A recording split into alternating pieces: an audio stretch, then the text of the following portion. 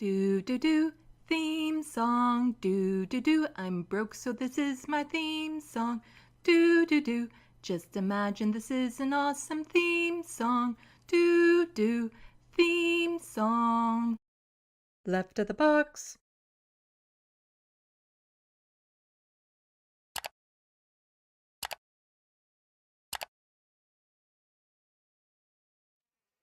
Hello, welcome to Left of the Box. Bonjour, bienvenue. I'm Sandy, and this is Abernathy.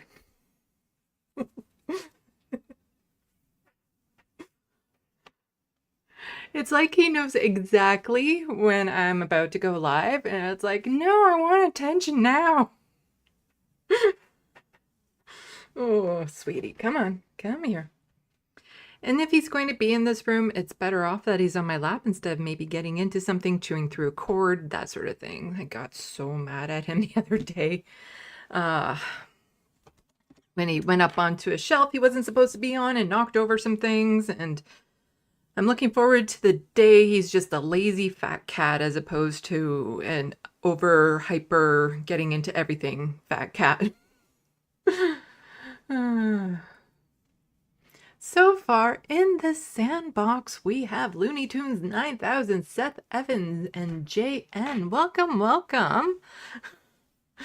As I'm trying to keep his paws out of things. Yeah, it's been a little while, hasn't it?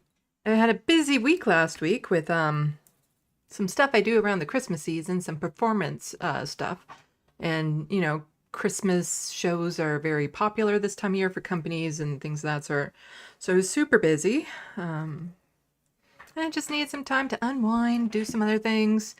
I need a little bit more of that time, but I will be streaming through the holiday season because I understand a lot of people don't necessarily have places to go, people to be with during that time of year.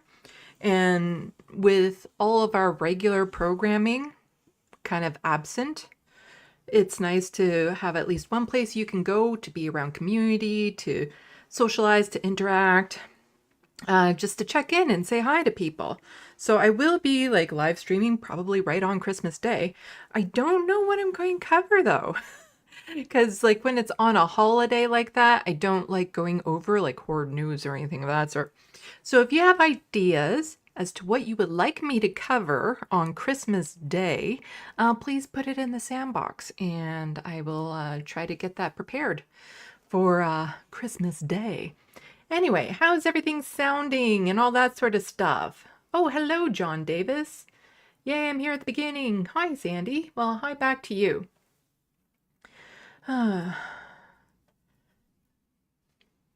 was checking out TYT yesterday. I'm just curious because with all the stuff that's happening, all the pushback, you had Mondell, I think I'm horrible with names, remembering names, quitting live on air on Benjamin Dixon's show and all this sort of stuff, all this other pushback. There was Francesca, who is basically on the damage report saying that she's scared for her job because she's speaking out for trans people, which is kind of horrifying coming from the home of progressives.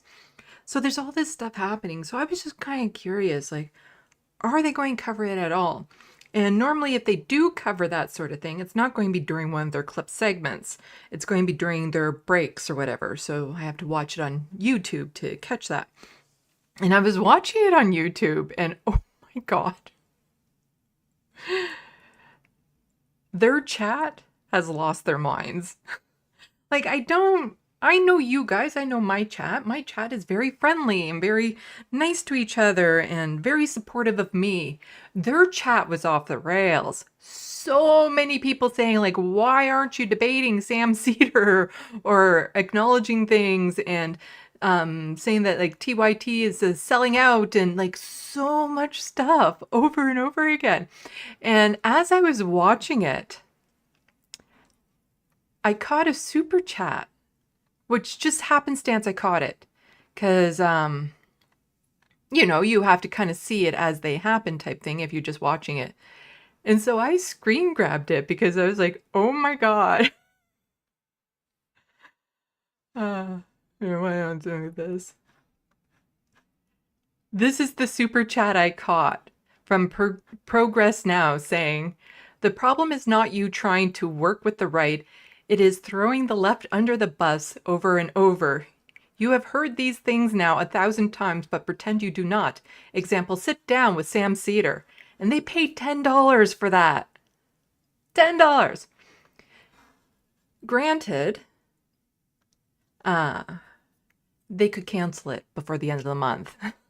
They could put like a stop payment or a reversal on it before the end of the month. So did they necessarily pay $10 for it? I don't know. It was not addressed. Of course not.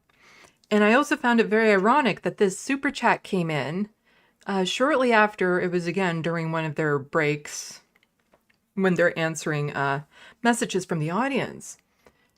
And somebody had messaged the show that Cenk was reading, and this person was pushing back on, right-wing politics and acceptance and things of that sort.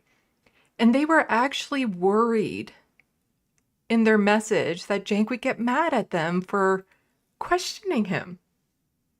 Like even just the slightest bit of pushback or wondering if he could clear up something. And the way the IM was phrased, it really was, they were worried he would get mad for just asking a polite question. Wow. I really should have recorded that. Maybe I still can.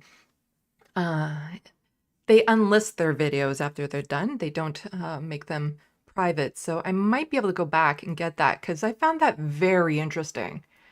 That their audience has totally started to be like, even diehard TYT supporters are like, what is going on? Because some of the people questioning them about their pushback against the left were like members of their YouTube chat. Like they had the little TYT badges and stuff. And I'm just like, how bad is it getting over there where your audience en masse is now saying like, what are you doing? Why are you only calling out the left? Why aren't you pushing back more against the right? Why aren't you talking to people on the left? It's really getting hostile over there. Super interesting, I found that. But yeah, I should maybe go back and see if I can record that because I'm thinking about putting together another video. That's another thing I plan on doing. Hopefully I'll get it together before the end of this year during some quiet time once all the shows I'm in are over and stuff. I want to get some of those video essays I've been promising to do for ages. I want to get them done, but there's one about drama online and stuff that I'm hoping to maybe get to. I just need to check on a few things and stuff, but yeah, there's so much to get to. But at least I have a better idea as to where the Anna Kasparian pendulum video is going to go now.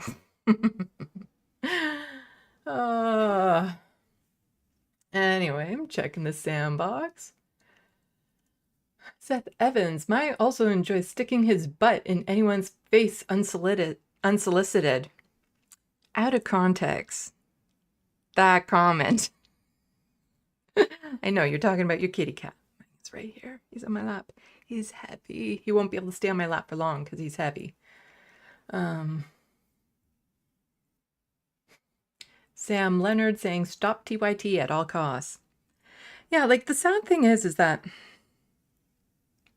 I don't want to see TYT fail. There's lots of people there, lots of good people who need their jobs there and whatnot. I want to see Cenk and Anna not be a part of it anymore. Like they're the ones that are really bringing that ship down. Unfortunately, they're also the people who run and steer the ship. So that's a bit problematic there, because if they were to step down, who's taking over? It is... I want them to kind of go back to being the inspirational source that they used to be, because they used to inspire me. They inspired me to get involved in politics. They inspired so many other people to get involved and this and that and the other thing. And it's just like, it's so funny. They couldn't see this coming. That they instill these values in their audience of, thinking for themselves, pushing back against the establishment, of questioning narratives and all this sort of stuff. And now it's turning on them because their audience is like, hey, that thing you were telling me to do, well, I'm doing it right now and things aren't adding up with this network anymore. So like, because Cenk is the left. Yes, he's the only authentic left. JN, I watched Cenk when he was at Hassan's plays via the Serves live stream, and the entire show just horrified me at how extreme right-wing Cenk is. LOL, so live. He is the left. Yeah, during that live stream that I watched yesterday, multiple times again, and this is part of the reason why I stopped watching them regularly way back when. And when I say stop watching them regularly, over the past year, I've watched a segment here or there, and it's usually because it's going to be part of a video or something, or research or something. But I stopped watching them regularly way back when because every single show, multiple times, constantly making digs towards the left. And he's making digs against people like me, against people that are in the Sandbox, people that I appreciate, admire, I like, are friends with. Very rational people. And yeah, it's hard to watch a show where they're constantly doing these digs at you. So I stopped watching a long time ago, and now it's only every now and then. But I was also kind of blown away, though, when I was watching it yesterday, at how low energy they were. Like, I seriously thought the stream was on like 0.75 speed, because both Cenk and Anna were just kind of, oh, so the news today is AOC is horrible because she's capitulating to the establishment. You know, she was there, she was supposed to be there to fight the establishment, not climb up the rings of the ladder, the rungs of the ladder and stuff. And I'm just like, what happened to their passion and energy? Like, it feels like they can feel the weight of everything pushing down on them. And even the commentary they had about AOC was, I don't know much about, you know, her political dealings. All I know is that if you want her to be able to make change within the system, she has to climb the rungs of the ladder. You know, she has to play the game to some extent. Because the instant she just completely doesn't play the game, she's out. Like, some people are already saying that because she was part of that sit-in in Nancy Pelosi's office is part of the reason why she's not whatever position it was she was going for, that Nancy Pelosi made sure that she wasn't, as retribution for that. And so AOC is probably smart enough to know that you do have to play the game to some extent in order to stay on the field. And so to just criticize her for trying to do that, to maneuver herself to get into a position where she can actually make real change, as opposed to, I'm just going to make a statement now and nothing will ever come of it because I'm instantly out of the party. You know, it's lazy analysis as far as I'm concerned when they do that. But yeah, I was just kind of blown away with how low energy they were. But watching all the people over the past week talk about them, and I really felt bad for like Marcus, Ben, and Mondale, because they've all had relationships with Cenk, with TYT, considered friends and stuff like that. And Cenk had the audacity to just be like the three men on a panel, like to not even acknowledge who they were, to not even say their names. Like, come on. That is so dismissive of like past relationships. It is just, I would get like, yeah, I'd be really offended by that. By just that complete and utter lack of acknowledgement. Oh, hi, sweetie. But yeah, it's interesting, and I have lots that I want to say on it, but I want to do it in more of a video essay style because, you know, when I'm doing things like this, I want to make sure that I'm saying everything in the right order and that it makes sense and that I'm putting it all together as opposed to, you know, forgetting what people's names are, which is something I'm prone to do. Anyway, let's check the Sandbox. And then we should probably get on to some news. But I'm guessing everyone is seeing and hearing me right, because I'm not seeing anything against that yet.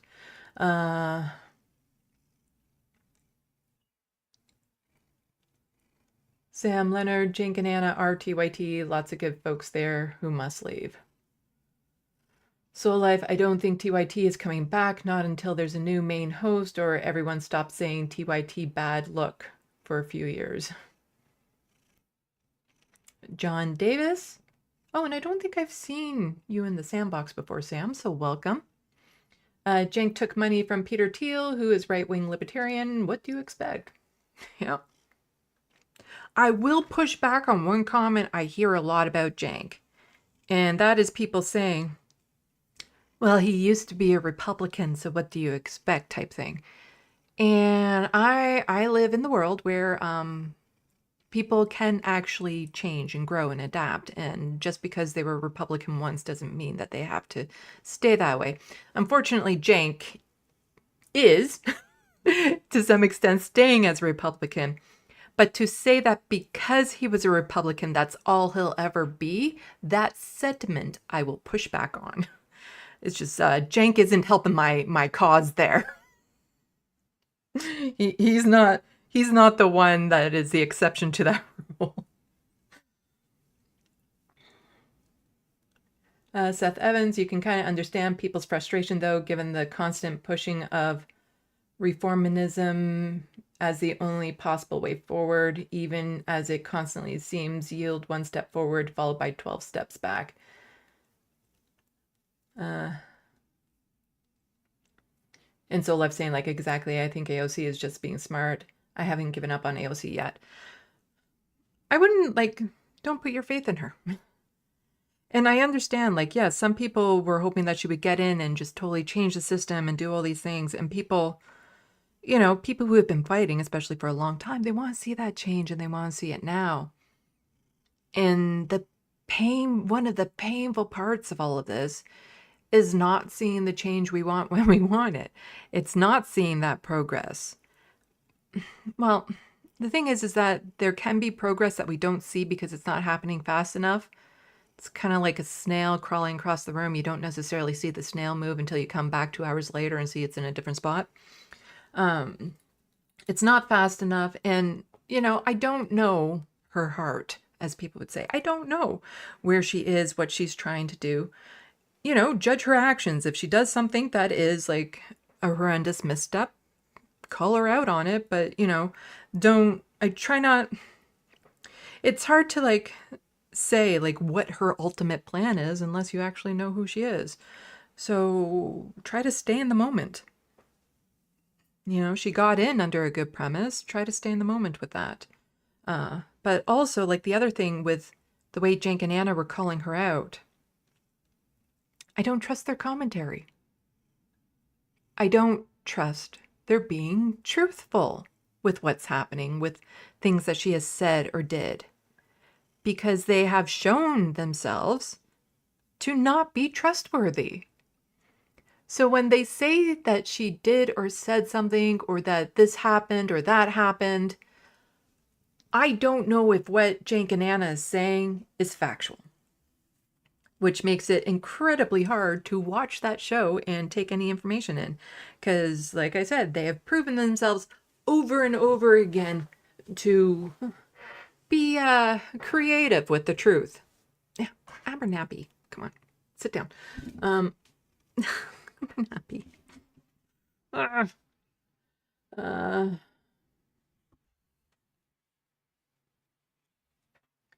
Looney Tunes 9000. Jenk and Anna were always right-wingers. Anna comes from CBS News, where she was an intern there. Therefore, she's a product of corporate media. Again, I don't like those generalizations.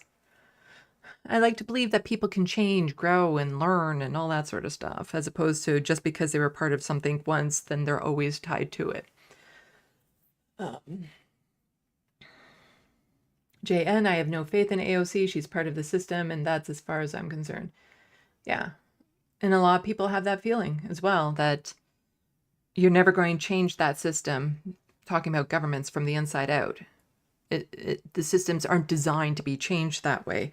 And so to participate in it, you're being complicit with it. A lot of people hold that true.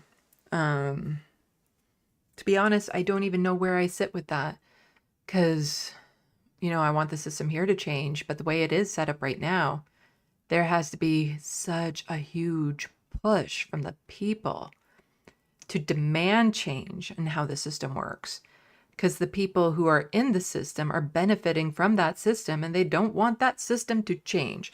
So, I can see it. I can see all the sides to that. Hello, Marty.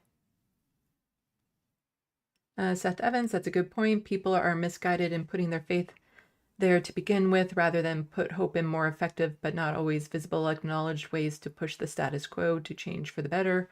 Example, helping workplaces unionize, etc. Yes, Looney Tunes 9000. Kitty is being, I wouldn't necessarily say bad. He's being annoying at times. I will have to kick him off my lap soon because he is heavy.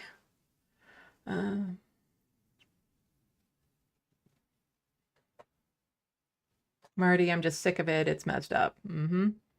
Why are people on Trump's side making death threats against people on the left? I mean, didn't they win? I'm not sure what I'm missing here. Yeah, and somebody was pointing that out. I think it was on the Majority Report or something. It's like, you won. Why are you suing this woman who had a bad poll about you? And I was actually making that point, like when Trump is like, I'm going to put tariffs, 25% tariffs on Mexico and Canada. And it's like, what are you doing? You've won. You don't need this for the culture war. You don't need this to rile up your base. All you're doing is damaging ties with your closest trading partners. For what? You've won. Like, why are you doing these extra steps now? It makes no sense.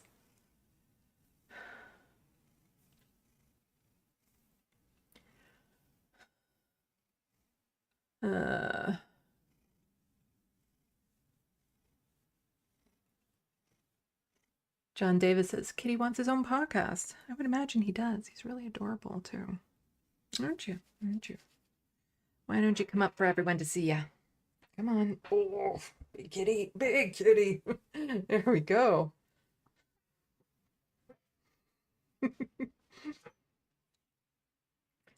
There we go.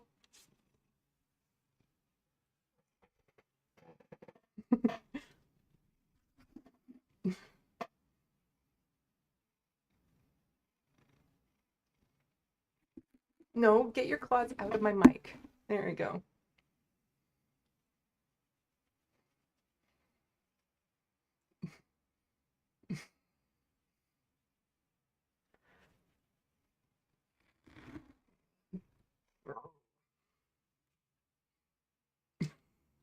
Can I put you down so I can actually focus on work now? Come on. There you go. There you go. Oh, okay. Gets cat hair like all in my makeup and stuff, and it kind of sticks on my face, and it's all tickly.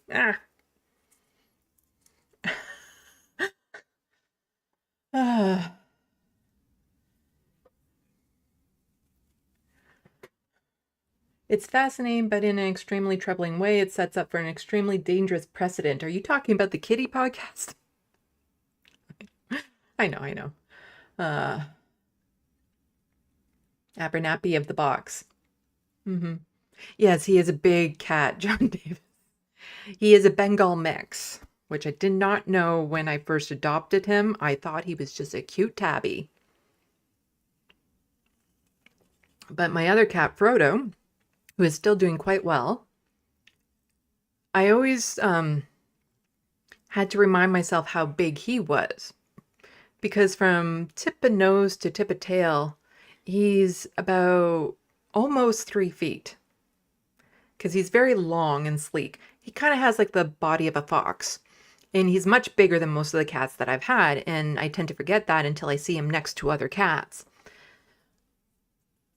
Abernathy isn't that long because he has a bit of a shorter tail, but his body is the same size as Frodo's body, lengthwise, but he's also a lot more rounded. So he's a really big cat. uh, uh, okay. Why don't we get to some Canadian news as opposed to just gossiping about TYT? There's going to be more of that to come in the next few days, I'm sure. I'm trying to get on to a particular show to tell my story.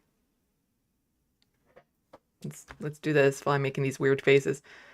I'm trying to get on to a particular show to talk about my story. Type of show that likes this type of stuff.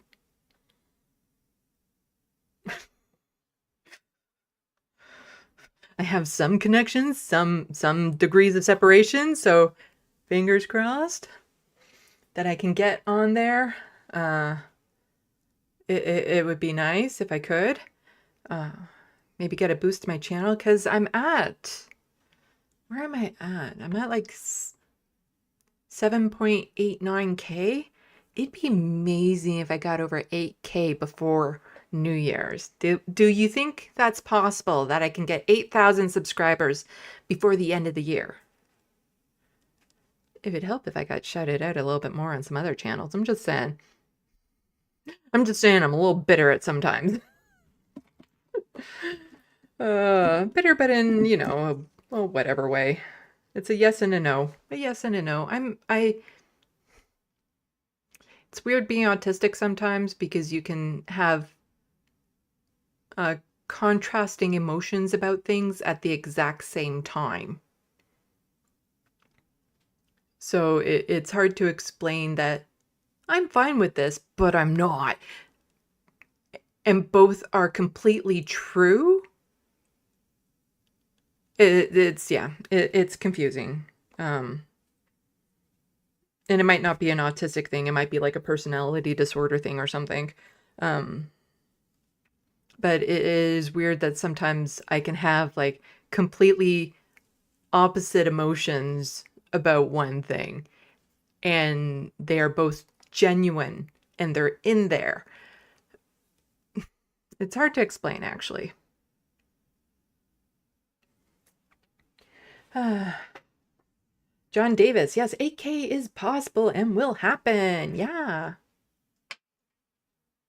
Hello, Choki. Midi shouts you out. I know, I appreciate Midi Doctors so much on Majority Report. They're always shouting me out on there, and I really appreciate it. I tend to lurk, so I don't necessarily pay attention to chat all that often, and I usually go straight to the fun half so that I don't forget to switch over. So I always appreciate that.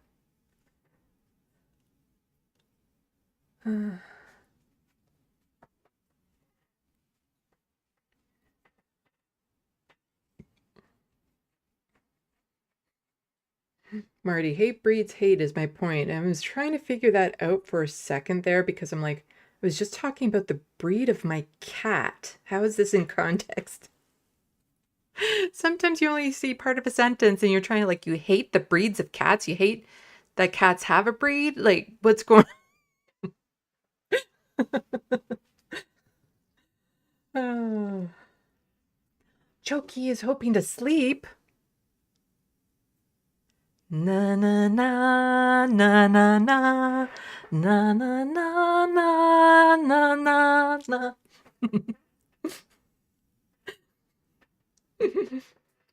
Looney Tunes 9000, I shout you out on the serves. Why, thank you.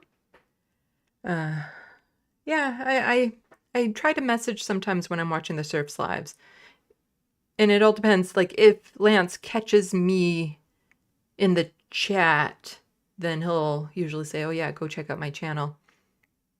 But like today, I guess because Steve Boots ends his live stream while the Surfs are still doing theirs, so they always raid the Surfs, and so Lance will always then give him major shout outs then and say like, oh yeah, if you need all your Canadian stuff, you just go to Steve Boots. People ask me about that, so go to Steve Boots, and then and that's where it stops. Oh well.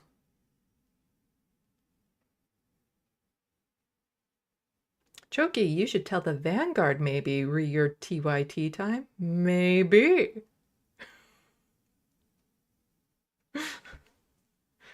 We'll see. We'll see. Anyway, yeah. I meant to like start getting onto the Canadian news. Speaking of Canadian news, and the fact that I cover Canadian news, I meant to start getting onto it. But I get so distracted by the chat. Or the Sandbox, I should say. This is probably what the Christmas Day stream is going to look like. Just a bunch of like discombobulated sentences put together or thoughts and stuff as people, like I just kind of say whatever comes to mind and people have a better understanding of how chaotic my brain actually is and why, like this is why when I do a live stream, I have all the tabs in order and in order to my narrative. And I need that in order to stay on point, to stay on topic, because it's like this one leads into this thought and then this one leads into that thought and on and on and on. And why I wouldn't mind doing some more scripted stuff. Like I miss doing my essay style stuff. So I'm hoping to do some more of those again very shortly, especially now that I have a better idea as to what's happened to Anna since the election. So I can finish my video about her, about the Anna Kasparian pendulum. Tom Trask, hang on, there will be a Christmas Day show. Fantastic. Yeah, as I was saying, like last year and stuff too, I did it. I know like on holidays specifically, people can feel a little lonely. That was my life for such a long time. And with all of our regular programming on hold over the holidays, you know, it's nice for people to have a place to kind of go and hang out and have community and connect. And, you know, they might be alone in person, but you're not alone. You have other people around you. You have people who, if you're in this community, you're never alone. You know, if you're in this community, there's always people who care about you.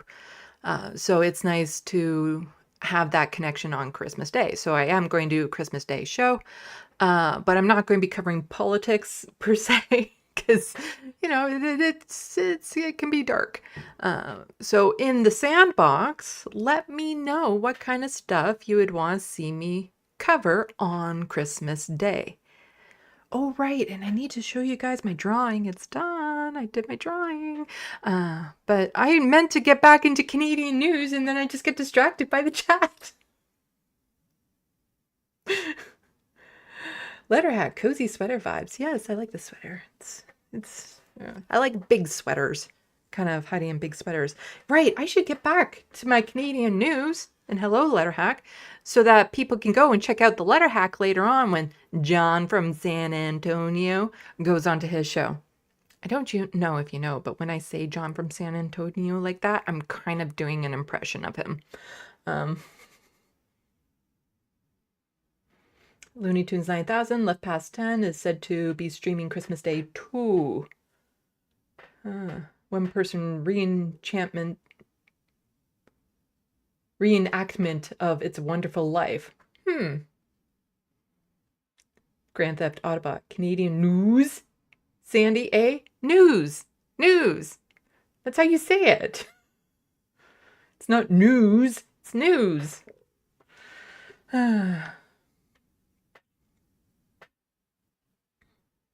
Hello, Morbius Dragon. I think it's because it's been a while since I've streamed too that my brain is all over the place. But there's like some really big stories that I want to get to in Canadian news.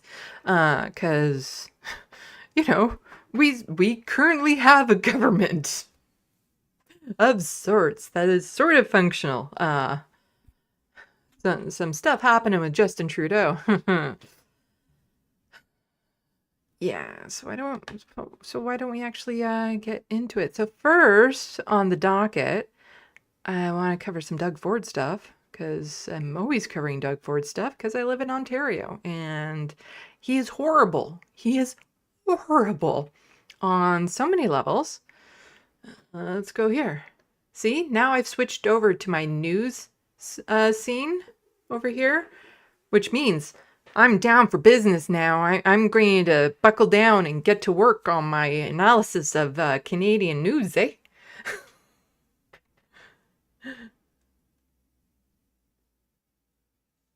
Oh, right. So I have to get all this done in 52 minutes, huh? Says letter hack. Demanding. No. Left Past 10 will be on 10 p.m. that night on Christmas, I guess. Yes, I'll probably be doing a daytime stream because I might be going somewhere for Christmas dinner. Anyway,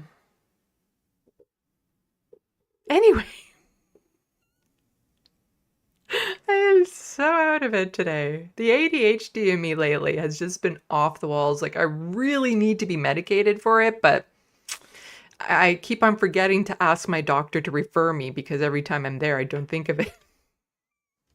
I don't even know if I have a family doctor right now, actually. Ugh. Okay, so this is from the membership of the Ontario Council of Hospital Unions. Includes 50,000 QP hospital and long-term care workers across Ontario. And they have released this little video saying internal documents of board ties tried to keep secret. Let me restart the sentence in the right connotations. Internal documents Doug Ford tries to keep secret show we'll have a 70,000 shortage of nurses and PSWs by 2027, and yet there is no staffing strategy. We have some suggestions. I watched part of this, not all of this. Let's see what they have to. Let's see what they have to say. Let's hear what they have to say. And see it if you're reading it on the screen, I suppose.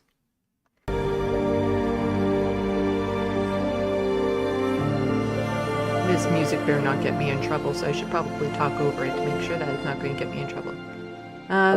Well, let me read what was on the screen. Ontario will need tens of thousands of new nurses, PSWs by 2032. When it comes to personal support workers, the province will need 48,977 in 2027 and 50,853 in 2032. And you would think that faced with this kind of a staff shortage, which is only going to be made worse as the population grows and as it ages and demands more care, you'd think that they would create tens of thousands of new training spots. You'd think that they would offer inducements financially to people to stay at work, but they don't do any of that. And the consequence of that is that people are leaving in droves with no plan to replace them. And that's not sustainable. Yeah, so sometimes what you'll hear is Doug Ford be like, oh, I've hired 100,000 nurses or blah, blah, blah. What he's not saying when he says that is what the retention of those nurses are. You know, what's the retention? What's the turnover? What's the word when people just leave the job? Attrition? Yeah, what's the attrition? He never mentions that. He'll just say, these are the amount that I hired. Kind of like when Justin Trudeau says he's brought clean drinking water to all these Indigenous communities. He never bothers to mention how many more suddenly had their drinking water not be clean. Yeah. Always talking about the positive and neglecting the negative. Oh, and that's the end of the video. Okay. Oh, I was expecting more. But this is just part of my thing where I'm just worried about the healthcare in this country and where it's going. And, you know, you really do feel it in this province in particular because of what Doug Ford has done to the healthcare here and how troublesome it is and how difficult it is. Like right now, I literally do not know if I have a family doctor. Because my family doctor moved and I have no idea if the new clinic is up or if I applied to another one, if I'm going to be taken on with them. Like, I have no idea right now if I even have a family doctor.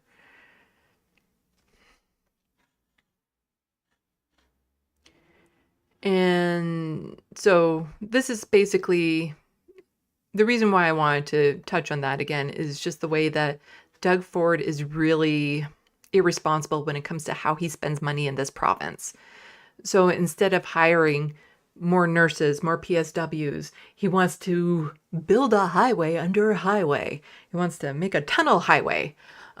You know, billions of dollars on another new highway, $1 billion to bring alcohol into stores, $100 million on an advertising campaign, like all this places where he spends money.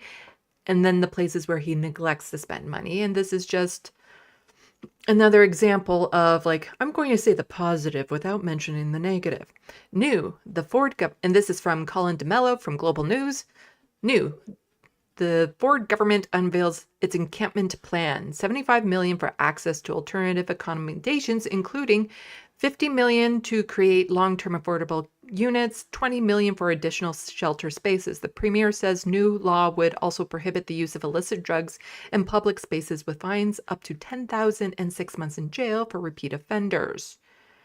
The government calls them a safety risk and says the encampments shouldn't be the way to deal with the mental health and housing issues. Do you know what would be? Housing and mental health services. The government acknowledges that despite its investments, more needs to be done. Now again, here, let's highlight this. $50 million to create long-term affordable units in all of Ontario. Doug Ford just spent $100 million on an advertising campaign. That's not even half. That is a drop in the bucket, as they would say. That does nothing. And what does the term affordable units mean? The definition, when you hear it from the government, means 80% of market rent. Which, if you know what the market rate is, you would know 80% of it is still not affordable.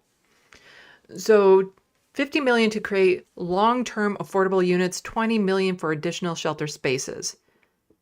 That doesn't change anything. But what is this here, right? What are we talking about here? Fines of up to $10,000? What?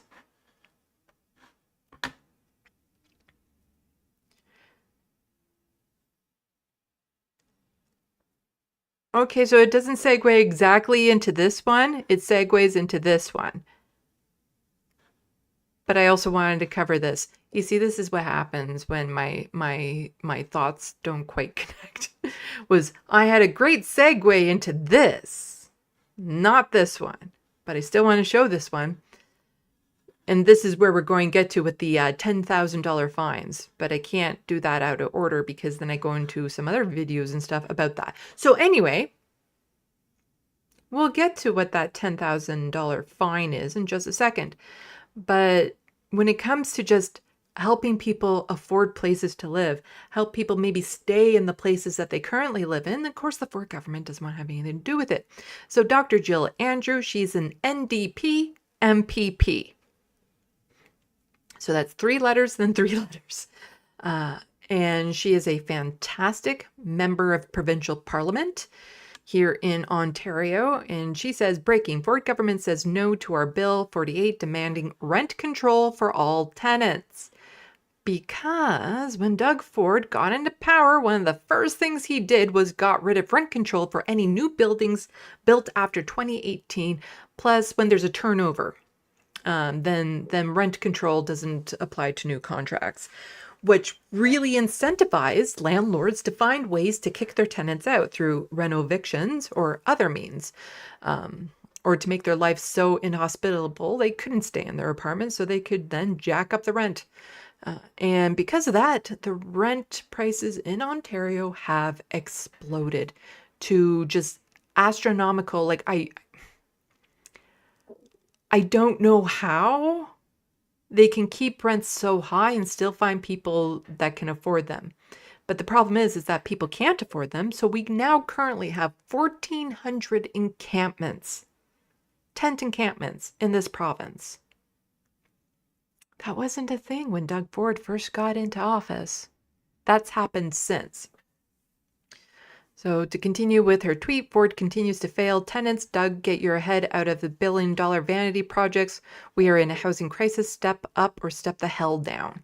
And let's listen to what she has to say. I recognize the member for Toronto St. Paul. And that is really quiet. So I have this cool little plug-in. I'm honored to stand as a co-sponsor of Bill 48, Rent Control for All Tenants Act. I'm speaking on behalf of my St. Paul's community demanding rent control again. And I thank Oakwood Vaughan Community Organization, among others at home, for supporting our demands. We're in an affordability, a homelessness, and a housing crisis, and this Conservative Premier has refused to admit or take responsibility for any of it. We have nearly 250,000 people homeless in Ontario. The number of households experiencing a form of homelessness has increased 109% on this government's watch. This Premier has rolled out the red carpet for unprecedented tenant gouging and has no shortage of developers and corporate landlord buddies eager to take advantage of Conservative loopholes designed to incentivize profit over people. The majority of my community are renters, not developers, so they know very well that this Conservative government is not working for them. Recognize. So places are becoming unaffordable to live in, which means that there's a rise in encampments. And instead of doing what is necessary, like, making rents affordable, like at this point, you can't even just keep it the same. You actually have to lower rents in some areas in order for people to be able to afford them. Instead of doing things that would actually help people get housing, what is the Ford government planning on doing? Enough is enough. Doug Ford says Ontario could hand encampment drug users $10,000 fines and prison.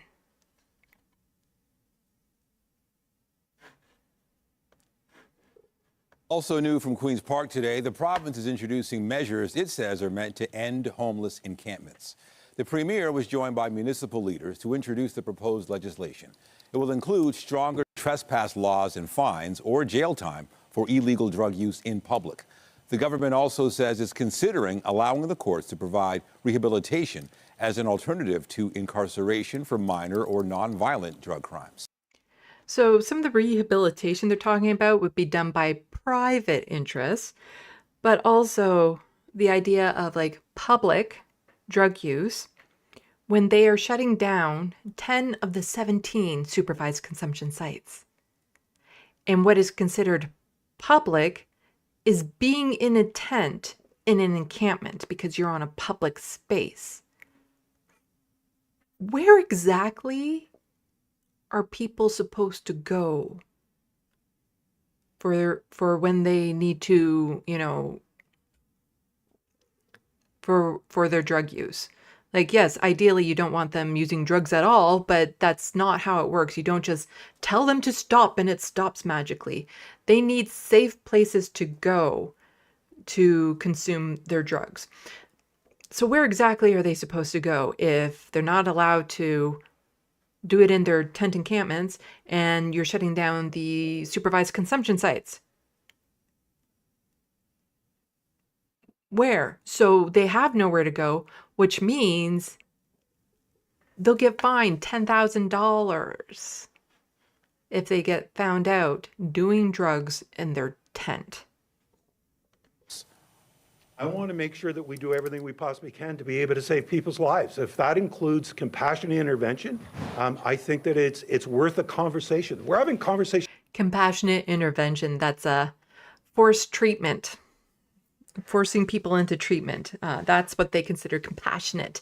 A $10,000 fine for somebody who's in an encampment. Because sure, they can afford that. Or going to prison. That is what compassion is. Across this country in regards to compassionate intervention. If this is about saving people's lives, why don't we put everything on the table and say, what are we going to do to be able to save these people's lives?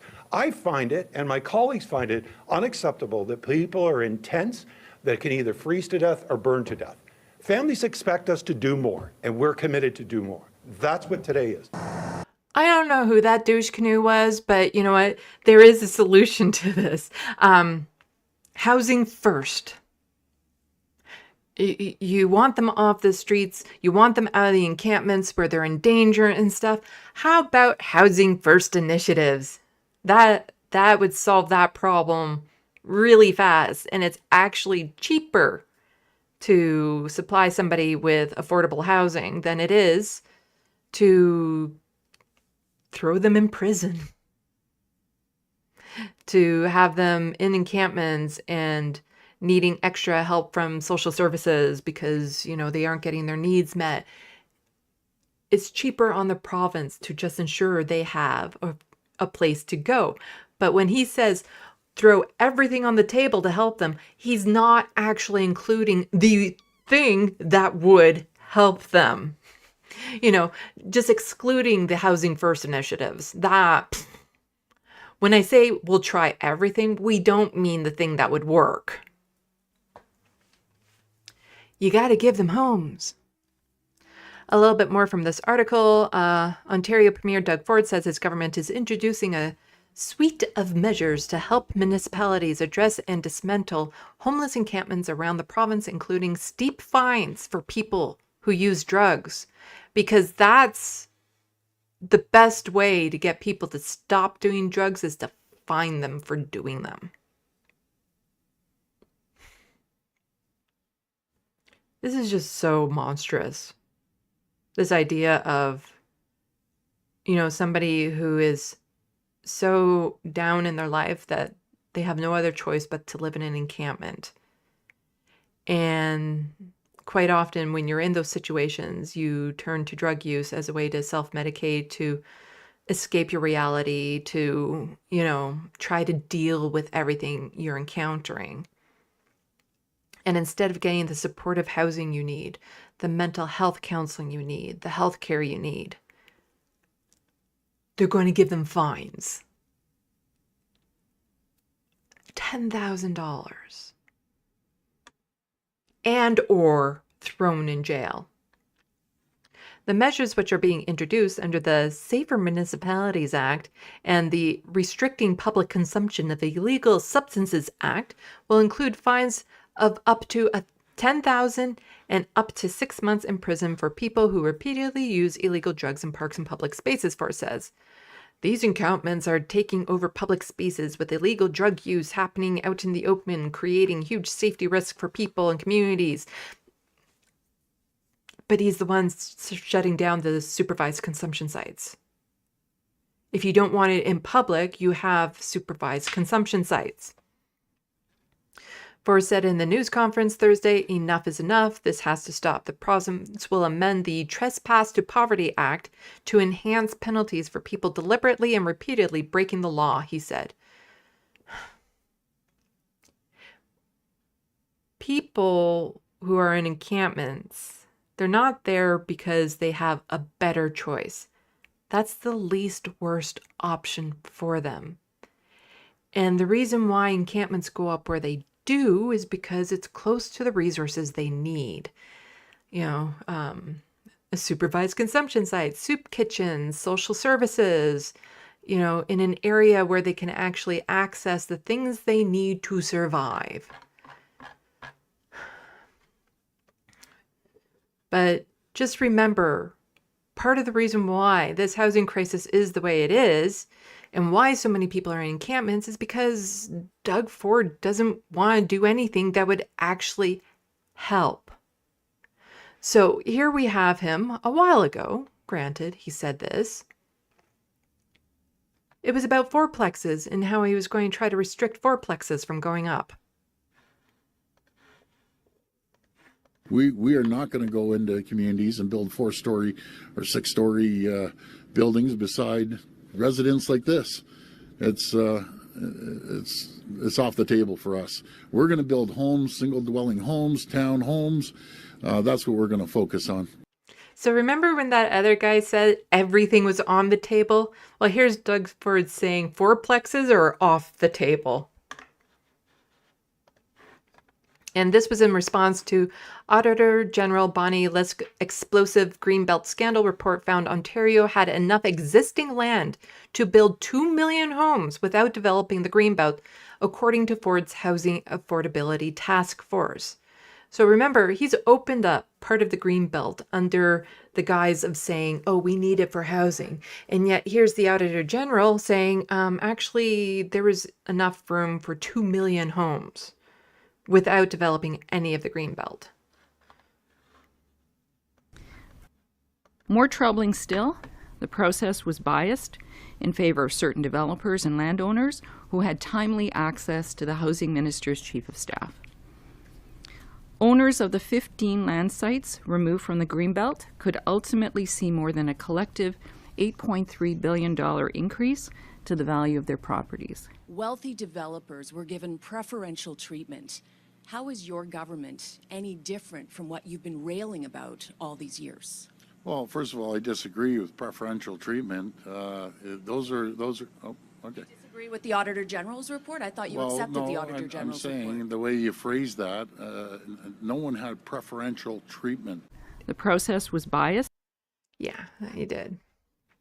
So at least one municipality was pushing back, and this is from Mike Schreiner. He's a Green MPP here in Ontario. Kudos to Guelph City Councillor for this move. This is something I have been pushing hard for at Queen's Park, and it's important to step up to unlock more homes that people can afford in the community they know and love. And this is interesting to me because the Guelph mayor was one of the mayors that signed on to the letter for Doug Ford to use the notwithstanding clause to end the encampments, to just be able to bypass people's charter protected rights and lock them up in prison for being unhoused. So the city council has bypassed it. So the mayor might be a horrible person, but at least the city council in Guelph, not horrible. So Guelph Housing Affordability Move allows residents to build fourplexes. In an effort to improve housing affordability and supply, Guelph City Council has voted in favor of allowing residents to build up to 4 housing units on a single property. And this is why when people talk about the government and what can be done, the focus is often on the federal and provincial politics. That's what I talk about mostly because every municipality is different. But for the most change, like the most immediate change, the most change you can see in your communities, you have to get involved with municipal politics. Find out who is your ward councillor, who is your mayor. Find out what their responsibilities are, what their duties are. Because when you want like real, tangible changes in your community, it's done on the municipal level. And yet municipal elections, generally speaking, have the lowest turnout. They have the lowest interest and the least amount of engagement. But that is where the most amount of good work can be done. So it is so vitally important that you get involved municipally with whichever city or region you're in. In a release sent out Wednesday, the city said this type of development will provide more diverse housing options while keeping Guelph's small town aesthetic. By allowing more diverse housing options like fourplexes, we can help more residents find a place to call home, from first-time homebuyers to those looking for another income stream.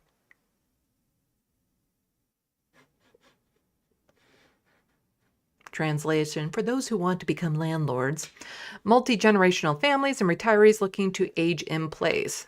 Yeah, so let's maybe not sell them off to people who are just going to use them for rentals and actually just let people buy a home. Said Christia Walkley, the General Manager of Planning and Building Services, in the release. The motion was passed on Tuesday, with the City Council approving adjustments to official plan and zoning bylaws to allow the change. It comes after the federal government and the city reached an agreement in January to fast-track nearly 750 new housing units over the next 3 years to help meet housing demand in Guelph as part of the Housing Accelerator Fund. Part of this plan was for the city to permit multiplexes to be built higher than 4 stories and to also allow for more than 4 units per residential lot. Now, this is important here because this was when the federal government had to step up and bypass provincial governments to go right to the municipalities and say, we'll help you with your housing issues. And a lot of the instruction from Pierre Poilievre is to not allow his conservative MPs to suggest this to their ridings, to their municipalities that they might be a representative for, because he doesn't want the federal government to have any win. And it's also, a highlight of how incompetent the provincial government has been. The fact that the federal government has to bypass the provincial government because the provincial government is so unwilling to work with the federal government because, well, the federal government is liberal and we don't want them to have any wins whatsoever, and we're just going to refuse to work with them, even if it's something that will help the public. it is just a huge indictment as to how, the Ford government is working, how they're not working for the people. Because the federal government literally has to go in and bypass the provincial government in order to get anything done with the housing crisis that is currently happening. Even though, as you heard the one politician say, everything is on the table except the things that would actually help.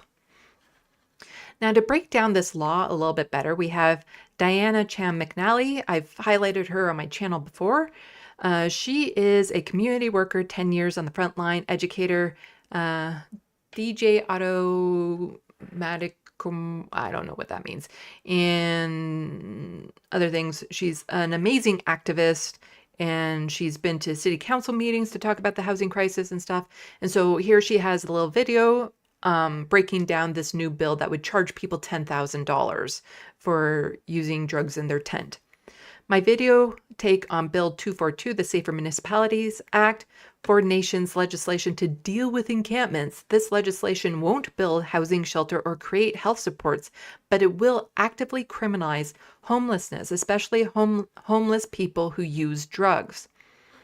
So again, instead of spending money that would actually help people with shelter, health support, all that sort of stuff, no. Doug Ford is just going to charge people who are unhoused and who use drugs $10,000 and throw them in jail.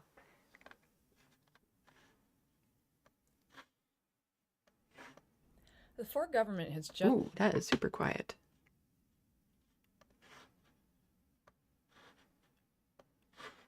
Introduced the Safer Municipalities Act, their promised legislation to deal with encampments, and it contains some truly draconian elements and rights violations. It contains 2 schedules. So one is the Restricting Public Consumption of Illegal Substances Act, which I'll get into, also known as Schedule 1, and changes to the Trespass to Property Act, or Schedule 2. So under Schedule 1, the bill allows police officers to fully arrest people they believe to be using illegal substances in public, including in their encampment, so in their tent, without the burden of evidence. So this means they don't... Excuse me, what? They can arrest them without the burden of evidence? Need to prove that you've been using or have possession of drugs. They merely need to think that you do. How many people do you think the cops will think have been using drugs in these encampments? Moreover, people who are found guilty under this act can face jail time for up to 6 months, a $10,000 fine, which no homeless person can possibly afford, or both. If a police officer believes someone to be using illegal substances in their tent, they can direct a person to leave, meaning even a suspicion of using drugs can lead to people being evicted without notice from their own encampment. And this creates a double standard between how people can be charged for possession or use of drugs based on their access to housing, and that is an absolute violation of the Charter. And yeah, to just suddenly evict somebody from their tent in these encampments, again, they're there because that is the least worst option for them. Where are they supposed to go? Because if there was a decent, accommodating shelter place for them to go to, that's where they'd be. But the encampment was the better option, the safer option for them. So where exactly are they supposed to go? How much do you think the cops will abuse this policy? Will use it to maybe manipulate people, to hold it over people's heads, to just evict an entire encampment whenever they feel like it, to just say, oh yeah, I think everyone here is using drugs. I smelled it, so everyone here is now using drugs. Alternatively, people who are reasonably found to be guilty under Schedule 1 of the Act can also be escorted by police to heavily under-resourced community-based health and social service organizations, which would make people effectively their responsibility, the responsibility of nonprofits, regardless of their capacity and with no additional funding. Now, on to Schedule 2, so changes to the Trespass to Property Act.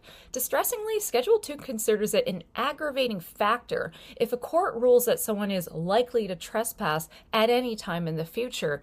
However, if you don't have access to housing, you would be seen as likely to trespass in the future. Of course you would, you're homeless. And that could expedite people directly into prison with harsher sentencing. Schedule 2 also enshrines that when someone has been served an eviction notice in their encampment, the enforcement period is just 24 hours after receiving the notice, meaning that encampment residents will have just 1 day to pack up whatever they can carry and figure out where they're going to go, all when, of course, there is nowhere for them to go. So on there being nowhere, Ontario is only offering an insulting $75.5 million to address the issue of encampments. Province-wide, $75.5 million. That's not enough for a single mid-sized municipality, let alone a province of 15 million people. Markedly, there is no money to create more treatment centers, let alone bridge the gap in life-saving harm reduction services. Those are off the table entirely. And while this bill does not enshrine involuntary treatment, which is good, without money for voluntary supports and harm reduction, if those don't exist, you don't have services where people can go, the de facto response will in fact be prison, because people will be using in public. They will. We don't have supervised consumption sites anymore. And this is all just wild because Ford has actually said that he doesn't intend to punish people. They will just go to prison. That's what's going to happen. It's just basically if you're unhoused, especially if you're a drug user, it just means you're now a criminal. That's all it means. Like, it is just, you have instantly become a criminal for simply existing, dealing with poverty and drug addiction. They're just criminalizing people for trying their best to get by. It's disgusting. However, Ford has recently announced his intention to expand prison capacity, yes, and this includes an additional 250 beds at Eastern Ontario Correctional Complex, which will entail a construction contract with a private development firm. That's basically the start to privatizing prisons. So we have too little for shelters, a failure to build housing, no harm reduction, and very, very few treatment options. But yes, we have prisons. And between this and harsher criminal consequences for being homeless, people won't be in shelters. They're either going to be in jail, as I just mentioned, or else they'll just be continually displaced without ever receiving any support. No housing. We are actually going to make homelessness a crime with this legislation.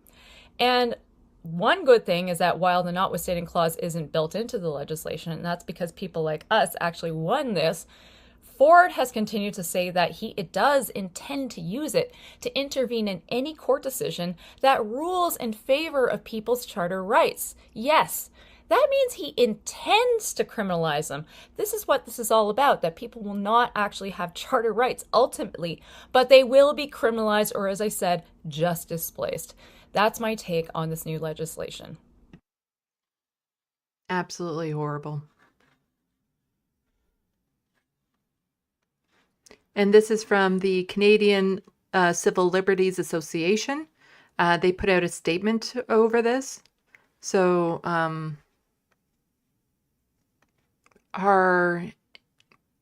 don't know how to say this name, sorry. I don't know how to pronounce names. Director of the Equality Program at the Canadian Civil Liberties Association made the following statement.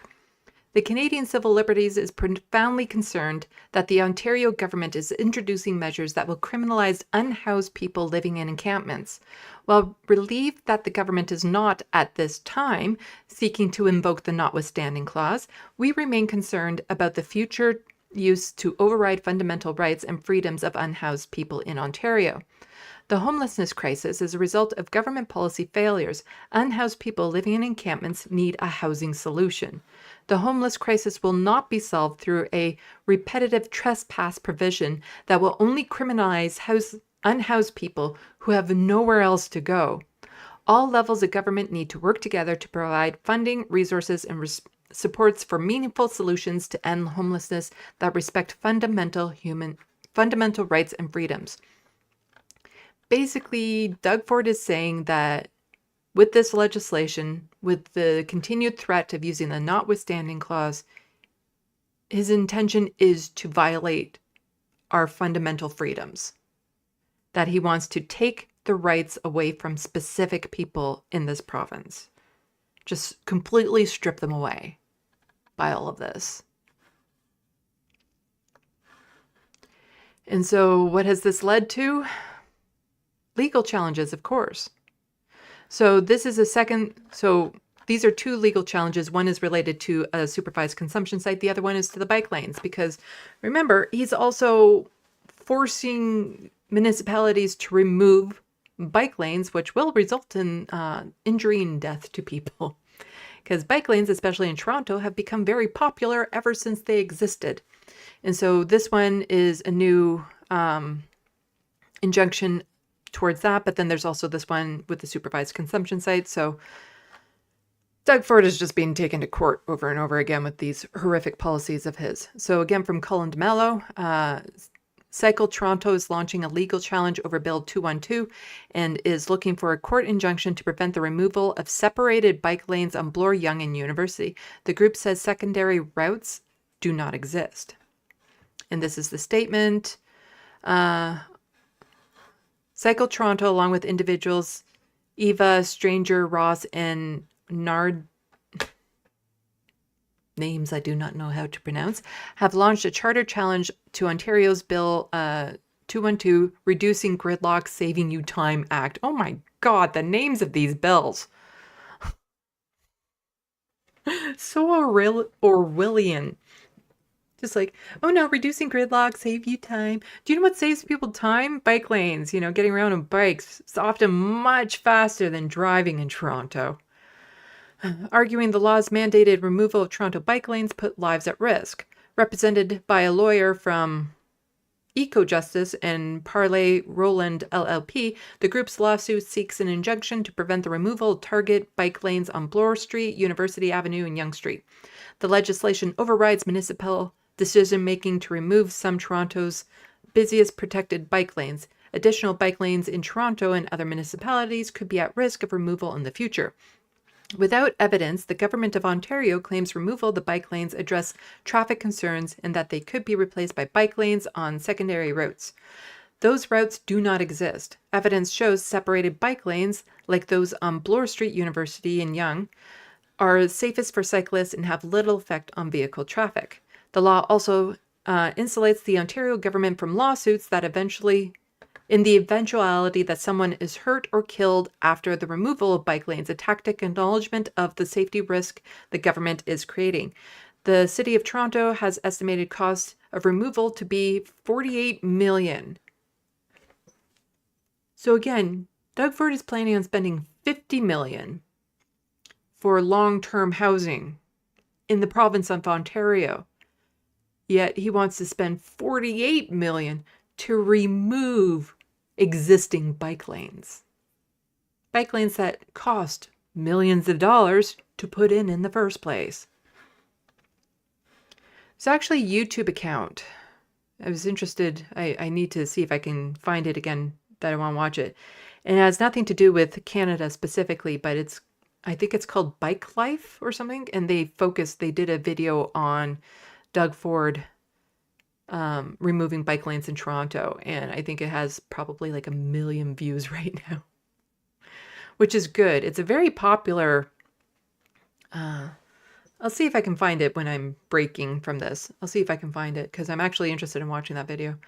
And so this is the second legal challenge the government is facing in the week.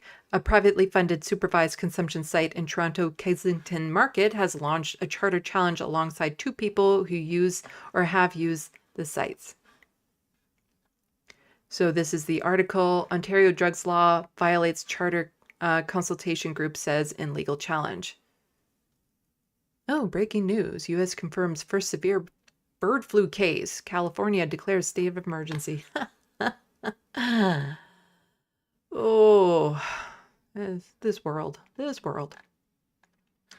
Recently passed Ontario legislation will shutter several supervised consumption sites and effectively prevent new ones from opening in the province, violates both the Charter Rights of Freedoms and the Constitution, a community organization argues in a legal challenge filed this week. The neighborhood group Community Services Agency, which operates a privately funded supervised consumption site in Toronto's Kensington Market area, launched a challenge alongside two people who use or have used such sites. They argue the law infringes on several charter-protected rights, including the right to life, liberty, and security of the person. Closing supervised consumption sites violates the right by forcing people who use them to resort to unhealthy and unsafe consumption, which carries a higher risk of death from overdose and increased risk of criminal prosecution, they argue. Almost guaranteed criminal prosecution with this new law going through. The challenge also argues the legislation goes against the division of powers between Ottawa and provinces, and that the federal government can make criminal law that only the federal government can make criminal law and try to suppress what it considers socially undesirable practice. I'm not going to go through the rest of the article. It's I'll toss it into the Sandbox for those who want to read it, but I just want to really impress, generally speaking, the court system in Canada, far better than in the United States. And they, generally speaking, rule in the favor of the people who are challenging the court cases and or the legislation and stuff. They rule in favor of the Charter of Rights and Freedoms. So if it aligns with that, they tend to make the correct decisions. However, Doug Ford has already said and indicated that if it doesn't go his way, he'll just use the notwithstanding clause, which overrides what the judges say, which overrides what the courts say, which the courts then will say, it is basically Doug Ford blatantly violating people's rights in this country. Did I want to actually watch this video with you guys? Shutting down supervised consumption sites could lead to another legal face-off as the Ford government prepares. Yeah, I get confused because some videos I plan on watching with you guys, other ones I'm like, oh, it's not really related to what I'm talking about, but let's see what this one is about. For its laws to be challenged in court. If individuals or organizations wish to take the province of Ontario to court, we will be there to defend our policies. The new law, expected to be tabled on Monday, would lead to the closure of 10 supervised consumption sites in Ontario, all because they're 10 out of 17, more than half. Within 200 meters of a school or childcare center. But internal government documents have warned the law could result in increased visits to emergency rooms, a rise in opioid overdoses, and even death. Government lawyers have also warned that the province faces a high risk of a court challenge for possibly infringing the Canadian Charter of Rights and Freedoms. Section 7 of the Charter, one of the most important provisions of the Charter, protects life, liberty, and security of the person. Provincial lawyers told the Ford government that in order to win a charter challenge, the government would have to prove that a supervised consumption site located near a school is always unsafe or harmful, even when operated under reasonable conditions. Quote, counsel is unaware of such evidence. I think the government is definitely in seeking to close the majority of safe consumption sites in Ontario, is putting at risk the life and health of people who use those services. Still, the health minister says the government isn't backing down. We've made a decision that we cannot have open and continuous drug use within our schools and near our schools and our daycares. The name of the bill also raised internal issues. The government wanted to call it the Community Care and Recovery Act. Internally, the name was called misleading. Community care and recovery have fairly well understood meanings, the documents say, but the new act does not deal with either concept. Yeah.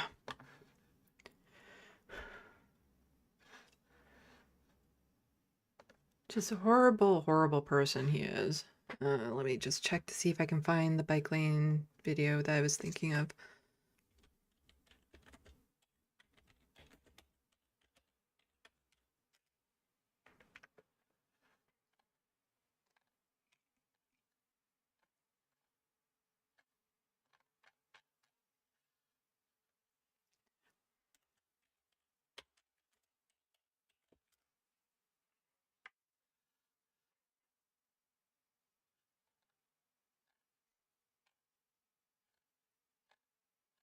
Darn it.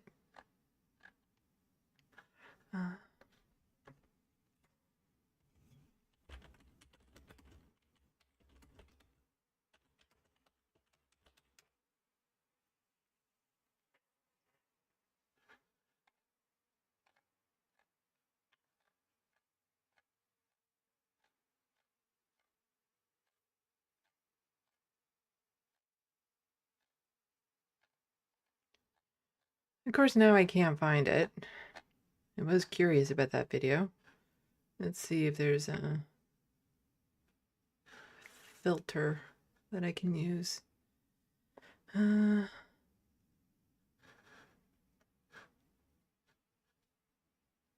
That's how I did it. Okay. I just went by views, and this is it here. World's dumbest bike lane law just passed in Canada, and this is from Not Just Bike's YouTube channel. So I've been meaning to watch this. It's over a half hour. It's almost 40 minutes long. But it has 730K views. So not a million yet, but it's quite possible, and it just went up 9 days ago. So I am curious about watching this.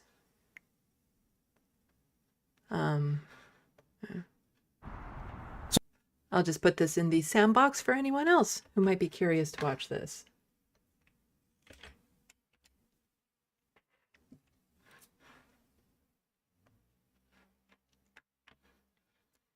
Okie doke.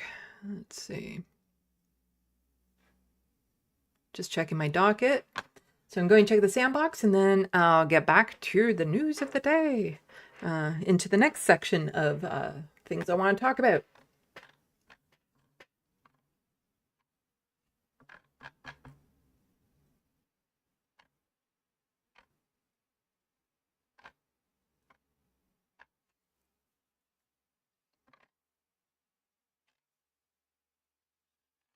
Okay. Read those. Got that.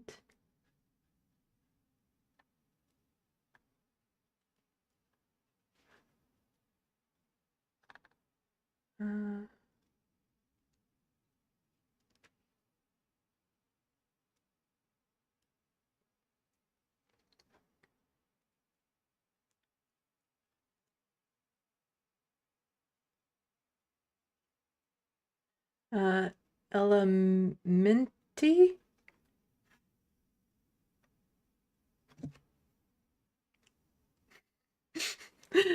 I don't think I've seen you in the Sandbox before, so welcome. Pay to rip up bike lanes because he hates them, and then $200 for everyone as an election gimmick instead of healthcare. Yeah.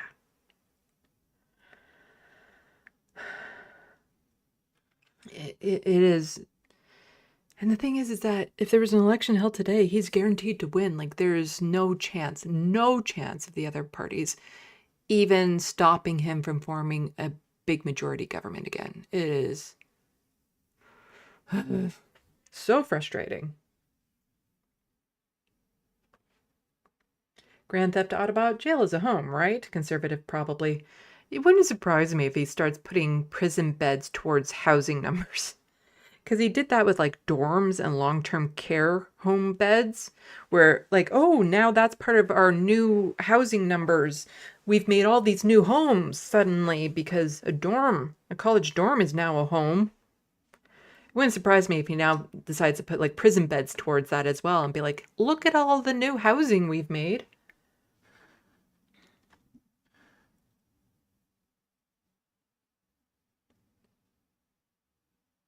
Choki, there's a bike path here with a proper council sign saying left is best. Oh, that's kind of cool.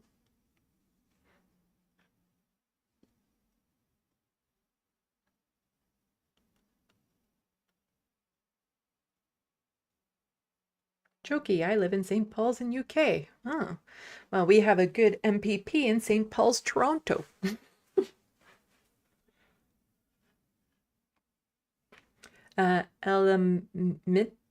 Minty? Eli? Eli E. Mint?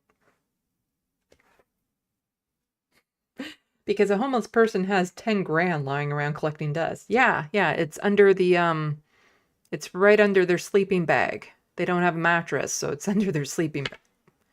It's so ridiculous to charge unhoused people anything. Like, to fine them for anything. You're just doing that to punish them. You're just doing that to throw them in jail. Most people who aren't in, tent encampments can't afford a $10,000 fine.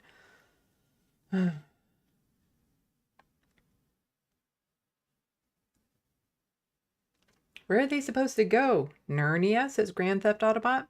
Maybe that, or the mirror dimension. I don't know. Morbius Dragon, if I wasn't on Section 8, I wouldn't be able to live where I'm at. If I had to pay full price, I'd be paying $1,400 a month. That's for a one-bedroom apartment. Yeah, I'm super lucky to have a decent place to live right now, but that's because of a rental contract that goes back over 10 years, well before Doug Ford was in office. But if I had to pay market rent, not a chance I'd be able to afford anywhere. Like, there's just nowhere I can go. And it's like, I have a friend that I might be able to use like their spare bedroom for a bit, but I cannot live with other people, mental health wise, personality wise. No matter how much I like the people, I cannot live with them. Plus, he's severely allergic to cats.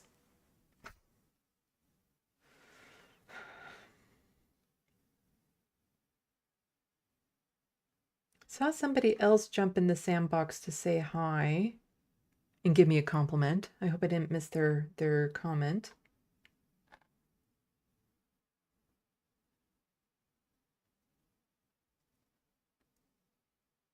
Eli Minty, 10 grand or jail is compassionate. Yeah. Grand Theft Autobot, then lower rent or give them homes. Yeah. John Davis likes the term douche canoe. It's a Canadian thing. Yeah. That's why everyone loves to go on the river. I don't know. We say douche canoe a lot. I don't know why. Because it is like a funny image to me because I picture a canoe and there's no way you get one of those in anything. I think it's because it's sort of, but not really rhymes.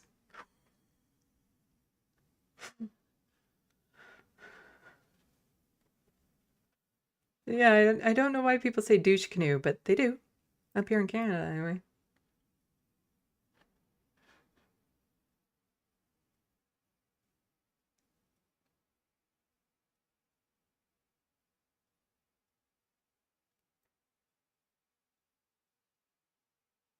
Let's see.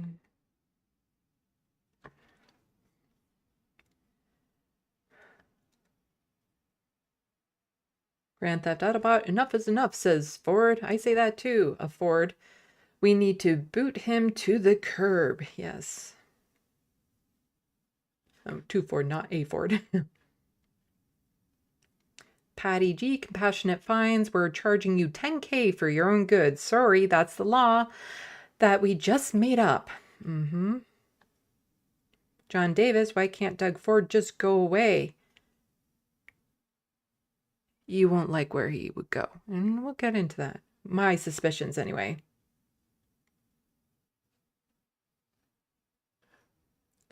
Eli Minty. My word counselor is a NIMBY, won with 28% of the vote because of progressive vote split. And she is hardcore evicting the homeless. She makes it her life. It is disturbing. It's unfortunate. Everyone needs to get far more involved with municipal elections. Here we go. C3339409 just stopping by with a friendly hello to say, I love your content. Why, thank you. I don't know if that's like a special code or something. I don't know if I would get disturbed if I look it up on a number pad and see what the letters are.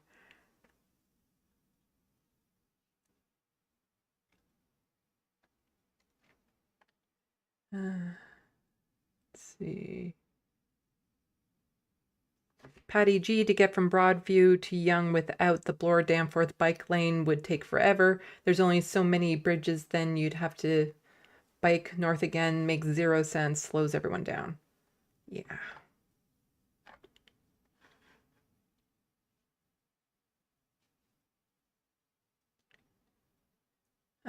Okay. It's fine. I changed the name to an Irish version. Basically just elemental. Okay. Eli Min. Okay. No, Eli Min Elemental. I'll just go with Elemental.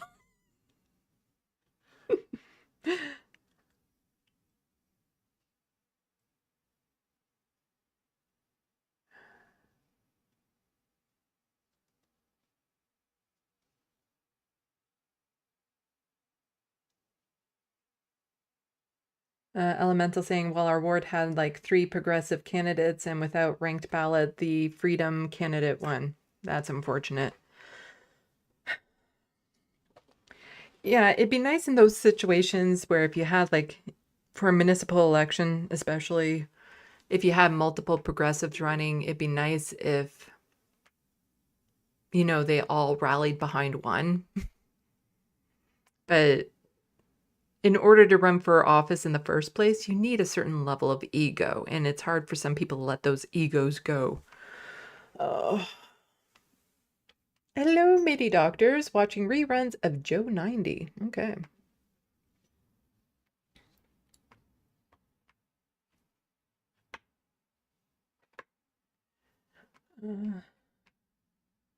Grand Theft Autobot, maybe because canoe is a thing up here. Colonial settlers use canoes and portaging to hunt, etc. And 4 on the Floor had a character superhero named Mr. Canoehead. Ah, douche canoe. Bad lefty, LOL. I like the pronunciation disclaimer above you, Sandy. Sammy needs one of them too.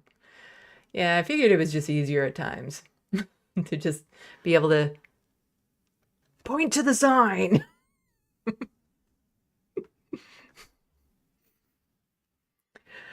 Oh. All I know is that if there is a douche canoe, that would be a lot of douche. Anyway, why don't we get back into it? So what I was kind of hinting at with like, should Doug Ford leave Ontario? Where might he go? It actually kind of looks like he might go federal. I hate to say it. In the next time the Conservatives have a leadership run, it would not surprise me in the least if Doug Ford tries to become the leader of the federal Conservative Party. And he would probably win the same way Donald Trump won. And it is just so, like, I'm feeling acid reflux just saying it. And I don't suffer from acid reflux. It is just, the idea of it is horrifying, and yet I can totally see it happening. That he would make a run for federal, because all of the horrible things he's done in Ontario, all the corruption, the lack of accountability, the social murder he's responsible for, all of it, he's never been held accountable. It's like a toddler pushing their boundaries, and if you never, set up strong boundaries and have consequences for actions, they just keep on pushing and keep on pushing and keep on pushing. Well, Doug Ford hasn't been held accountable for anything yet. Nothing. He hasn't suffered at all. So why wouldn't he try? He's gotten away with so much already. Why wouldn't he try to go federal? And just some of it's starting to show now with this crisis, with this Trump tariff threat and stuff. And so you have Donald Trump threatening these tariffs, and here is Doug Ford coming out in front of a lot of the other premiers trying to show like true statesmanship, or like taking the lead, even though he's not supposed to, because, international relations is a federal issue, not a provincial one. but he really looks like he's angling to take on a leadership role with it, the way that he's doing it. So for those of you who don't know, because I don't know, maybe you've had an internet outage, Donald Trump has been making these cutesy little jokes about, Canada becoming the 51st state, which I have a video about, which I'm worried is more than just a threat. Donald Trump is only joking until he actually follows through with it. And then it's not a joke anymore. And then you should have listened to him because he said it. And so you have the tariff thing and him threatening to make Canada the 51st state thing, and Doug Ford stepping in with it. So first, Donald Trump's repeated remarks about Canada. So Laura Babcock is quote tweeting this, saying, "This is called manifest destiny in the 19th century doctrine that Americans should own Mexico and Canada. It didn't come from nowhere, and trade deficits or subsidies have nothing to do with it. Wake up, Canada, or sovereignty is at risk." I am actually one of the people who's kind of worried about it, who thinks that this is more than just offhanded remarks from Donald Trump. And it's very disconcerting. It's unnerving because there's literally nothing that could stop him. And Justin Trudeau has been pretty weak on this. Because if you look at the president of Mexico, she's been pretty strong. She's been forceful with her pushback and stuff. And I think this is part of the reason why Doug Ford is stepping up, is he's making actual threats as to what he would do if Donald Trump implements these tariffs. Like, he's threatening to cut off electricity. And again, these are things that Doug Ford, this is out of his lane. But it is disturbing that here is, Donald Trump making these threats about the northern neighbor. They might not be threats, because you can never know when he's joking. You only know if it's a joke if he doesn't end up going through with it. And it's a very rough way to find out he wasn't joking. And there are multiple ways that this could happen. I'm not expecting boots on the ground type thing, but there are definite ways that the United States could kind of annex part of Canada, which sounds extreme. And 5 years ago or so, probably would have laughed it away. With the way Donald Trump has become lately, I don't know. Like, it's not something I can ignore. And it's kind of terrifying because I have issues with this country, no doubt about it. I'm not a proud Canadian, but I'm definitely grateful to be Canadian because this system, as flawed as it is, has allowed me to live. If I had been an American growing up in America with the American healthcare system, with the culture down there, I don't think I would have made it to now. So I am very grateful to be Canadian. I don't want to be American. And polling suggests, even among conservatives, because here's the thing, conservatives tend to be nationalists, and that includes Canadian nationalists. So while they might agree a lot with the United States, they still see themselves as Canadian. And so all the polling suggests that only the most extremist right wing, the PPC voters, would be keen on becoming part of the United States, and pretty much everyone else is no. And Justin Trudeau isn't doing anything to alleviate our fears, and in fact, the Liberal Party is imploding, which is another story I'll be getting to later on in the stream. So here is a statement from Donald Trump that, again, it's only a joke until he follows through with it. We're subsidizing these countries. We're subsidizing Canada to the tune of over $100 billion a year. We're subsidizing Mexico for... The United States is not subsidizing us. He doesn't know what a trade deficit is or what it means. Almost $300 billion. We shouldn't be subsidizing. Why are we subsidizing these countries? If we're going to subsidize them, let them become a state. We're subsidizing Mexico, and we're subsidizing Canada, and we're subsidizing many countries all over the world. We're subsidizing... It's not how it works.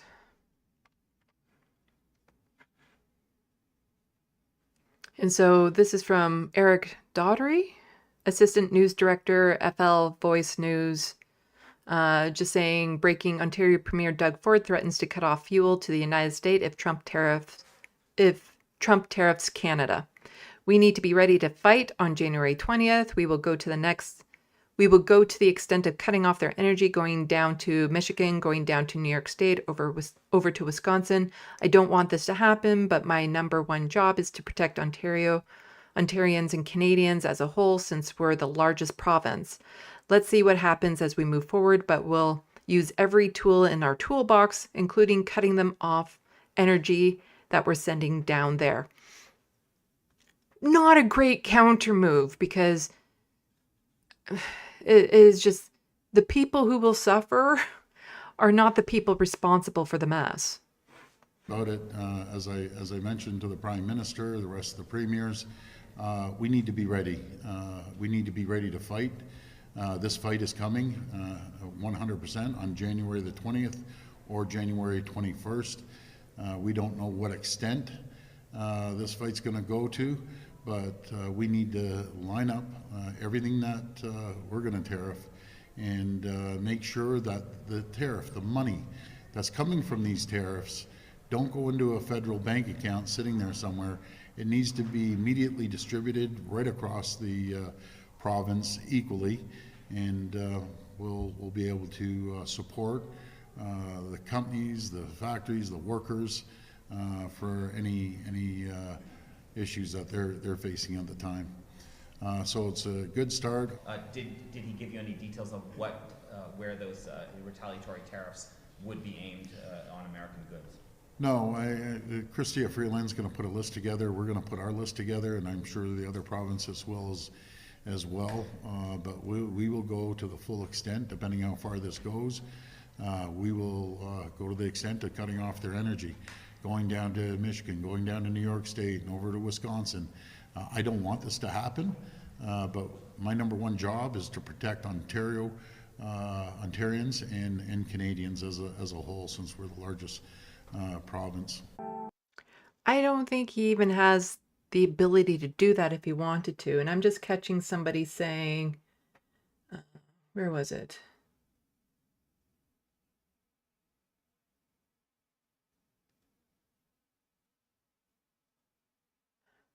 Somebody's saying he apologized. Oh, Richa de Creator de Silva. Sorry, I'm saying that wrong. He apologized for that comment. Are you talking about Doug Ford or Donald Trump? Are you saying Doug Ford apologized for suggesting that he would cut off power, or Donald Trump well, Donald Trump doesn't apologize. Oh, it's a little quiet. Oops, sorry about that. He said it's not like what it is.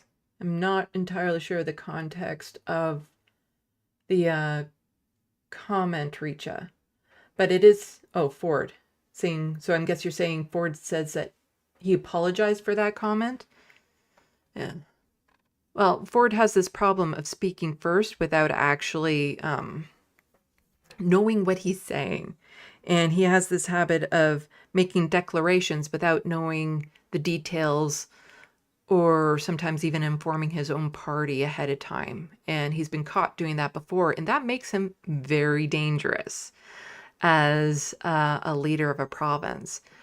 I haven't heard him say that he apologized for that comment. It is entirely possible, but even if he didn't apologize for it, I don't think he has the ability to do what he threatens. But part of this is just him,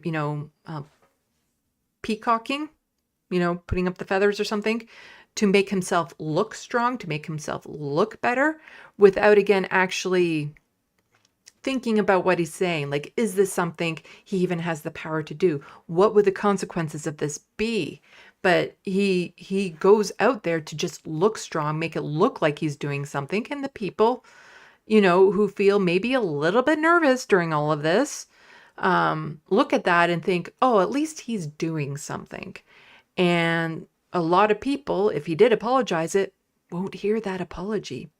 And a lot of people actually wouldn't want him to apologize for it, because they want him to be strong.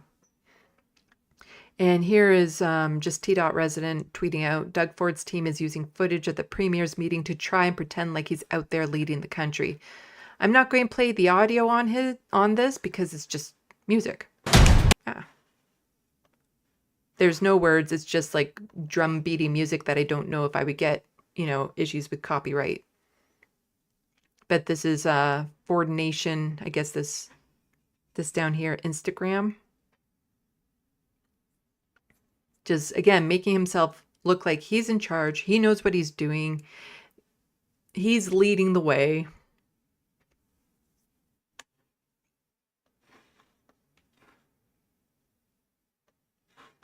And then we have this.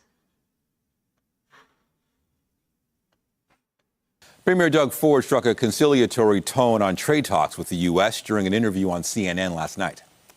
Both sides of the border are going to feel the pain. We rely on each other. Ontario is a big auto province, and I want to work with the U.S. I love the American people. I spent 20 years of my life there in Chicago, in our Chicago facility in New Jersey. I love Americans. I love the U.S., and we're so much stronger together. Ford reiterated his threat to cut off energy to New York, Michigan, and Wisconsin. However, he says China remains a major issue, claiming. So this was from 5 hours ago, where I guess he reiterated, like this clip was posted 5 hours ago, where he reiterated his threat. Reiterated his threat to cut off energy. I love the U.S., and we're so much stronger together. Ford reiterated his threat to cut off energy to New York, Michigan, and Wisconsin. However, he says China remains a major issue, claiming Chinese goods are infiltrating both Canadian and American markets through Mexico. He was so fast to throw China under the bus. Like just instantly, oh no, China's the bad one. They're sending all the fentanyl. We need to crack down with it. He was so bad at just instantly saying, no, we can, Americans, we can come together. The Chinese, the Mexicans, those are the problems. We're not your problem. Those are the problems, and we'll help you with them. Disgustingly fast. So it turns out he was on CNN talking about this. And so this is from his Twitter account, whether it's calling out Mexico for becoming a backdoor for cheap Chinese auto parts or inviting U.S. lawmakers to build Fortress Can-Am to bring jobs back home. I'm never going to stop fighting for workers on both sides of the border. Wow, he demonized Mexico and China in the same sentence, making them seem bad. You know, like somehow they're collaborating to be the bad acting party in this. I have not watched this yet, so we will see it together. We'll see how much of we can get through. It's almost 6 minutes long, so I don't know if I want to watch the whole thing. But let's see what he had to say on CNN. At least they're showing him, because he was on Fox News not too long ago. But there was something, I guess, wrong with the video. And so they were just showing stock images, but it was just stock images of like Donald Trump and Justin Trudeau. They didn't even have a stock image of Doug Ford to put up while he was talking, which was kind of hilarious, actually. Tonight, Donald Trump throwing Canada into chaos after calling Canada a state and calling its Prime Minister Governor Justin Trudeau. Comes as Trump's nemesis in Canada. Oh, and this is from today, actually. Earlier today is when he tweeted this out.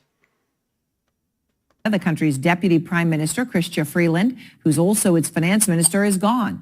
She abruptly resigned after clashing with Prime Minister Trudeau, saying he is not doing enough to I'll be covering that story in just a little bit too. Stand up to Trump and Trump's threat of 25% tariffs on every single good that comes into the United States from Canada. Trump calls her toxic. But there is another top Canadian official now taking Trump on tonight, Ontario Premier Doug Ford. He is calling for his country to use every tool in our toolbox, a direct quote, including cutting off Canadian energy to the United States if Trump follows through with his threat. Warning, quote, the Americans are going to feel the pain as well. Premier Ford is out front with... Again, I don't even know if he has the ability to just unilaterally do that. Me tonight. And Premier, I appreciate your time. And I want to just start here with your proposal itself. What exactly does cutting off Canadian energy to the United States look like? Well, first of all, Aaron, thanks for having me on. You know, that's the last thing I want to do. I want to sell more electricity, more power to our U.S. friends and closest allies in the world. But that's a tool that we have in our toolbox. We power over 1.5 million homes in Michigan and companies in Michigan and New York State and Wisconsin. That's the last thing I want to do. I want to sell more energy to the U.S. I want to sell more critical minerals to the U.S. Again, we're the closest trading partner, closest allies. We do $1.3 trillion of two-way trade. That's more than Japan, China, UK, and France combined. I just feel we aren't the enemy. The big problem, in my opinion, is China. Cheap Chinese products going through Mexico. They're slapping. We're not the problem. It's China. China's the problem. You know, our other major trading partner. They're the problem, not us. Don't get mad at us. Putting a made in Mexico sticker on, shipping it up through the U.S. and Canada and costing American and Canadian jobs. So, you know, when you talk about that Americans will feel the pain if you have to go through with this, you know, you specifically threatened to turn off the lights to 1.5 million Americans. And I say that just because if you're specifically talking about electricity coming into the U.S. from Canada, that only makes up about 1% of annual U.S. electricity consumption. That's according to the EIA here in the U.S. But, Premier, when it comes to crude oil, if you go bigger, you're looking at Canadian exports to the U.S., you know, 60% of America's total oil imports come from Canada. So do you want to go bigger in this? You know, if these tariffs are going to go through, should you reciprocate with tariffs, not just on electricity, but on crude oil itself? Yeah, there's a great headline right there. You know, nothing like building ties with America than having developing story.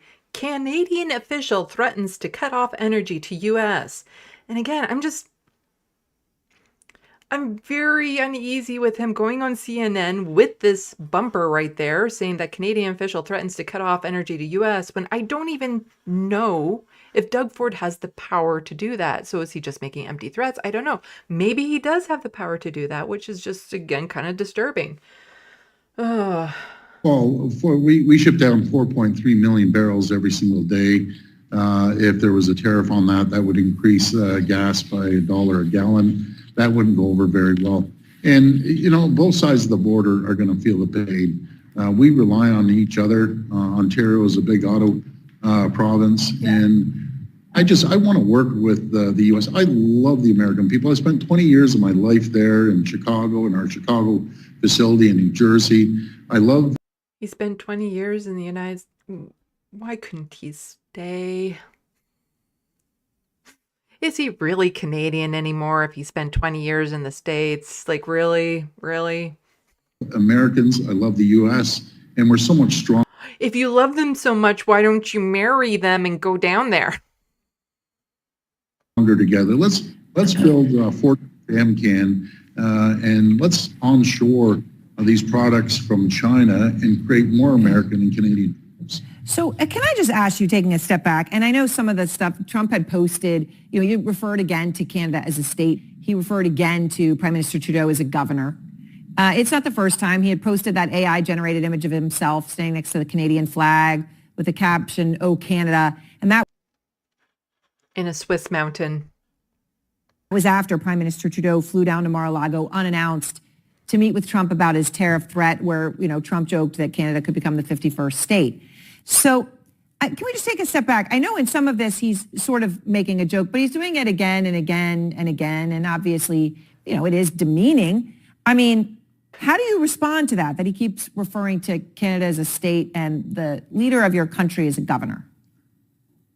Well, it's up to premiers like myself, which is equivalent to governors down in the U.S. Yep. It's our job to go down and inform Americans. We have a large ad campaign going on in the U.S. to inform them that we are their number one trading partner, number one ally in the entire world. The supply chains are so integrated. We're so much stronger together. The only people that win, Aaron, is China. Americans lose, Canadians lose, and that's the problem. And Mexico has to make a decision. You're either with Beijing or you're with Washington. I'll tell you what Canadians are with. They're with Washington. So do you take Trump seriously when he mocks Canada, or do you think that that's just, his negotiating tactic? He has a sense of humor, but I'm more concerned about the trade, making sure that we secure trade on both sides of the border. And this is pretty simple. The president is asked to secure our border. I agree with him 1,000%. So he didn't actually answer the question. It's just, he has a sense of humor. But he never actually answered if he thinks Donald Trump is more than joking or not. We need to secure our border. We're going to secure our border. We have to meet our 2% commitment to NATO, and we're going to do both. So those are two asks that we're going to get done. I've been saying it well before President Trump was elected, that we have to meet the 2%. We have to secure our borders. And then we move forward and sit down and have a discussion. I'd love to sit down with the president, businessman to businessman, and have a conversation with them, because we are so much stronger together. All right. Well, Premier Ford, I appreciate your time tonight, and thank you. Thank you. Thank you so much.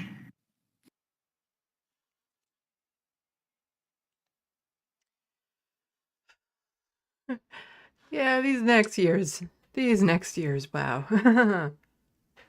Kind of,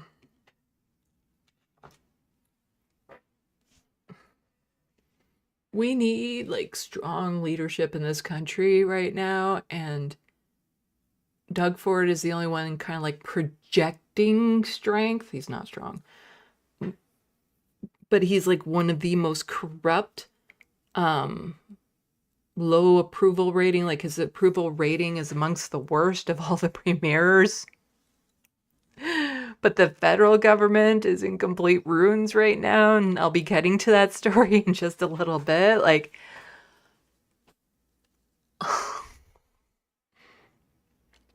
it's a very uneasy feeling in this country right now.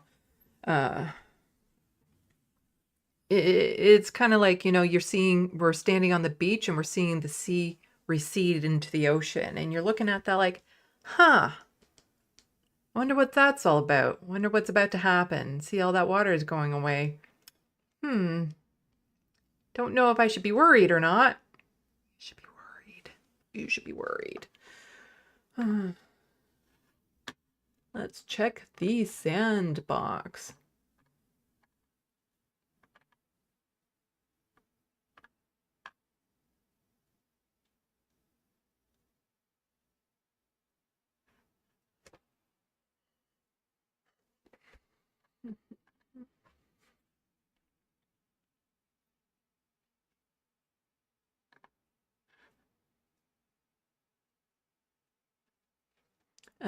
Del Sober, U.S. President-elect Donald Trump is taking aim at Canada once more, saying it would be a great idea to make America's 51st state. No one can answer why we subsidize Canada to the tune of over $100 billion or $1 billion a year. Makes no sense.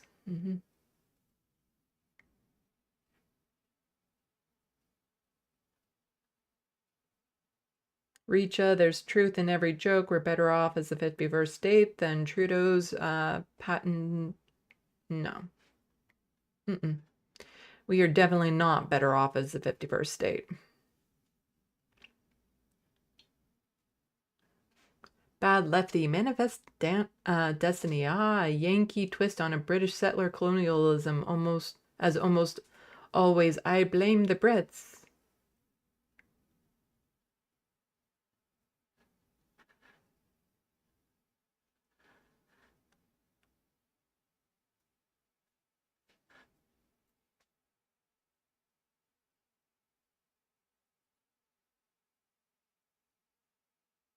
Let's see. Bad lefty. I'm not saying Ford would sell you out, Canada, but I do see U.S. flag behind him already. Yeah. Yeah.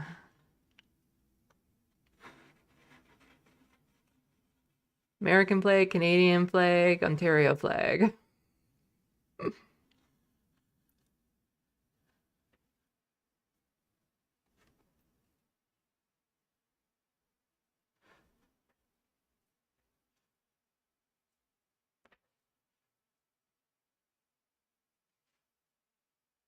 Grant that Autobot. Doug Ford only thinks so far and then thinking stops. Mm-hmm.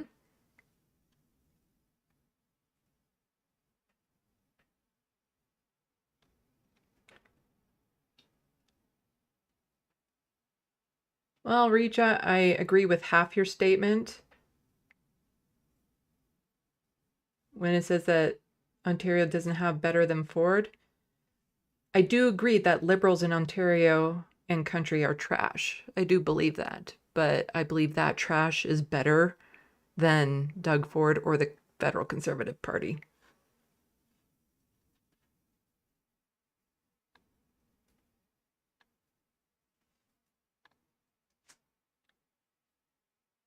Grand Theft Autobot and conservatives make things worse, cutting funding, make everything fall apart while stuffing money into their own pockets. I don't like libs either, but I consider them a lesser evil. Mm-hmm. Recha, Canada better off with Liberals, NDP, and Greens out, period. I say we just go full communist. Am I joking?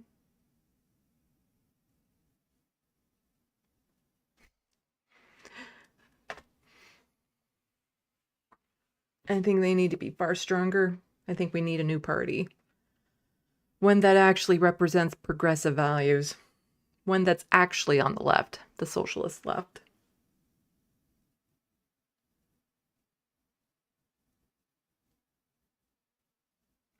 Looney Tunes 9000, what if he didn't want to marry them? Well, he really loves them. He says how much he loves Americans all the time, so maybe he should just marry them.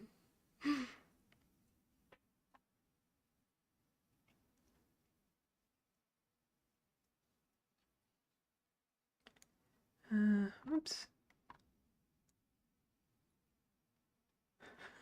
John Davis, 2 hours down, 4 hours to go. You can do it, Sandy. It is not going to be a 6-hour-long live stream. I was hoping to get done relatively soon for a Letter Hacks show later on. I don't like crossing over too much.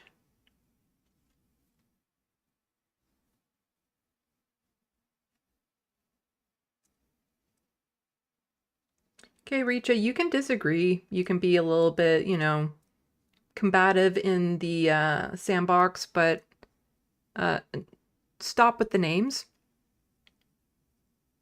The kind of racist names that you're kind of going towards.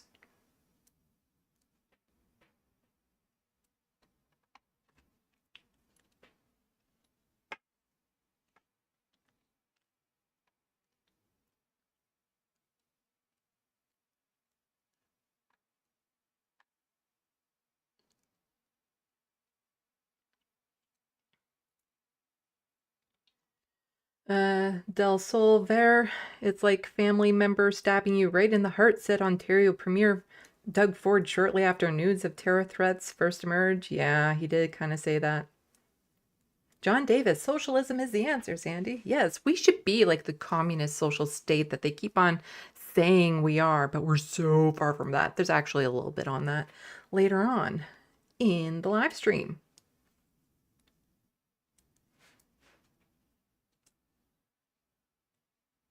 Hello, Roger Arsnot. I probably did not say that right. Hello, B-Cat. Okay, let's get more into it. What did I want to cover next? And then what else do I have? And then I also have that. That or that?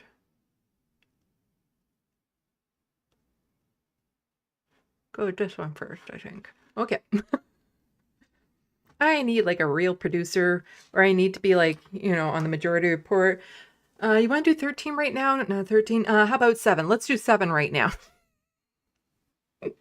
It's just me. Oh.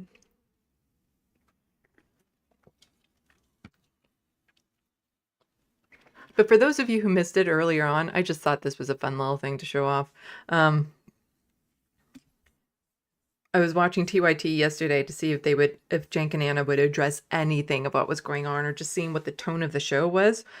You can go back to earlier in the live stream to get a lot more of my yapping about it. But, if you just needed a little smile right now and you missed this, I found this hilarious. While I was watching it, their chat has gone insane during the live stream. Like, just the way that they're calling them out and stuff. And I caught this just by happenstance because, super chats go away. They go away. But somebody did their first super chat for the Young Turks. Progressive Now gave them a $10 super chat. The problem is not you trying to work with the right. It's throwing the left under the bus over and over. You have heard these things now 1,000 times, but pretend you do not. Example, sit down with Sam Cedar. Just kind of thought that was funny. No guarantee that person actually paid for it, because you can reverse your credit card payment. And yeah, it was never addressed. That super chat was never addressed on the main show. Shocking. But you can go back to earlier to find out more about what I had to say about that. It was just kind of like, yeah.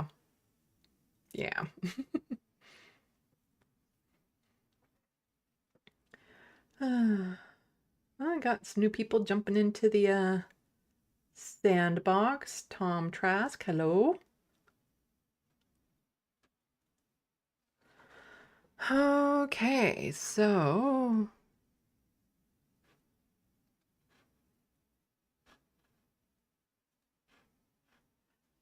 there has been a rise of anti-trans, anti-LGBTQ plus rhetoric and now legislation in Canada, Alberta in particular. And we need more people speaking up whenever we can to combat this, and more people fighting back and pushing back. But there's a bit of a contrast going on in this country right now. So first, show you this. This is from Momentum. They're a organization accelerating social and gender justice for 2S LGBTQIA plus people, addressing addressing rising anti-2S LGBTQIA plus hate and challenging government inaction on queer issues. And so as anti-trans hate rise, we must listen to the voices of those most impacted and the most vulnerable, namely transgender youth. Listen to Zip, a non-binary tween from Saskatoon, speak to the impact of anti-trans rhetoric and legislation in their remarks to MPs earlier today. This makes school environments, it is draining. Draining because politicians are using queer youth as pawns, resulting in a rise of hate and violence. Draining because this makes every day more stressful and looking towards my future, not a thought I want to think about. Draining because we are constantly forced to rise up. Why is our leadership allowing this to happen? Here's the thing. Yes, the issue of the queer community, in particular transgender rights, being under attack by several provincial governments is creating a larger problem of discrimination. This makes school environments more unsafe and allows for ignorant, bullying, and mindsets to thrive within the general public. Even a 12-year-old like myself can understand that when hateful thoughts and words are able to escalate, then violence soon follows. The way we are building our society does not give me and trans youth like myself a future. But this... Yeah, really brave kid there. Like Looney Tunes 9000 was saying, to go up in front of the government and be able to speak their mind like that, it takes a lot of courage to put their neck on the line, to speak out, to make themselves a target. So we have Alberta, which some of their anti-trans legislation is now some of the worst in the world. But we also have this. Now, I covered a bit of Jamil Javani in my last live stream because he's a Christian nationalist. And I did not know at the time, but he's also best buds with J.D. Vance. Turns out they went to Yale together. And yeah, they're really, really close buddies, and they're trying to really make Christian nationalism a thing up here. And so this is from the National Post, which is a right-wing rag here. J.D. Vance backs Conservative MP Jamel Javani's campaign for protection of Canadian Christians. Now, what does some of that protection include? Well, Conservatives are campaigning on taking away rights from LGBTQ children. Conservative MP Jamel Javani recently posted a video in favor of Christian parents the ability to deny their children the right of health care. The Conservatives are campaigning on taking away rights from LGBTQ children, and they're doing it with the help of the incoming Trump administration. Conservative MP Jamel Javani recently posted a video in favor of giving Christian parents the ability to deny their children access to healthcare and education if it goes against their Christian values. And of course, he did this with the support of his personal friend, J.D. Vance. When we say Canadian Conservatives are exactly like the U.S. Republicans, we mean it. If you want Canada to become the 51st state, all you gotta do is vote Conservative. Yeah. Jamel Javani is really love to have a more in-depth conversation with him. Maybe with somebody like from the United States who follows like Christian nationalism and speaks out forcefully against it. If only there was like a Benjamin Dixon or something, or someone I could talk to about that. I would actually love to bring Benjamin Dixon onto my show to talk about this specifically. And if you're out there, my inbox is open.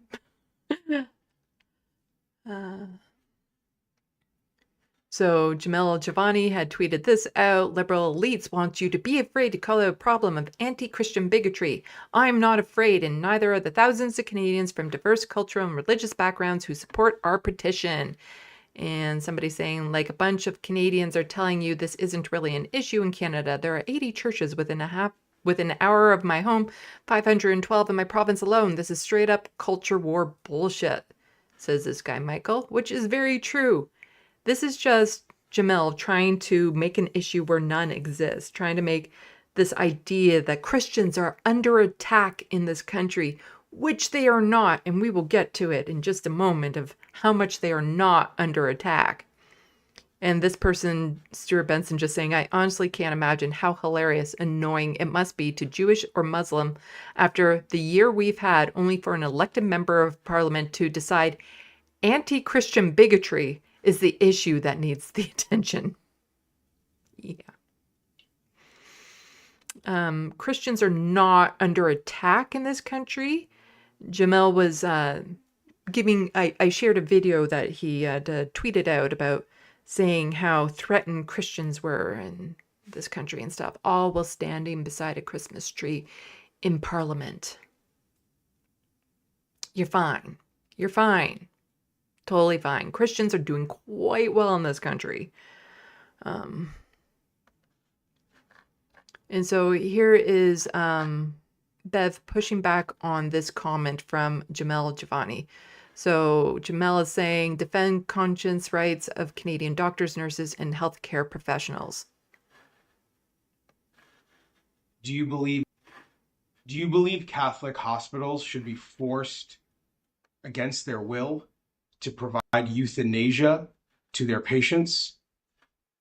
Do you believe that doctors and nurses... It's called medical assistance in dying, or dying with dignity.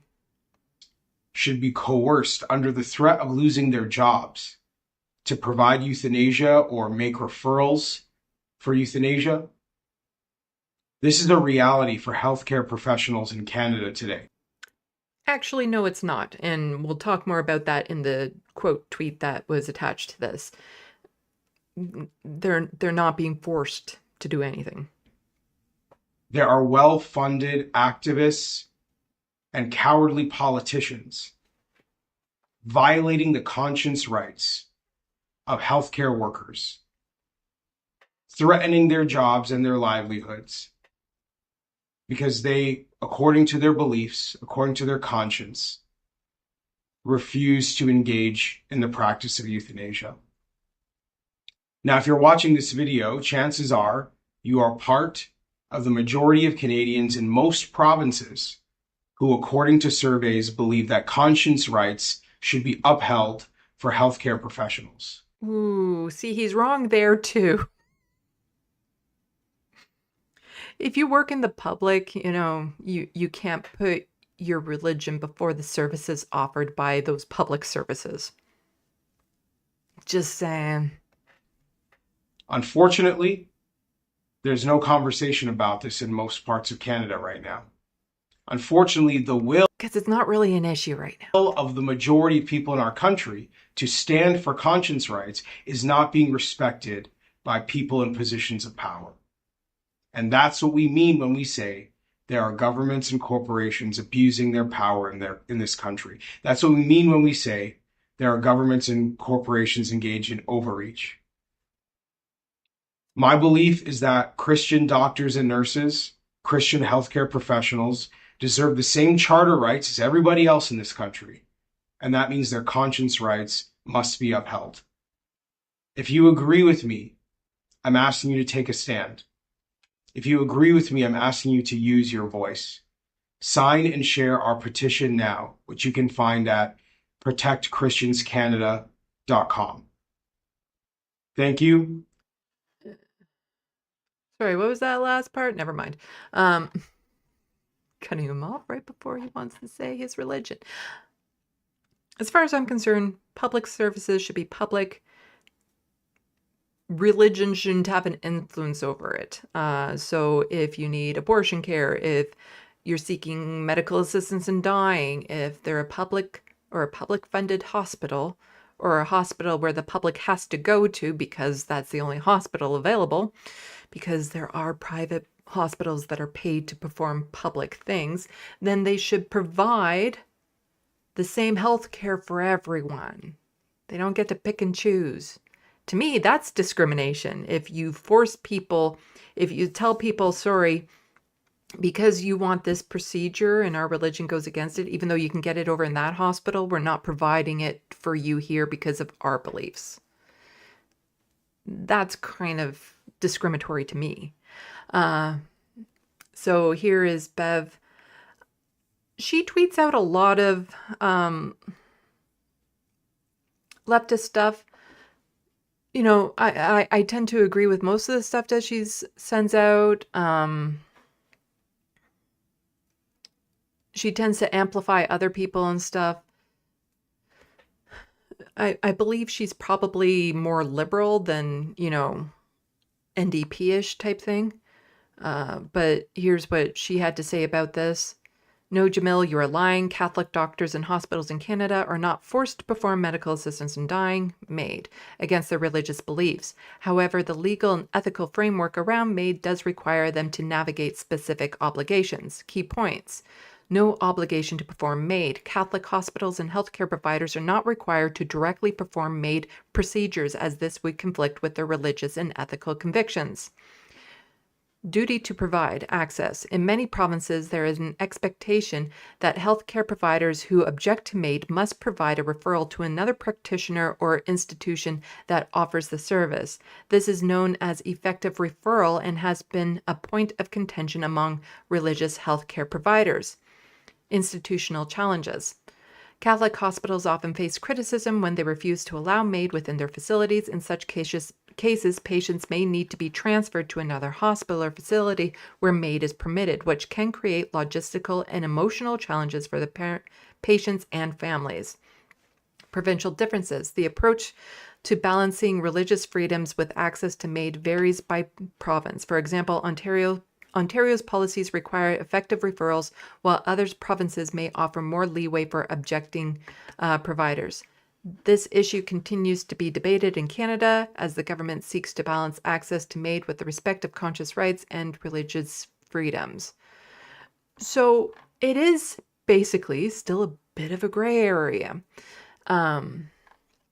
But the way that Jamel is pointing it is making it sound like you will get fired unless you perform this procedure, which is not the case whatsoever. But he needs to do that to make it seem like Christians are under attack for not wanting to go against their religion while performing their public service.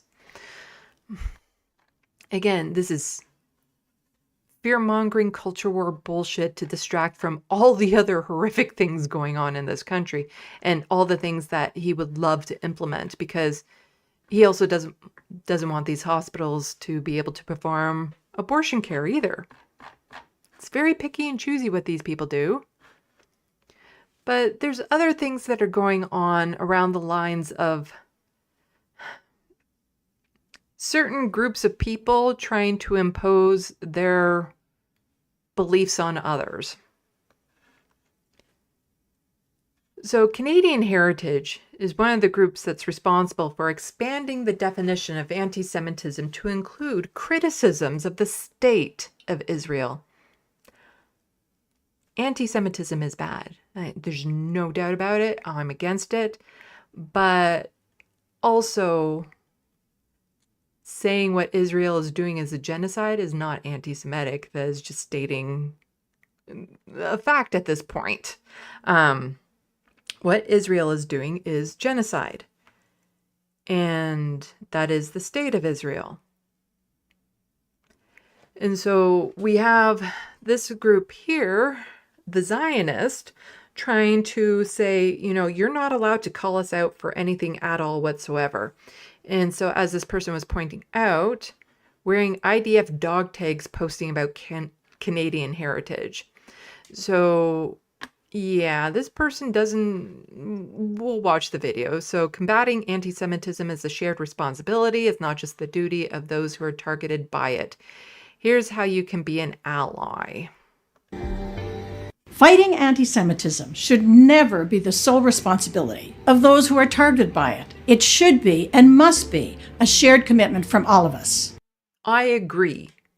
Voici des conseils pratiques pour devenir un allié. Take the time to gain an understanding from credible sources of the rich history and diverse cultures within the Jewish community. Especially when they speak about their experiences with anti-Semitism. Croyez les personnes juives quand elles arrivent à parler de la haine qu'elles subissent. I don't disagree with any of that. But a Zionist trying to say that somebody with a keffiyeh is being anti-Semitic, I have issue with that, because that's not anti-Semitic to support Palestinians' right to live.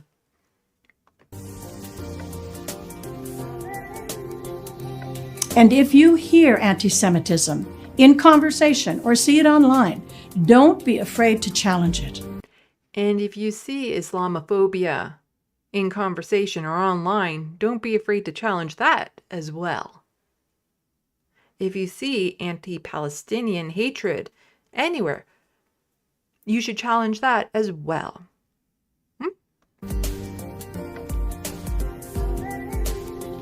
Canada is a country that prides itself on diversity, and that includes our Jewish Canadian community. Ne hésitez pas à parler avec vos voisins, vos collègues, et vos amis juifs by being an ally to any group that is different than your own, such as the Jewish community. You are strengthening our Canadian social fabric, and you're helping to build a better Canada. Yeah, be an ally to any group. Diversity is our strength. This is what the Canadian Heritage is saying. Today, the memorial to the victims of communism, Canada, a land of refuge, was officially inaugurated in Ottawa. The memorial honors the millions who suffered under communist regimes and those who sought refuge in Canada. Do you know who the victims of communism were? Do you? And the CBC Pitchbot says, today we honor the countless Nazis who fought against communism. You know, it's about embracing a diversity of backgrounds in Canada,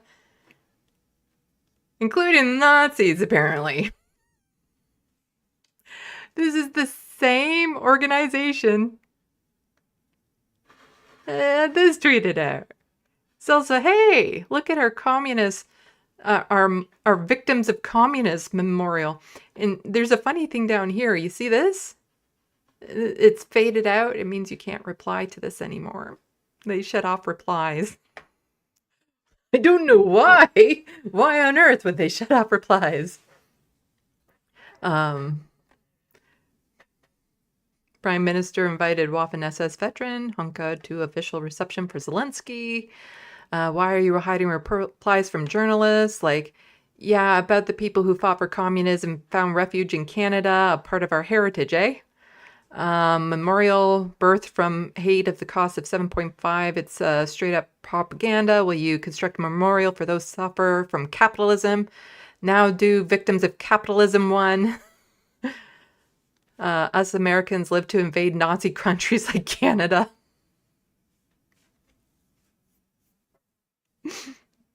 So nice to honor all the German soldiers who died at the hands of the Soviet Union while innocently minding their business. Let's see, this one just saying Nazi monument, and that gets blocked. Russian propaganda, you have zero proof of this.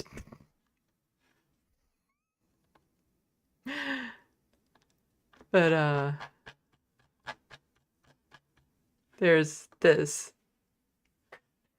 Victims of Communism Memorial faces call to remove over 330 names linked to Nazis, fascists. The memorial was supposed to be unveiled in November 2023, but that was on hold after questions surfaced about many of the names listed. And this article was published on October 7th, 2024. The Department of Canadian Heritage is being told that more than half of the 550 names on the memorial to the victims of communism should be removed because potential links to the Nazis or questions about affiliations with fascist groups, according to government records. I mean, this memorial? Yeah, that's the same memorial there that, this person saying that we should fight anti-Semitism is all about.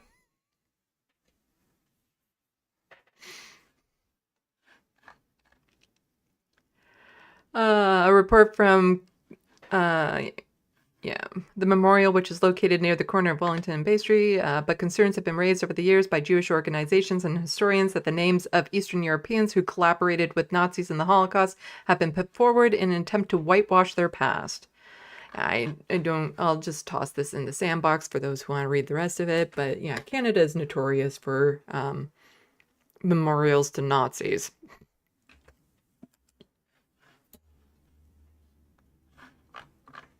But just, so about that speaking out against anti-Semitism, Canadian heritage, just saying.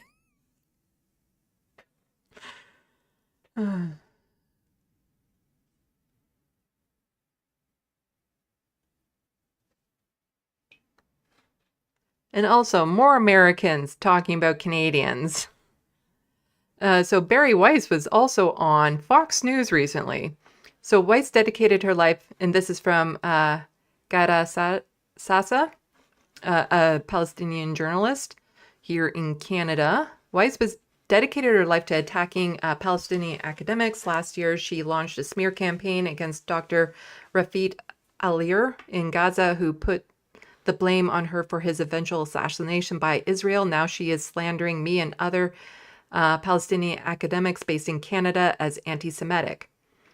She argues that the group of ideologues have managed to take over critical liberal institutions, accusing Palestinian academics of making Jews feel unsafe because they are critical of Zionism, while white Jewish supremacist project. Every Zionist accusation is a confession. Barry is one fueling anti-Semitism by equating Zionism with Judaism, while putting a target on the backs of anti-colonial academics.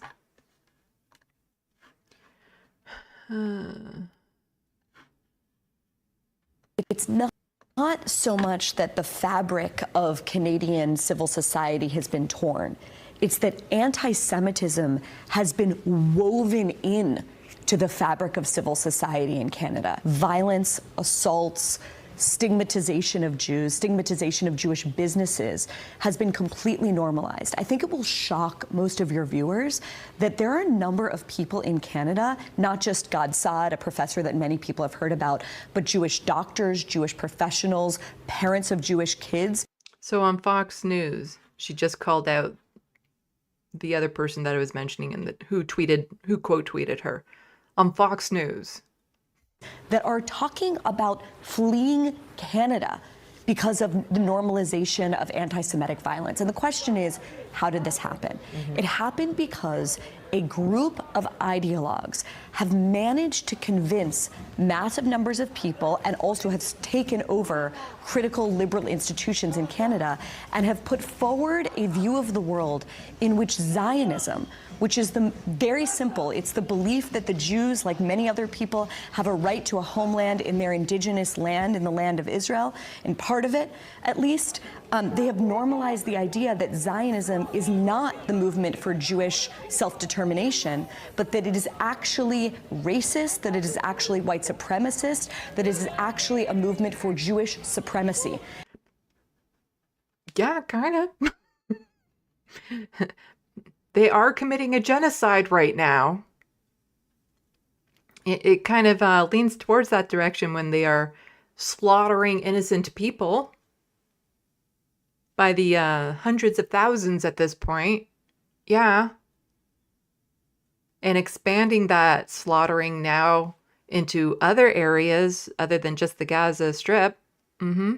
And when you have successfully put forward that view, and the vast majority of Jews identify as Zionists, suddenly they become justifiable targets for stigmatization and violence. So Guys, one synagogue in Toronto since April has been assaulted or attacked, the windows shattered, attacked 7 times since April. One single synagogue. So we saw a lot of ugly scenes. And a lot of mosques have also been attacked. A lot of Muslim institutions have also been attacked. Hate crime in general has been on a rise. It's horrible. Like, I don't want any hatred towards groups of people for simply just being who they are. I'm against anti-Semitism. Zionism is not, calling out Zionism and what the Jewish state is doing is not being anti-Semitic. In America last year, is it worse in Canada? Is that what you're concluding? Yes, what we are hearing from people is that if Poilievre and Melissa Landsman, who's his deputy, if the Conservatives do not take power in Canada and the government and the policies of Trudeau continue, we will be leaving Canada. That's what people I know are telling me. She knows people who are telling her that, huh? This American knows the hearts of all these Canadians, eh? That there are people saying that if Poilievre doesn't win, they'll move. Great. Have at it. Go away. I believe that America is certainly not as far gone as Canada, and frankly, we don't have the same demographic issues in Canada. 1 in 20 Canadians is Muslim. It's a really important stat to keep in mind. 1 in 20? 5%? What? Oh no! The horror! The horror!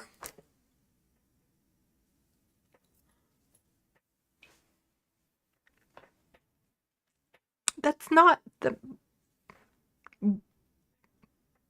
nothing to be afraid of. Like, what? Like, here she's trying to place it like under the replacement conspiracy theory by 1 in 20. 5%. Ooh, scary number there. There are 40 million Canadians, only 350,000 of them are Jews. So the demographics of Canada are changing. And if you want to understand why it is that certain politicians have embraced a sort of hostile posture toward Israel, why Trudeau, the Prime Minister, is talking about arresting him if Bibi Netanyahu comes on Canadian soil. He's talking about arresting him because there's an ICC warrant out for his arrest. Justin Trudeau is saying, he will follow the law. In part, it's because of what we show in this piece. You have politicians saying, have you looked at the demographics of my riding? It's simply bad politics now to support the state of Israel and to support Jews. And I think that's a really important aspect to this. Have you looked at the demographics? Oh no. The white people in Canada are just losing all their superiority right now. They're becoming outnumbered at a shockingly high rate, huh? The demographics of my neighborhood is changing. Changing, I say. I now have better food to go to. There's a pizza that's owned by a somebody who's Muslim, and they actually have halal meat that they'll put on your pizza upon request. The horror! There's places I've had homemade falafels that are like the best thing ever. Story. But let's see how scary this takeover really is. If we look at religion in Canada, and you see this, there's a nice little pie thing here, and that's a lot of blue. That's scary. Oh, that's Christian. Christianity is 53.3% of religion in Canada. It's Christian. So this douche canoe here that's also worried about, the targeting of Christians, the anti-Christians, he's got nothing to worry about. Christians are doing just fine in this country, thank you. Yeah, Christian is 53.3. No religion. That's interesting. 34.6 at second. I find that super interesting, actually, because I would fall into that category. Like, I have a spiritual belief. I don't believe, like, I'm not complete atheist. I don't believe you just blink into nothing after you die. But I don't subscribe to any religion. The belief that I have is my own, but it's not any religion. And then here's Islam at 4.9% or 5% or 1 in 20. What? Hinduism, Sikhism, Buddhism, Judaism is at 0.9, so just under 1%. Indigenous is at 0.2. Oh, wonder why that one's so low. Ooh, dark, yeah. Paganism is at 0.1 and other religions at 0.5. Yeah, the country is not in any threat right now. It's the demographics aren't changing at a shockingly high rate. No. Because if you look at this, no Christian and no religion, you put that together and that's math. That's like almost 90%.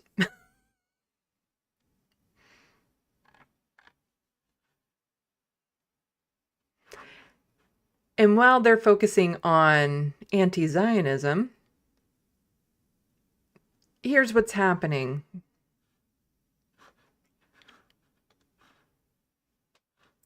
University of Waterloo says 2 PhD students killed in Gaza airstrike.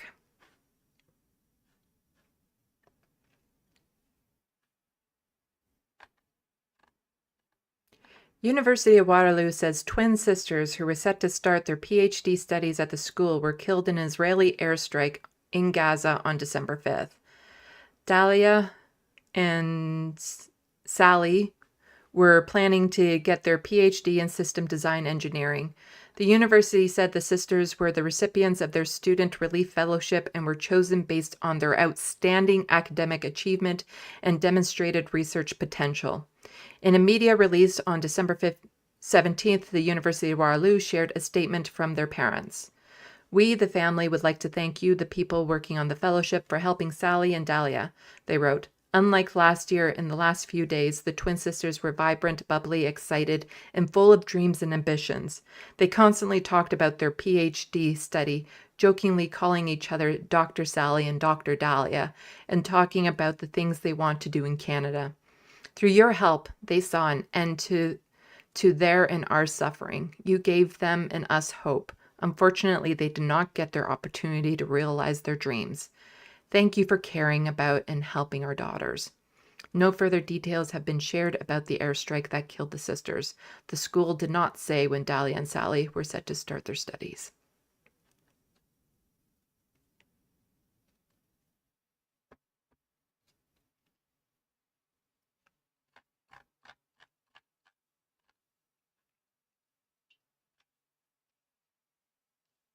Yeah, so when it comes to Zionism, this is the result. Say fuck that.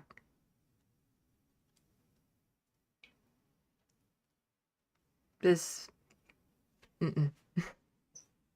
Israel does not have a right to commit genocide,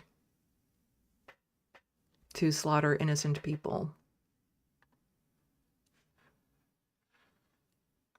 And all the fear-mongering this cunt wants to do doesn't matter. She's already responsible in large part to the death of that one poet because of her rhetoric. And now she's bringing that rhetoric up here to Canada. At the same time, this asshole is bringing his rhetoric of this, Christian nationalism up here as well. Because that's what they want Canada to be, a Zionist Christian nationalist state.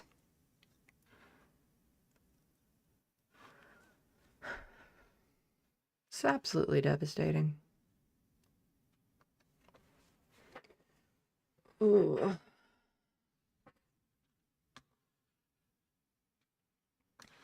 Sorry, that should go in the next bit of things.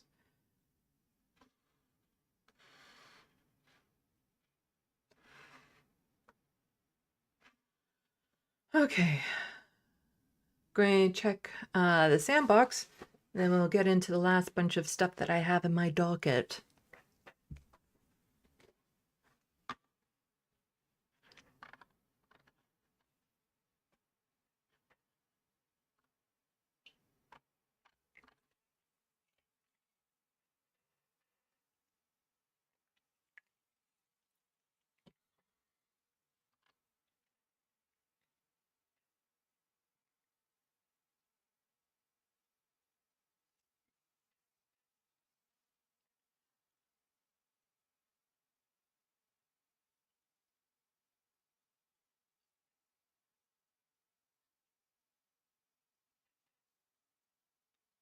Grand Theft Autobot, I used to think Canadian conservatives were further back on the board of the game of life than Nazi publicans. Looks like Canadian conservatives just rolled double dice for another roll.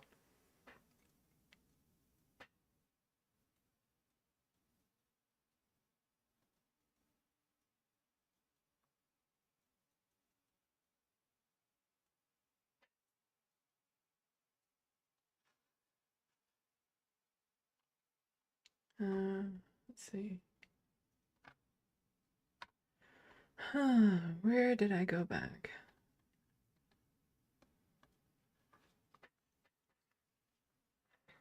Grand Theft Autobot, Jenk ignoring super chats too. Wow. I don't know, from what I recall back in the day, if they acknowledge all the super chats because they get more of that and they prefer, I think for the most part, to reference messages they get on their website. So when you see the views on YouTube for TYT and the live views, keep in mind that's not representative of all the views they're getting, because way back when I was a member, I didn't watch it on YouTube. I watched it on their website. And so they tend to take DMs from that, I think, more. Although he did read a super chat in that segment, just not the one asking about, like, why don't you sit down with Sam Cedar?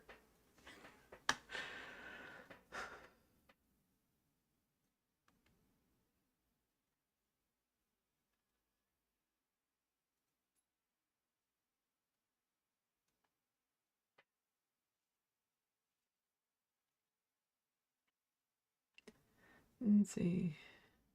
Tom Tratt's conscience rights are protected, patients' rights are not. Sorry, that's an American perspective, but generally the doctor can choose not to do something if they want, but the patient has the right to a different doctor. It's more or less how it like no Catholic doctor is being forced to perform MAID on anyone. But that doctor then does have an obligation to refer them to a doctor who would, type thing. So again, Jamal is just really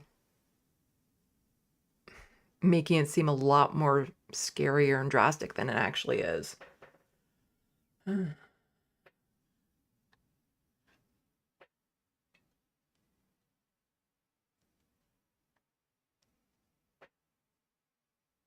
Grand Theft Autobot, won't someone think of the poor Christians?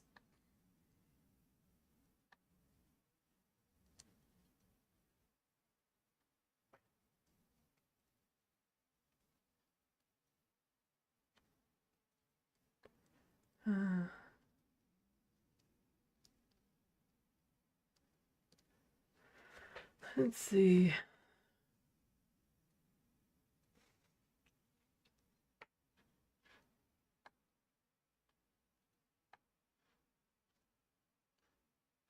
Tom Trask, and when she says anti-Semitism, throw in Islamophobia and anti-Arab bigotry as well. Yeah, I don't think that woman wearing the IDF tag was concerned about that type of hatred.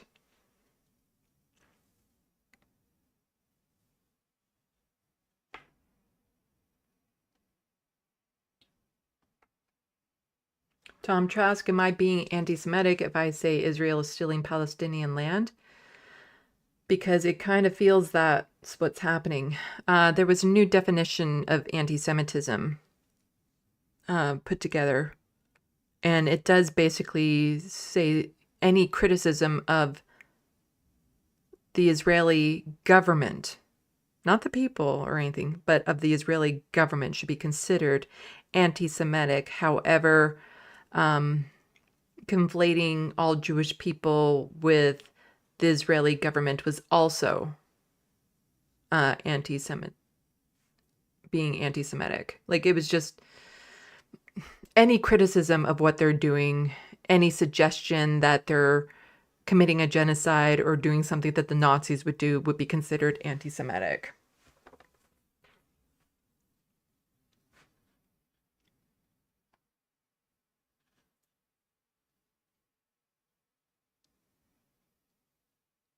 The Wild West, I love Jewish people and culture. Netanyahu can catch these hands, though.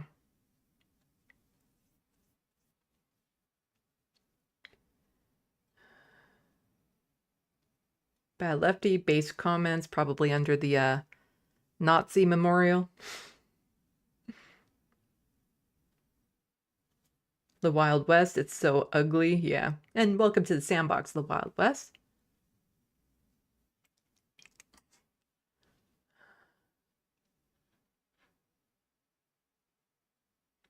Bad lefty, Barry Weiss has blood on her hands.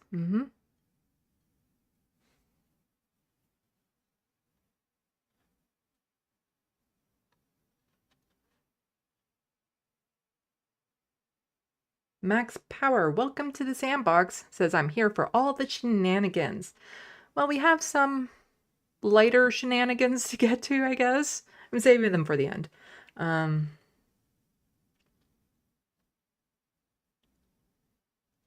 Bad lefty, shenanigans is legit one of the best words.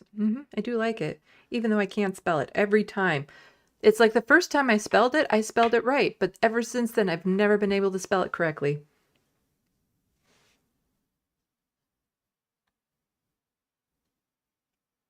Bad lefty, Barry has made great living off of Islamophobia and anti-Palestinian bigotry since she was in college, ratting on her teacher's scumbag.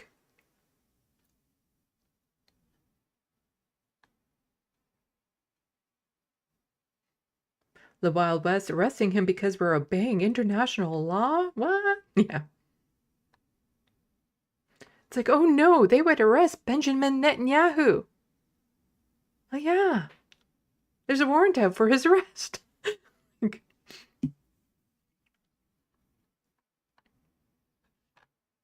I jumped. Let's see. The Wild West, as a Christian, I consider these people antichrist.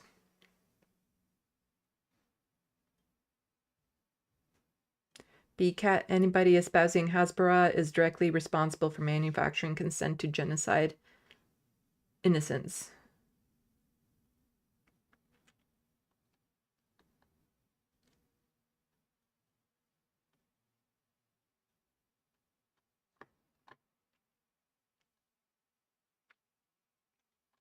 Did we get somebody in here I didn't see? Laura? Oh, Laura Malcolm. Hello, welcome to the Sandbox.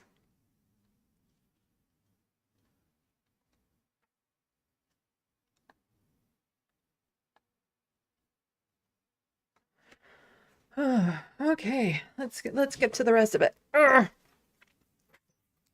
So there's been some updates to the postal strike here in Canada. There was a postal strike. Was a postal strike. And it didn't end the way that we had hoped.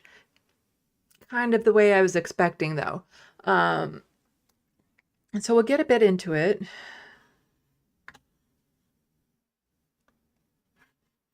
So this is from Global News saying a death trap striking Canada postal workers explain the job toll on them.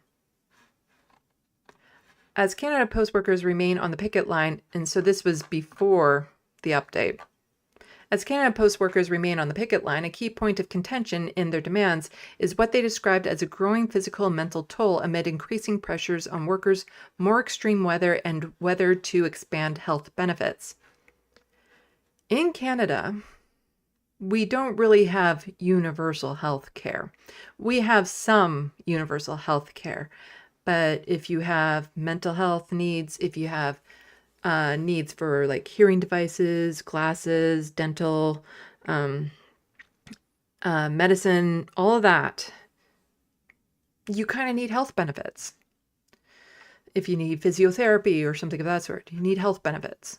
From delivering parcels through scorching heat waves to battling blizzards, Canadian postal workers increasingly face extreme weather conditions that strain their bodies and minds. In recent years, climate change has shown a bit of a trend, said Bram Eslin, a local president of QW Saskatoon Local 824. There was an ice storm and we had a rash of injuries, Eslin said, added, referring to the storm last year in Saskatoon, members that broke their hip just by going out there. Enslin, 41, has worked at Canada Post for 16 years and says the extreme weather brought on by climate change, whether it's inhaling smoke from wildfires or delivering mail during storms, has added significant physical and mental pressure to their jobs. And that's one of the reasons postal workers are demanding more support for these challenges and their new contract, he said. The strike has been going on since November 15th, when Canada Post workers officially walked off the job after failing to reach an agreement with the Crown Corporation. Since then, negotiations between the workers' unions in Canada have continued to break down. One of the workers' demands include improvements to health and safety, such as lowering the maximum weight employees are required to lift or carry, and ensuring the company provides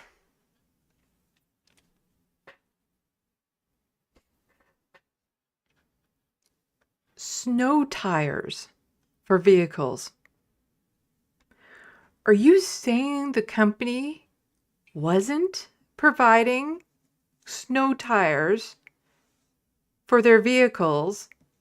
This Crown Corporation in Canada wasn't already supplying snow tires?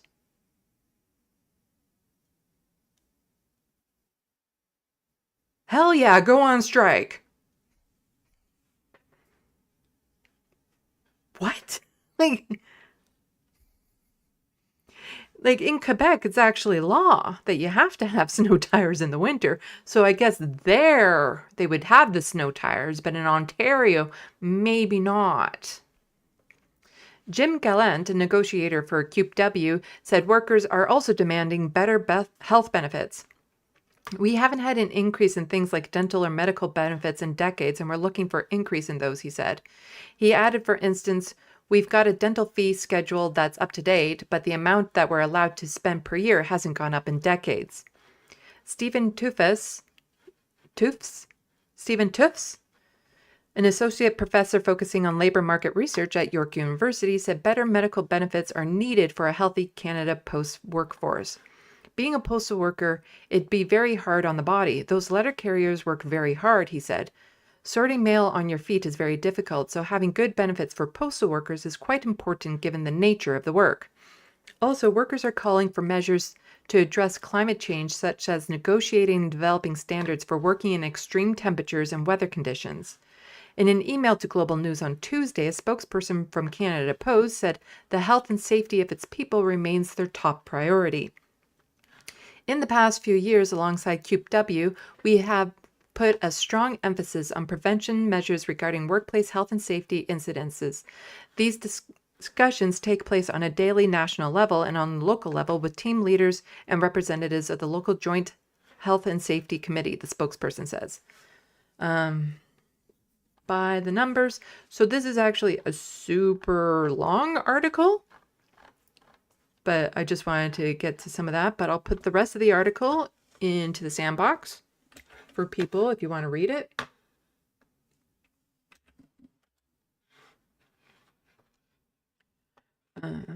Let's see, was there any other parts I just wanted to skim over?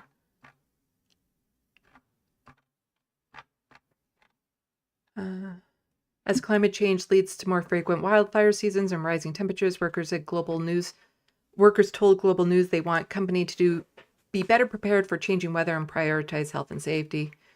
Philip Salt 60 had been working as a letter carrier with Canada Post in Penticton, BC for the past 8 years.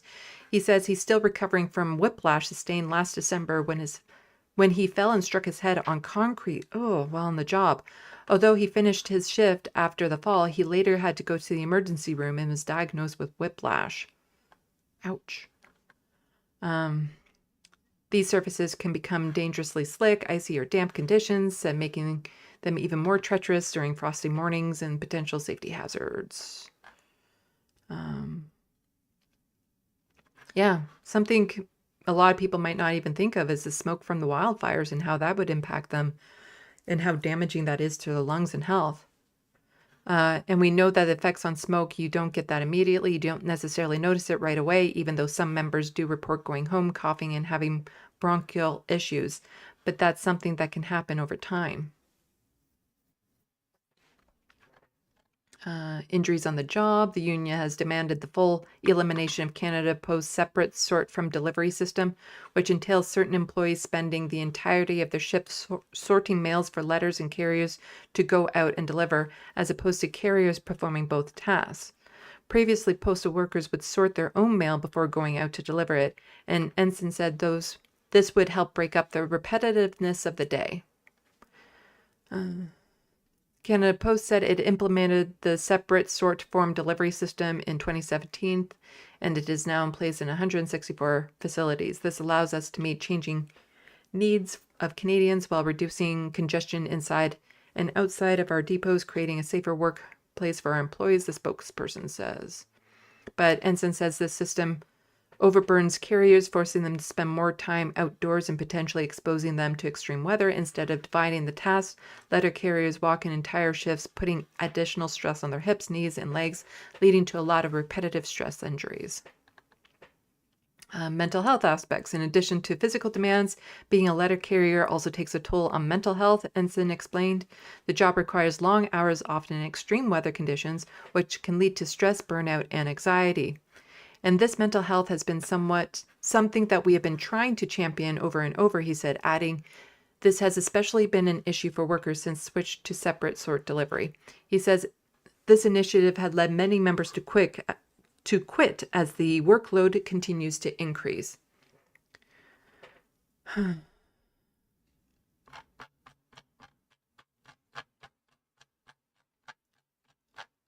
Like, to say their strike was justified is putting it mildly. And this is from Leah Gazan. She's an NDP MP We will always stand with the workers that are trying to protect Postal Service's Canadians, rely on what we will keep fighting for negotiating settlement for QPW members to make sure Canada Post jobs are good jobs. And this is from the Labour critic, Matthew Green, who is the Hamilton Centre NDP MP. And the NDP has been better on, supporting striking workers. Matthew Green in particular has been really good on that. But not all NDP are alike. Jagmeet Singh has not spoken to workers in a long time. He has not resonated with them for a long time. All of this is a mess, and Trudeau made this mess. This is from the statement. He's been sending a message to employers for years that they don't need to negotiate, that they can act in bad faith, and the federal government will use their powers to send workers back to work. That's wrong. That's a violation of worker rights, and it has to stop.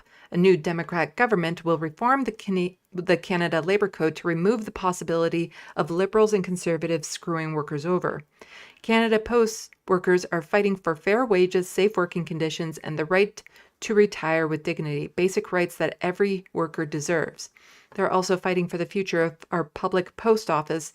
Instead of using their power to ensure workers are respected and their services are improved, Liberals have been taking the side of Canada's post management and their allies who want to close post offices, slash jobs, and make it harder to receive your mail.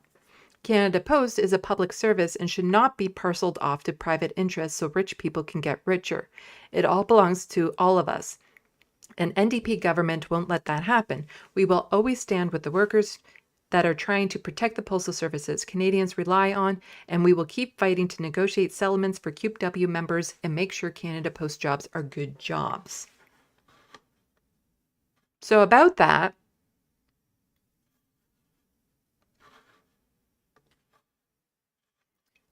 federal government orders end to Canada Post strike.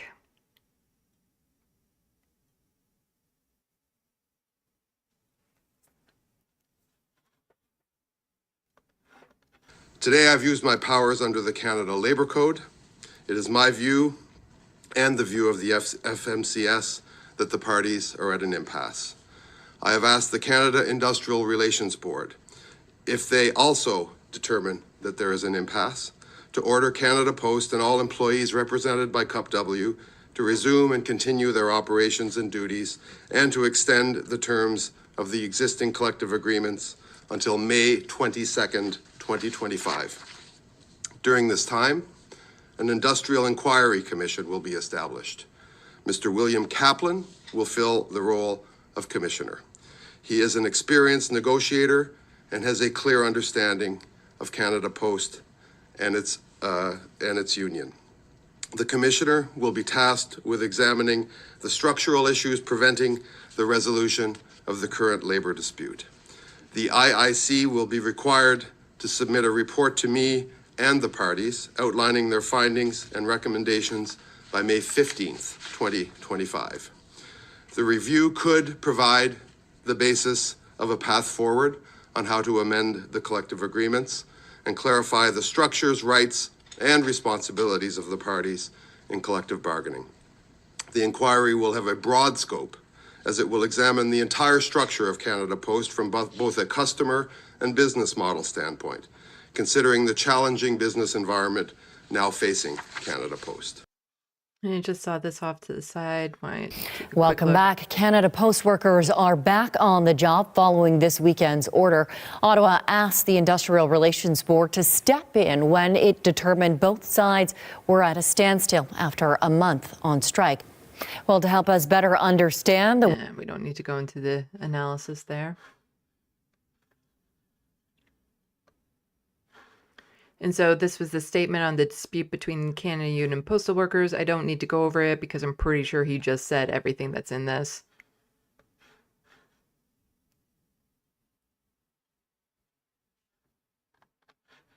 So, disappointing update to the strike. Can't say I'm surprised. Ugh.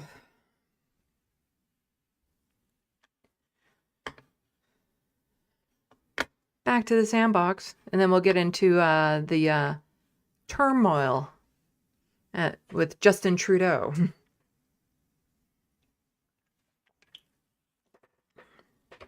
Looney Tunes 9000, are the ads becoming a problem? Saw somebody else mention it too. Because I've only recently decided to allow ads during my live streams, but it's the most conservative amount. Because I despise ads.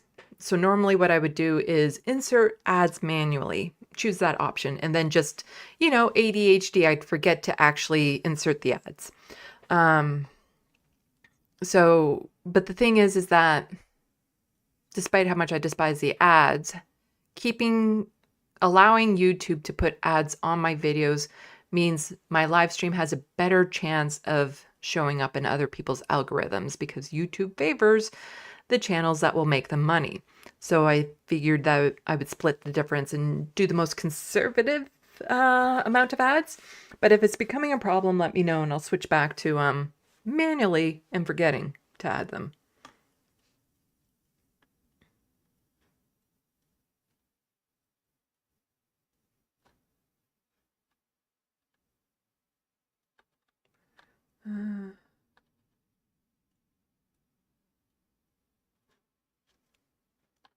Let's see.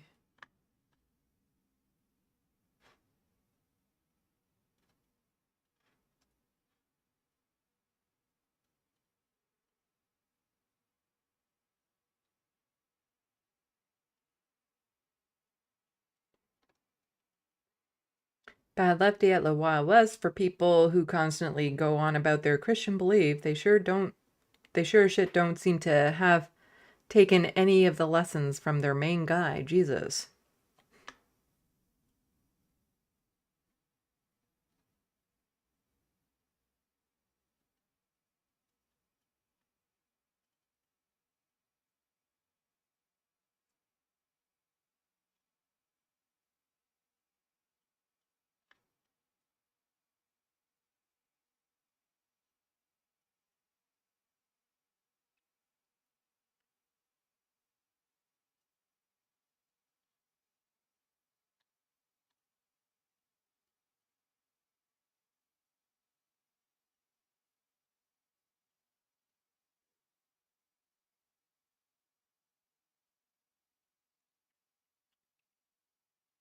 Let's see.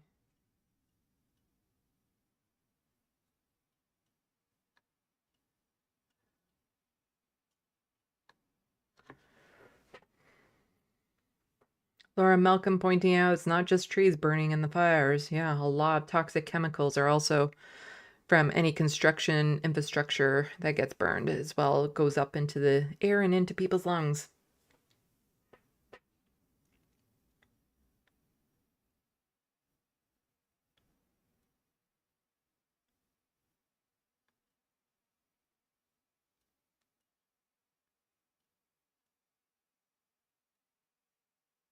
Let's see. Laura Malcolm Crumpus is coming to my town on Saturday. Huh.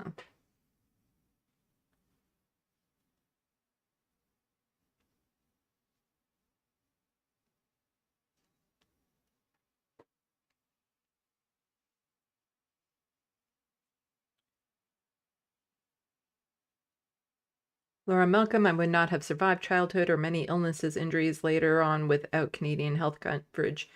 Me as well. As I said, if I was American, I would not be alive today, given their healthcare system. As much as I talk about how flawed this Canadian healthcare system is, it has saved my life 5 times over and not cost me a cent.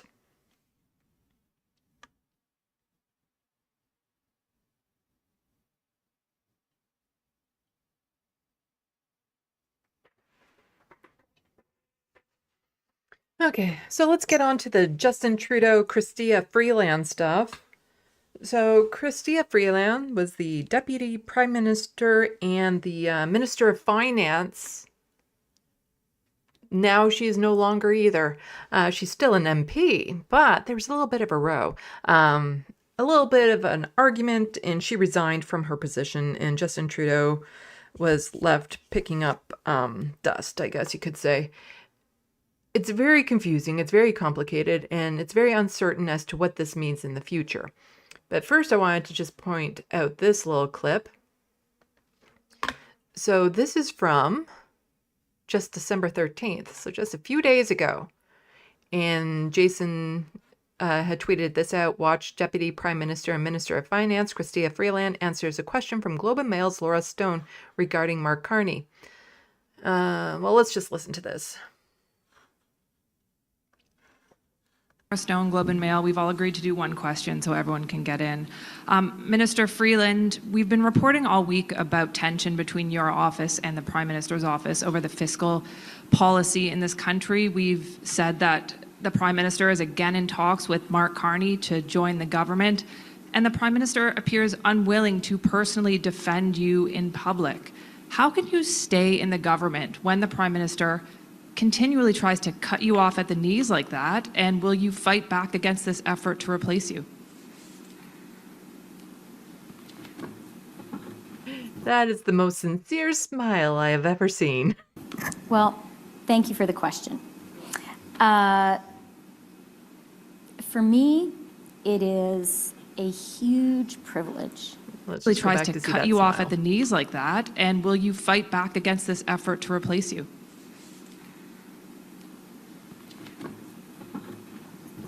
Well, thank you for the question. For me, it is a huge privilege that I do not take for granted to serve Canada and Canadians every single day. It's a big deal. There are kids here who went to school with my daughter who are great young innovators, and I'm really proud to be able to offer them something that will help their company. I'm proud and grateful to be able to serve in the cabinet of the Prime Minister. And I really don't spend a lot of time focusing on Ottawa gossip. My focus is on doing what I can to serve Canada and Canadians in what's a really challenging time for our country. Next question. Yeah, just don't focus on the gossip, focus on all of that sort of stuff. And what happens? Trudeau fired Freeland as finance minister over Zoom, says sources. Dressed in red, flanked by a circle of supporters, the former finance minister attended the Liberal holiday party. I'm happy to be with my family. While the Prime Minister showed his spirit to lead. Like most families, sometimes we have fights around the holidays. But of course, like most families, we find our way through it. But goodwill is running dry. Sources say about 60 Liberal MPs, more than a third of caucus, want Justin Trudeau to step down. Those calls are growing louder after the party lost another by-election on Monday night. I'm glad the Prime Minister is reflecting on the way ahead. At the heart of that reflection, I think, needs to be a view that says that no individual is bigger than the country. Sources tell CTV News the Prime Minister told Chrystia Freeland over Zoom last week she was being replaced as finance minister. But Freeland got in the last word, announcing her resignation publicly on X, criticizing Trudeau for spending on costly political gimmicks and not putting money in reserve to fight Donald Trump's threat of a terror. You warned her over Zoom what you were about to do, so she went public with it. Oh, that's gotta hurt. Therefore, it was time to inflict, maximum chaos and damage, and she succeeded. I have a lot of respect for Chrystia Freeland. Freeland negotiated the last free trade deal with the U.S. under the previous Trump administration. That was a great trade deal, huh? Social media, the president-elect celebrated her exit, calling Freeland's behavior... The only way for him to get that is to call for another... Chaos has the opposition demanding Trudeau prove. Chaos has the opposition demanding Trudeau prove he has the mandate to lead. The only way for him to get that is to call for an election. While the NDP leader wants Trudeau to quit, Jagmeet Singh has not called for an election, leaving him open to more conservative taunting. And put his votes where his words are to trigger an election. 9 cabinet ministers have resigned since the summer. The Prime Minister says he'll take the holidays to consider his next move, to quit or stay and fight for his political life. Omar. All right. And yeah, so this is another one just saying around 50, or that other article saying 60 Liberal MPs are calling for Justin Trudeau to step down as Liberal leader. The Prime Minister tried to calm the chaos triggered by his finance minister's bombshell resignation. Justin Trudeau says he'll consider his next move over the holidays, not soon enough for some. The Prime Minister is living in a false reality. He's delusional if he thinks we can continue like this. About 50 Liberal MPs are now calling for Trudeau to step down. That's 1/3 of the caucus. Making matters worse, the Liberals were decimated in a by-election last night. We'll get to that in just a moment as well. At minus 38. We lost the BC by-election by 50 points yesterday. We lost St. Now keep in mind, the only reason why Anthony Horsefarter here is speaking out against Justin Trudeau is Justin Trudeau is willing to arrest Benjamin Netanyahu, because Justin Trudeau will follow international law. And this guy is the most Zionist of Zionists within the government. Doesn't matter which party you're talking about, this guy is the biggest Zionist we have. St. Paul's, we lost LaSalle. And I think all of these are clear indicators that the Liberal Party will do far better in another election with a different leader. Canadians want a change. Chrystia Freeland showed up at the urgent meeting and was applauded. Okay, so let's get to a little bit more stuff here. So this is from Colin DeMello. Federal Finance Minister Chrystia Freeland resigns from Trudeau's cabinet after she said she was informed she would be shuffled out of the role. Over Zoom, apparently. Freeland takes her own shot at the premier about keeping the country fiscal house in order in the face of American tariffs. This means ensuring costly political gimmicks, which we can ill afford, which whatever. It's in here. It's in here. This is the letter that she tweeted out. That's pretty tiny. Just a second.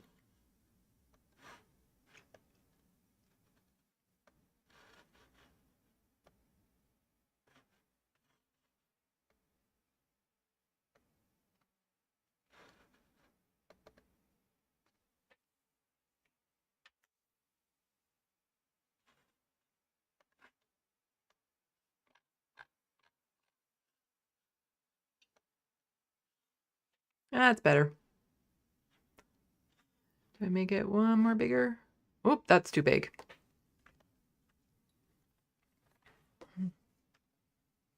So this is her letter to the Right Honourable Justin Trudeau. And dear Prime Minister, it has been the honour of my life to serve in government working for Canada and Canadians. We have accomplished a lot together. On Friday, you told me you no longer wanted me to serve as your finance minister and offered me another position in cabinet. Upon reflection, I have concluded that the only honest and viable path for me is to resign from the cabinet. To be effective, a minister must speak on behalf of the Prime Minister and with his full confidence. In making your decision, you made it clear I no longer credibly enjoy that confidence and possess the authority that comes with it. For the past number of weeks, you and I have found ourselves at odds about the best path forward for Canada. Our country today faces a grave challenge. Incoming administration in the United States is pursuing a policy of aggressive economic nationalism, including a threat of 25% tariffs. We need to take that threat extremely serious. We need to take that threat extremely seriously. That means keeping our fiscal powder dry today, so we have reserves we may need for a coming tariff war. That means eschewing costly political gimmicks, which we can ill afford and which can make Canadians doubt we recognize the gravity of the moment. That means pushing back against America First economic nationalism with a determined effort to fight for capital and investment and the jobs they bring. We must fight for that capitalism. That means working in good faith and humility with the premiers of the provinces and territories of our great and diverse country and building a true Team Canada response. I know Canadians would recognize and respect such an approach. They know we are working for them, and the equality they know we are focused on ourselves. Inevitably, our time in government will come to an end. Yeah, she knows he's getting fired in the next election. But how we deal with the threat our country currently faces will define us for a generation and perhaps longer. Canada will win if we are strong, smart, and united, which is why I'm totally throwing the Liberal Party to shit right now. In this conviction, which has driven my strenuous efforts this fall to manage in our spending in a way that will give us the flexibility we need to meet the serious challenges presented by the United States. So she's the one that told people who are struggling financially to maybe think about getting rid of your Disney Plus account on your second TV. But maybe you don't need Disney Plus on all of your TVs, that you can do that. You know, if you're struggling financially, you have to look at the bigger picture and see what you can cut out. And she's also the one that I highlighted in my last stream to refer to the vibe session. You know, the recession you think is going on is just in your head. That's who this woman is. The vibe session and the, cut out your Disney Plus if you're struggling woman. I will always be grateful for the chance to have served in government, and I will always be proud of our government's work for Canada and Canadians. And she was so proud earlier, too, to be part, well, yeah. That comment, that little clip that she had aged like milk in a heat wave. I look forward to continuing to work with my colleagues as a Liberal Member of Parliament, and I am committed to running again for my seat in Toronto in the next federal election. So she plans on running again. But hopefully she's hoping as the leader. We'll get to that. With gratitude. That's the signature.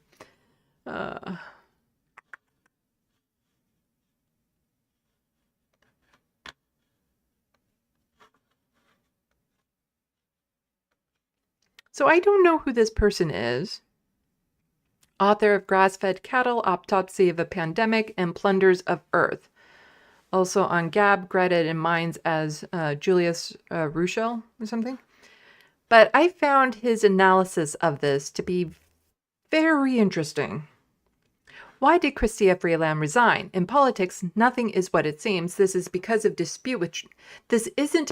a dispute with Trudeau over tariffs and spending.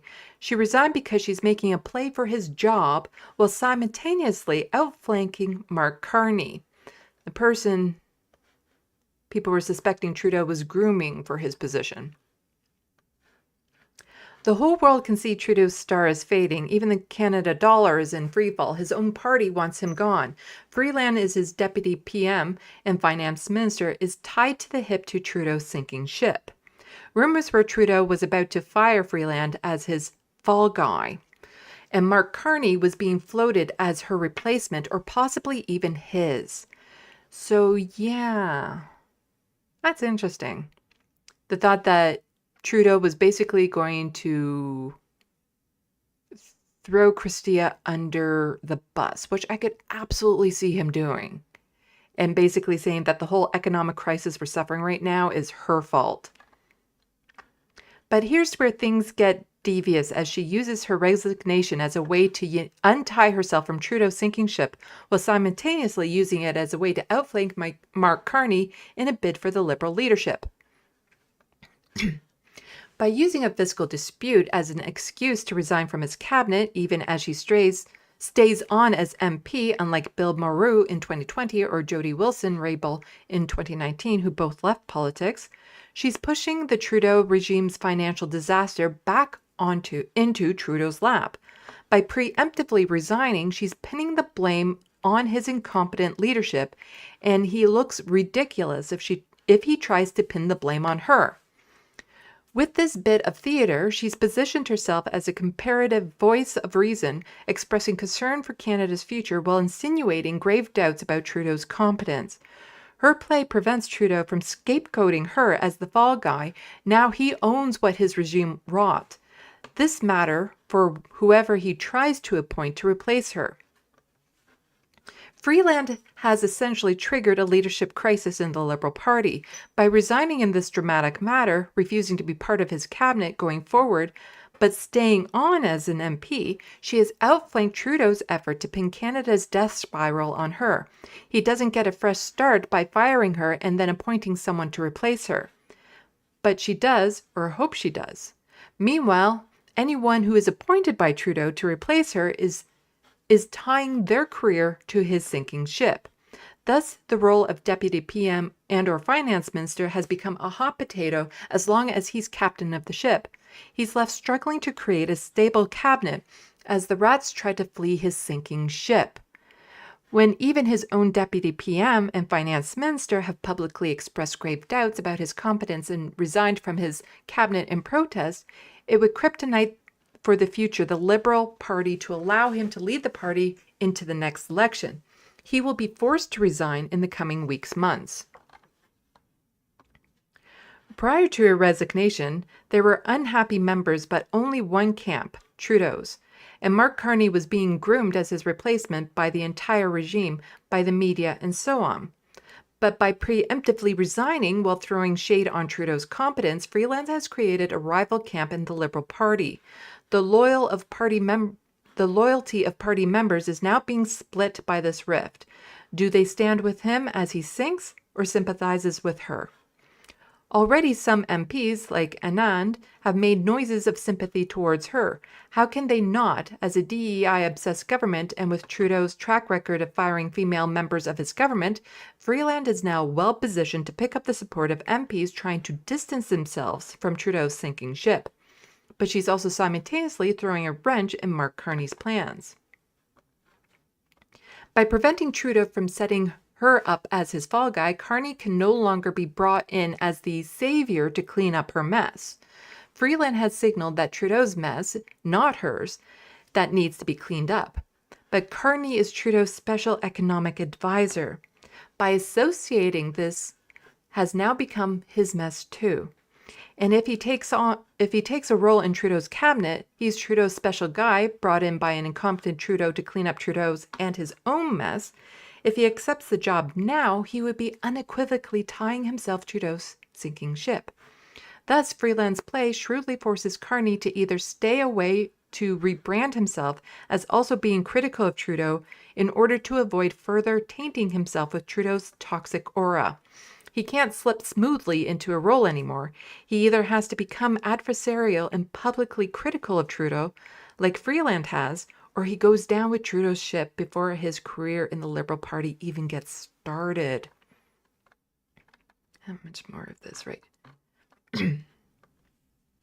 This crisis that Freeland has unleashed with her resignation and public criticism of Trudeau's competence has turned service in Trudeau's cabinet into a career-threatening position. As his hold over his party unravels, the probability that someone other than Trudeau will be leading the Liberals into the next election increases dramatically. Instead, we have two rival camps emerging as Trudeau's successor, Carney and Freeland. Carney versus Freeland. And Freeland's plays position Carney as an Trudeau handpicked guy and co-architect of Trudeau's financial disaster, with her positioning herself as the alternative. After Freeland's grotesque mismanagement of Canada's finances during her tenure, the idea that she suddenly has misgiving about Trudeau's spending or that she's suddenly growing a conscience is laughable. But this alternative alternate explanation makes a lot of sense. Trudeau's time is ending. The rats are finding ways off the ship by positioning themselves to try to seize the throne. Whether Freeland's elaborate game succeeds is another matter altogether. Her hands are stained. Her play reeks of desperation, but she is a skilled manipulator, otherwise she wouldn't have lasted this long in the Liberal politics, and never underestimated the capacity of the Liberal Party, the media, and Liberal voters to rewrite history according to some new emerging narrative of their love affair with Trudeau comes to an end. At a minimum, she has improved her chances of being re-elected by distancing herself from Trudeau by pinning the economic wreckage caused by his leadership on him. But by splitting the party into two camps, she is also forcing other Liberal Party members to pick sides. Liberal MPs can either remain loyal to Trudeau, jump ship to Freeland's camp, or set up a third rival camp. Anyone considering option 3 faces a much more difficult run for the leadership role now that Trudeau and Freeland, as number 1 and number 2 of the party, are in rival camps.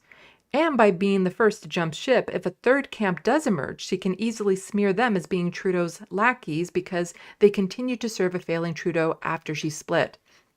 Meanwhile, Carney, as Trudeau's current special economic advisor, is going to have to find some creative way to rebrand himself to avoid tying himself to Trudeau's sinking ship or stay away altogether.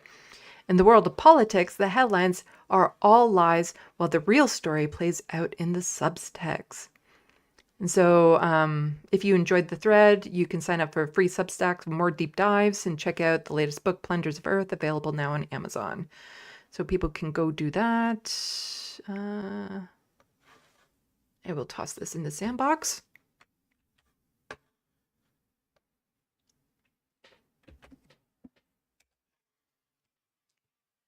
But I did find this breakdown very interesting. And it is just, again, the aggravation of the political theater. The way that these politicians are more concerned about their jobs than they are about the people they're serving. All this maneuvering, like the fact that the economic crisis and all this sort of stuff is happening, none of them care about how this is affecting the people. All they care about is how they can gain a foot up in leadership, in their jobs, in their positions, how they can shore up support for themselves. What happens to the people, they don't give a damn. It's so frustrating how much they put their careers above the well-being of the people that they're supposed to be serving. But Green Party of Canada, so after a chaotic day in Parliament, Elizabeth May, critical of the fall economic statement for failing to meet the scale of the crisis Canadians face, it's time to deliver solutions. And she also has a little bit of a statement about what just happened. There was an effort at you.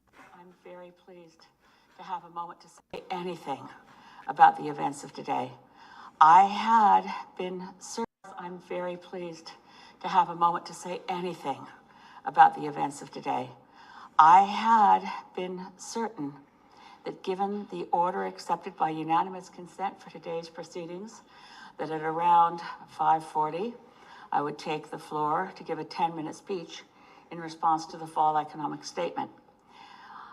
I've been, as I think we all have been, shocked by the events of today.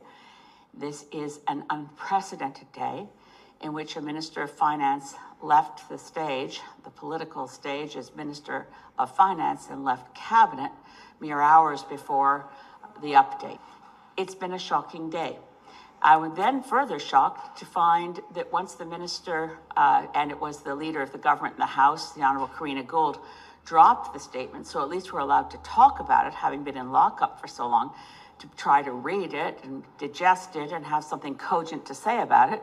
We were then informed that none of us would be able to make speeches about it. No one would be able to debate it. There was an effort at unanimous consent. It was blocked by one Liberal MP. This has been a tough day for all of us, I think. Especially, I can't imagine what it's like for people in the Liberal caucus. But then we have the chance to read the fall economic statement, but no chance to talk about it. This is thin gruel indeed. Canadians need real action on a range of issues, from affordability, housing, grocery prices. But for us, I'm grounded in what the world's going to look like for my grandbaby who was just born October 30th, and all I can think about is that the climate crisis is galloping towards us, and we're busy with other distractions when we could be focusing on what's necessary to protect our children and having a healthy economy at the same time. We can do it together. If we pull together, we have barely enough time to save ourselves. And I can't begin to imagine how I will ever face those grandchildren with what's coming unless we fight like hell in the time we have left. Very inspiring. And there's also Jagmeet Singh. So let's see what he has to say. Canadians are struggling with the cost of living. I hear it everywhere I go. People cannot find a home that they can afford. They can't buy their groceries. And on top of that, we have Trump threatening tariffs at 25%, which put hundreds and thousands of Canadian jobs at risk. And instead of focusing on these issues, Justin Trudeau and the Liberals are focused on themselves. They're fighting themselves instead of fighting for Canadians. And for that reason, today I'm calling on Justin Trudeau to resign. He has to go. Lead by example. Why don't you resign first, Jagmeet? You can resign first. And I'm sorry. The placement of these buttons is just so distracting. Home that they can afford. They can't buy their groceries. And on top of that, we have Trump threatening tariffs at 25%, which put hundreds Sometimes and I'm thousands childish. of Canadian jobs at risk. But yeah, lead by example. Resign yourself because the NDP also needs a new leader. Though I'm all for him not, forcing a new election. And I forget where I'm going to say that, so I'll just say it now. I don't want a new election soon because, the NDP is more aligned with the Liberals than they are with the Conservatives. So why would the NDP want to call an election now when the Conservatives are in the position that they will absolutely, totally win right now? It makes no sense. The longer we go on without an election, it's a very slight chance that something drastic could change so that maybe instead of a majority, we get a minority of the Conservative Party in. But the longer we can go without the Conservatives in power and the more time we have to prepare for it, the better. So the longer Jagmeet goes without calling for an election, to me, the better.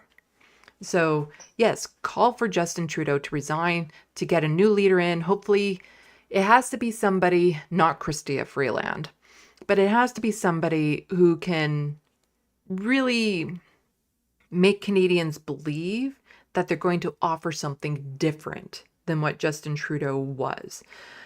I don't know if that's possible at this point. But also, Jagmeet needs to go. He doesn't stand the chance of helping the NDP at all. So they both need to do a leadership race now. They both need to get in an amazing person now. And then there's a small chance that it's enough time before the next election that they can sway more people into voting for them. And I just caught over in the corner of my eye some people saying, oh, Charlie Angus, maybe he can run for leadership. He's NDP MP. He's not planning on running in the next election. I hate to break your hearts. He's not going to be running. This is it for him. He's moving on. Because, here's Joy Henderson saying, it's literally one person who can see Justin out, but he won't because he won't win. And whether it's his own or now 6 months down the road, he won't. So for the love of beaver tails and house hippos, give it a rest. And she was quoting Jagmeet saying, it's time for Justin Trudeau to resign. Liberals are fighting each other when Canadians need a prime minister who will fight for them. It is more important than ever for people to stand together to fight the threat of conservative cuts. And for this to be happening now, where we're getting Trump into office and the threat that he poses to Canada, you need a really strong, unified governing party to be able to push back against that. but the Liberals will be so far up their own asses that they won't be able to lick the boots of Donald Trump. Like, it's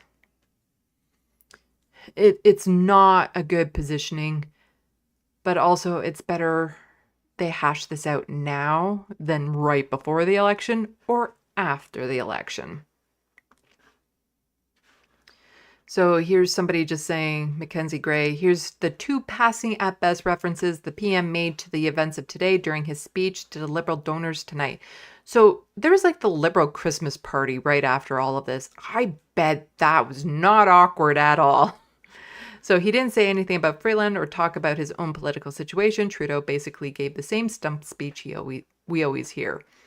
Yeah, having to go to like a Liberal event right after this, probably super awkward.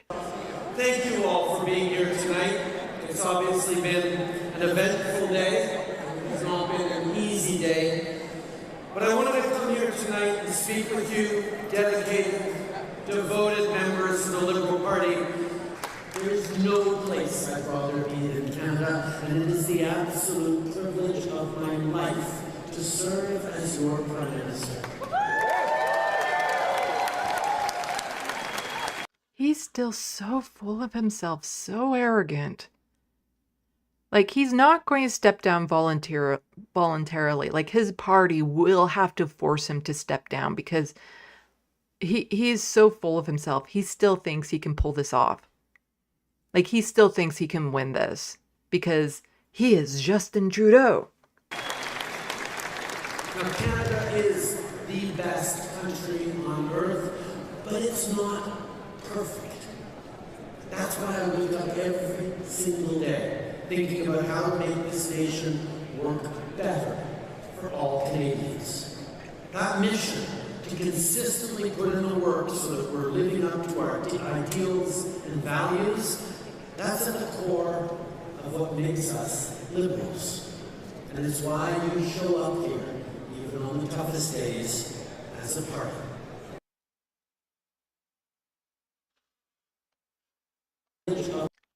His spine is comprised of the silver spoons that have been shoved up his ass. So, of course, Donald Trump had to weigh into this.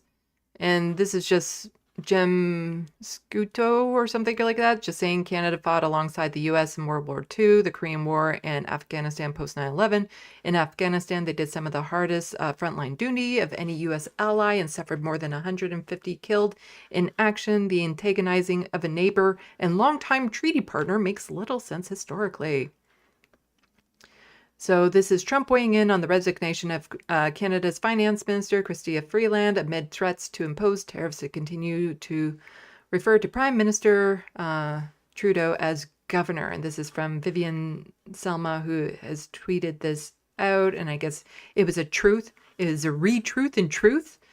So not on Twitter yet. The great state of Canada is stunned as the finance minister resigns or was fired from her position by Governor Justin Trudeau. Her behavior was totally toxic and not at all conducive to making deals which are good for the very unhappy citizens of Canada. She will not be missed. Again, she's the one that actually negotiated the last trade deal with him.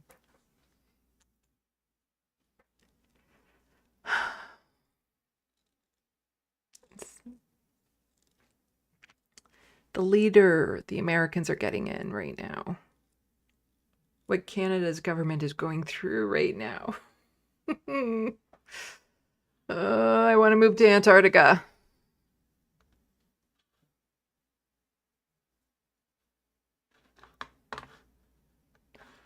So, who is Justin Trudeau? Like, just a reminder of the kind of performative faux feminist that he is. Apparently, hours after Trump taunt, Trudeau calls Harris' election loss attack on women's progress. Prime Minister Justin Trudeau says women's rights and women's progress is under attack, pointing to the recent defeat of U.S. presidential candidate Kamala Harris as an example. Speaking on Tuesday night at an event hosted by Equal Voice Foundation, an organization dedicated to improving gender representation in Canadian politics, Trudeau said there are regressive forces fighting against women's progress. He's one of them. He's one of them. It shouldn't be that way. It was supposed to be that way. It wasn't supposed to be that way. We were supposed to be on steady, if difficult sometimes, march toward progress, Trudeau said, adding he is a proud feminist and will always be an ally. And so he's only now mentioning that, Kamala lost because she's a woman after Trump taunted him. And he's saying this at an event that is a foundation supporting women in politics. Frodo, come here, baby. People want to see you. People want to see you. Come here, babe. I want to show Frodo off because he's doing really well. Anyway, yeah. Justin Trudeau is just a performative douche canoe who is so fake with his support. Like, it reeks of just, what's the word? There's a word in my brain that I'm thinking about right now, the way that he performs this. But it's just so phony, the way that he acts.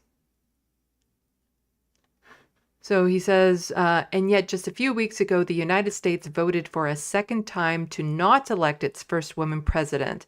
Because that's all it was about, really. Yeah. For the second time, they chose not to elect a woman. I wonder if there was any underlying issues around that. Everywhere, women's rights and women's progress is under attack, overtly and subtly.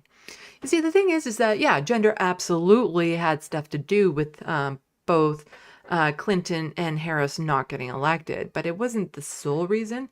With Harris, it was probably more of a reason than with Clinton, because Clinton had a lot of other stuff going on with her. So it did have something to do with it, but it wasn't the sole thing wrong. And to just sit back and be like, yeah, progress is under attack, because for the past couple elections, when there was a woman candidate in the United States, she wasn't elected. That just means that progress is under attack. It's very lazy framing as to what actually happened in these elections. Trudeau's comments come a day before he's set to meet provincial and territorial premiers to discuss Canada's approach to negotiation with the U.S. as Canada faces a threat of a 25% tariff hike coming from President Donald Trump. Because, of course, the thing you want to do is antagonize Donald Trump about feminism right before you talk with him. The remarks also come hours after Trump taunted Trudeau on social media, referring to the Prime Minister as Governor of the great state of Canada. Let's see.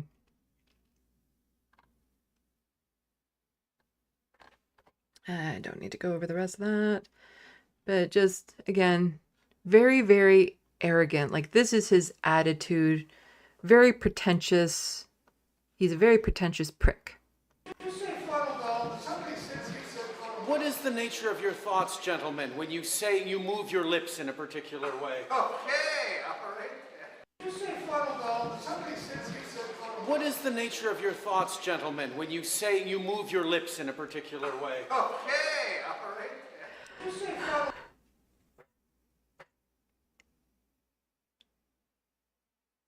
Such an arrogant asshole.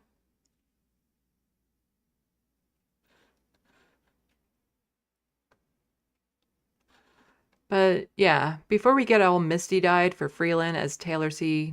Nokes says, a reminder that she has consistently ran defense for her Nazi propagandist grandfather and refused to even acknowledge the severity of his crimes.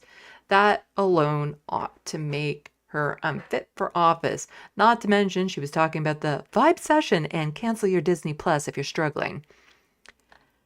Now, the thing is that if your grandfather was a Nazi, that shouldn't be held against you. But it's the fact that she's never denounced him. She's never called it out. She's shown ties towards it. Like, despite Chrystia Freeland's denials, her grandfather was complicit in the Nazi genocide. Is there another? I think there was a comment there that I wanted to see from Christo Avalos. But, yeah. This is the article. I'm not going to read all of it because it's The Breach, and they do super long articles. But I will toss this in the Sandbox for people to read if you want.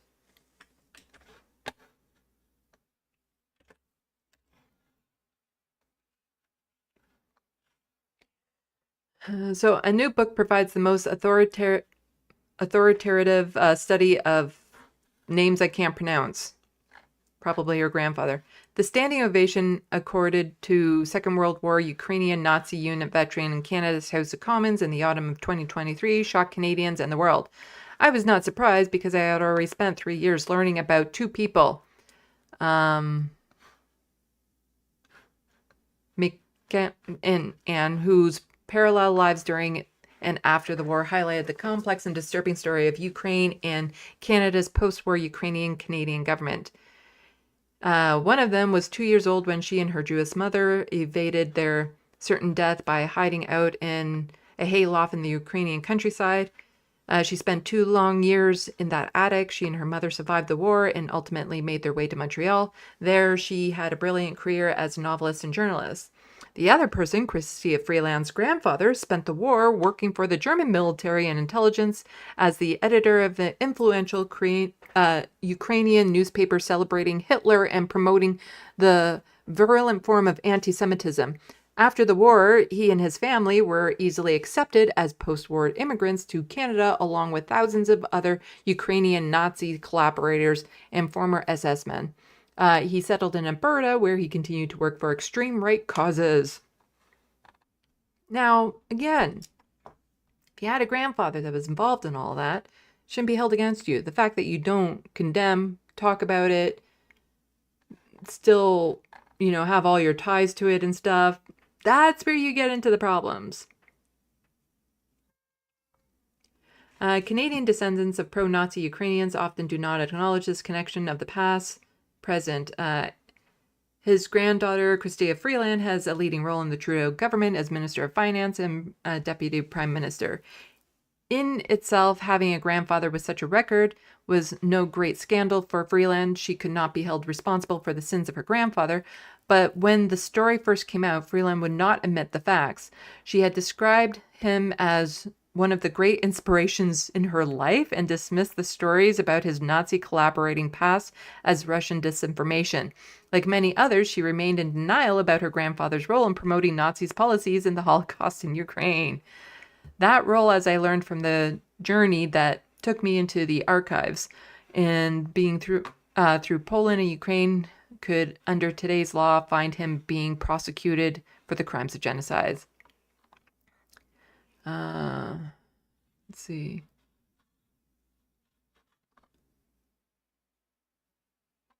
So very little of the statement she made about them was accurate, but yeah, people can read the full article. So Chrystia Freeland, not ideal to be the next Prime Minister of Canada, and maybe check that memorial, that Victims of Communism memorial, to see if her grandfather's name is on it, maybe. But here's the other option for Prime Minister we have right now, not in the Liberal Party, in the Conservative Party. So we heard from Jagmeet Singh, who himself won't lead by example and resign, and maybe get a new leader in power. We've heard from Chrystia Freeland, from Justin Trudeau, as to the type of people. All of them would be horrible prime ministers. Well, so would Pierre Poilievre. So this guy here is the COO of Shopify. Canada lover. Ugh. You see, this is why I get a little bit upset every time I hear the Majority Report promote them. Just saying. I'm just saying there's a lot of issues with Shopify. A lot of issues with them. And he had tweeted out, quote, tweeting a Globe and Mail. Freeland confirms Ottawa to develop $15 billion program to help pension fund invest in AI data centers, Globe and Mail. So Kaz says, I am encouraged that the government finally wants to build something, but this effort will fail just like the Asian Infrastructure Investment Bank. Ottawa thinks the only way to build is to fund banks and pension funds. That's because Ottawa is controlled by people who do not understand the real economy. If you want housing, don't fund banks, cut regulations. Ugh. Make it easier to build. If you want data centers, don't fund banks, cut regulations. Ugh. Make it easier to build. Affordability and consistent access to energy should be Canada's winning strategy. But because we have made it impossible to build, no one wants to build in Canada. To which Pierre Poilievre said, Shopify is not only the most spectacular entrepreneurial Canadian success story in this century, its leaders, Tobias and Kaz, have the backbone to stand up and fight against entrepreneurs. Corporate Canada needs to learn more from them in every way. How many licks of the boot till you reach the sole of the foot? Pierre Poilievre knows.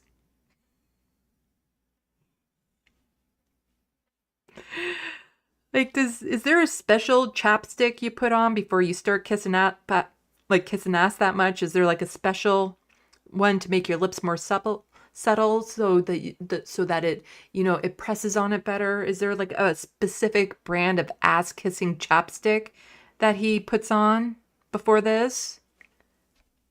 What a little weasel. But the thing is that, as is, and why I don't want the election sooner than later, is he's going to win. He's going to win. And there's another prime example of how bad the Liberals are suffering right now with this. So Conservatives decisively win in BC federal by-election, dealing another blow to Trudeau. So this was Cloverdale Langley City by-election was won by Tamara Jansen, who held the seat from 2019 to 2021.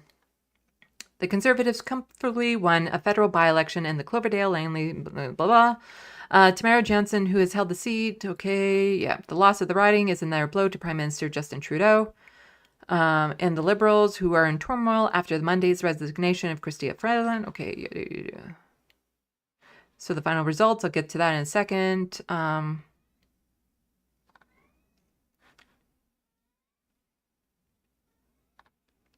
Let's see.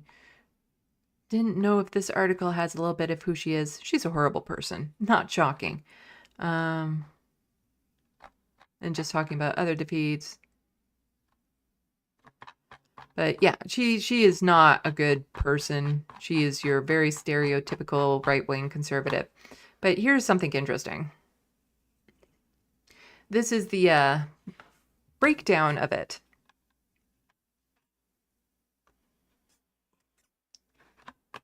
Don't know if you can get a good look at that on screen, but for this by-election, and I get by-elections will have lower turnout than if they're happening during a regular election and stuff. I get that.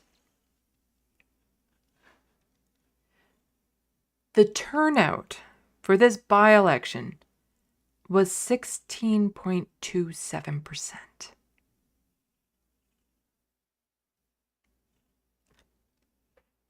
Down 44 points from the last election.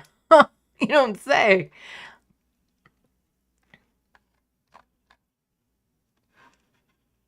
So here we have turnout, 14,979 people. Eligible voters, 92,061.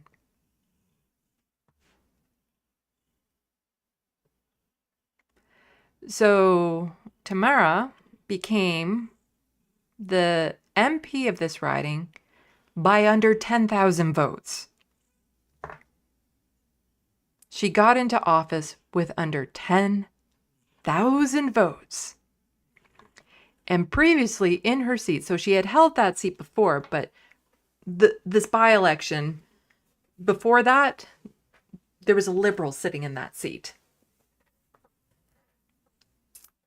This is where the party is going. the Liberals are going to lose brutally in the next election. So unless somebody else kind of stands out with the Liberal government and becomes the leader, not Christia, not Justin, somebody who can really impress on people that they will be a different Liberal Party,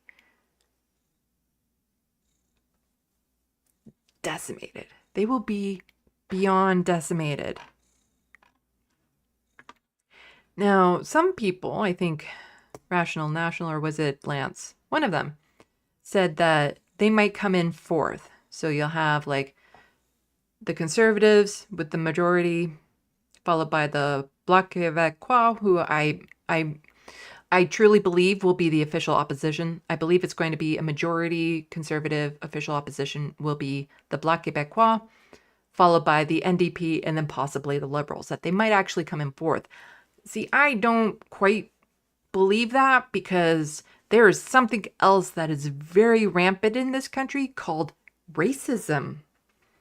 And right now in Canada, there's a lot of anti-India racism going on right now. Like, it is just skyrocketing, partly because of the reports that came out about the interference, the assassinations of the India government has been doing here. You know, the interference in the Conservative leadership run, the fact that they have assassinated people and all that. So anti-India racism has skyrocketed. The NDP will be lucky to maintain party status in the next election. That's my belief. Because, you know, down in the States, Kamala Harris, gender had something to do with it. Racism also had something to do with it. Those were big elements. And in Canada, for us to try to gloss over it, not think of it, not acknowledge it, racism will have a huge part to play with Jagmeet Singh not winning and losing a whole bunch of votes. Like a whole bunch of votes.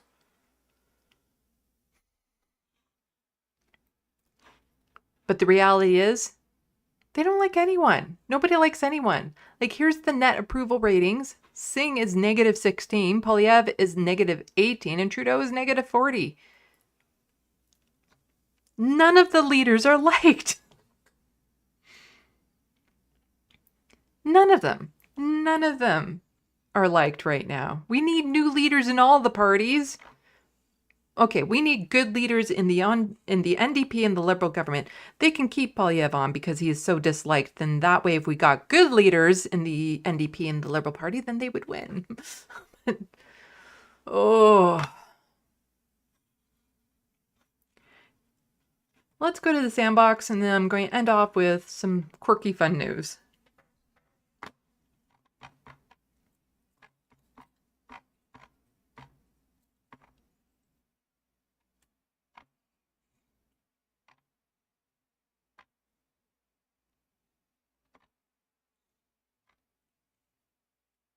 Let's see.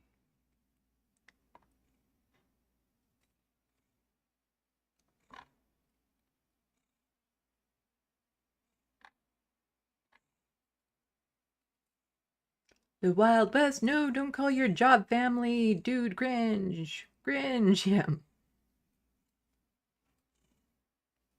The Wild West, where's my $250? Apparently Chrystia Freeland was against that for some reason. So while the GST thing is actually happening right now, which is a bit of a mess, of course the news media will make it seem like a bigger mess than what it actually is. It was just a bit of a headache for the companies to try to figure it out. And it will be a bit of a headache because it can be confusing, which qualifies for the GST, HST holiday, as they're calling it. So it can be a bit confusing as to what goes there. And, you know, should the person at the point of sales, the cashier, not know, you can guarantee the customer will know. And if the cashier messes it up, then the cashier is going to get the brunt of that, which is unfortunate. But, you know, I'm not against the holiday on it. It's just it doesn't solve any problems. But the $250 wasn't actually set in stone yet. So now, with everything that's happening there, there's a good chance that might not even happen. And it was only for people who had been working in Canada, so people with disabilities weren't going to get it anyway.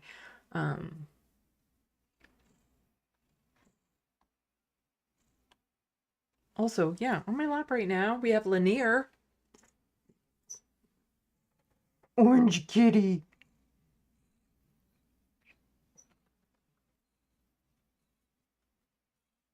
Show everyone your goatee. Show your goatee. Show your cute little white goatee.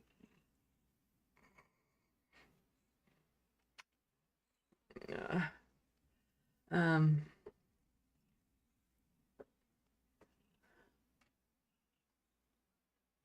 let's see.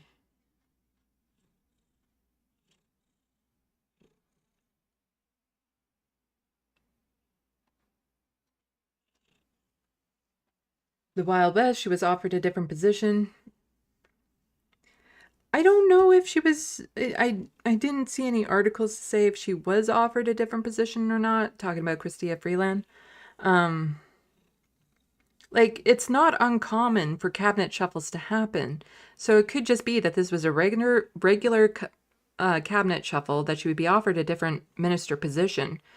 Instead, she just decided to take this as an advantage towards her and make it into this big blow up thing, this big like leadership review challenge thing, as opposed to just taking on another minister role.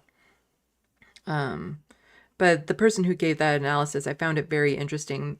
The idea that Trudeau was gearing to make her the scapegoat for the economic situation we're in right now, and how she usurped that by basically coming out. Like, it's all a game to them. It's our lives, but it's a game to them.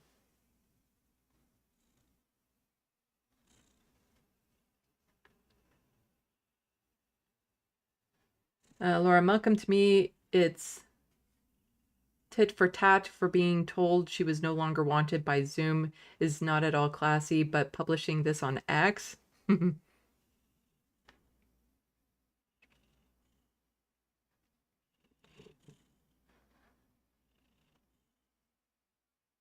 The Wild West. I am critical of this signature, yes. Also saying I got rid of my Disney Plus and now behind Star Wars. Yeah, you shouldn't have to. Like, that's the thing. The idea that if you're living with poverty, that you have to sacrifice every luxury, everything that might bring you joy, give you something to look forward to, like every good thing before you're allowed to what? Like, if you live with poverty, you're just not supposed to have anything good? No, you should be able to have cable or Disney Plus or something, an outlet, an entertainment source, something to look forward to. You know, you should be able to have some things in life that make life better, regardless of your income.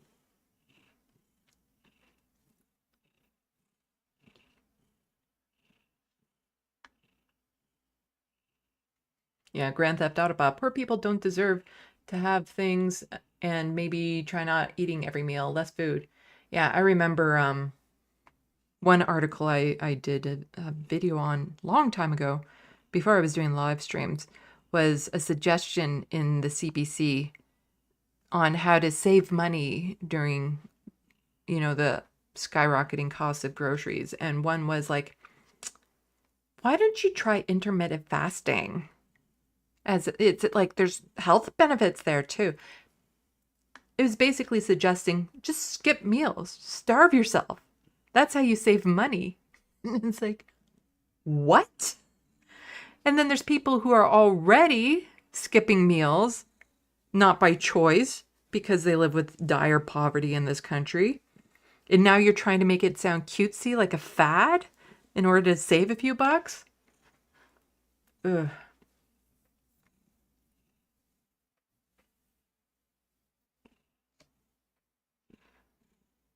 Hermatologist, I haven't had a streaming service for 4 years.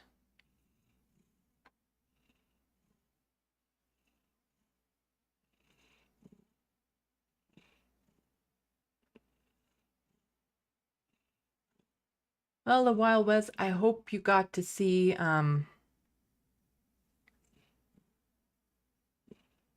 I am totally blanking on the name of the show, right? Andor. Yeah, that's it. Before you lost it, because my God, that series was amazing.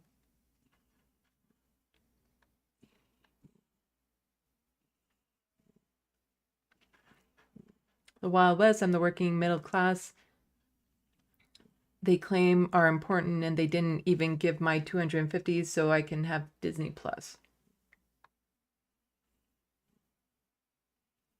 Bad Lefty saying Mark Carney was a former governor of the Bank of England. Might be a different one. Different Mark Carney.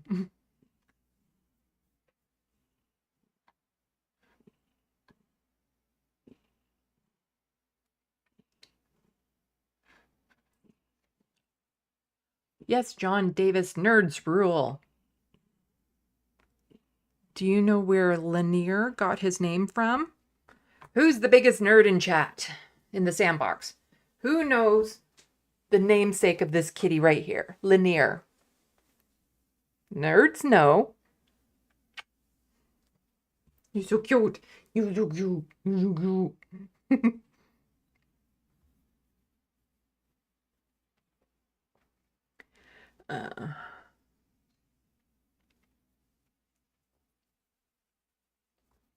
Hello, Geodragon.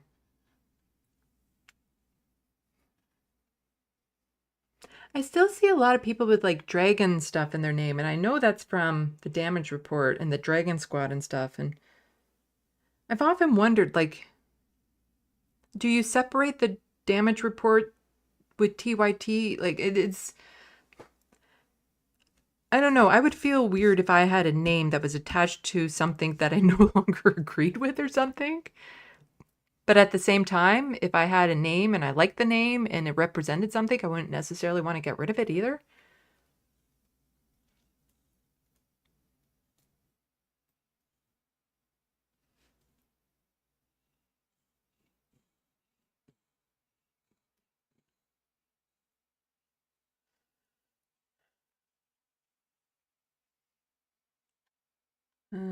And just some people thinking that they want Charlie Angus to run. I want to see Matthew Green run for the NDP leadership. Nikki Ashton would be amazing too. Leah Gazan would be amazing. Like if any of those three could become the leader of the NDP, my God.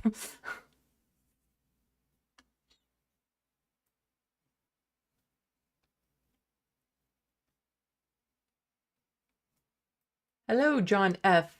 Mick Dropout. Welcome to the Sandbox.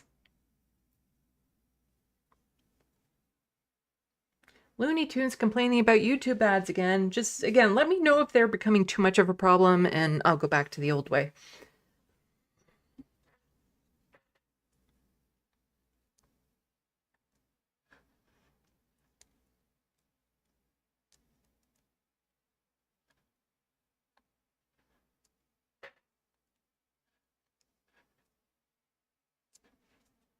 Laura Malcolm, he got his pension now. Talking about Jagmeet Singh. Well, Pierre Polyev got his at 34.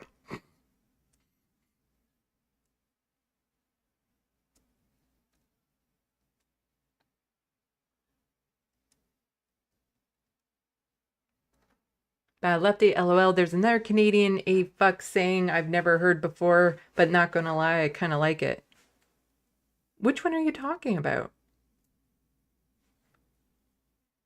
Yeah, other people are wondering.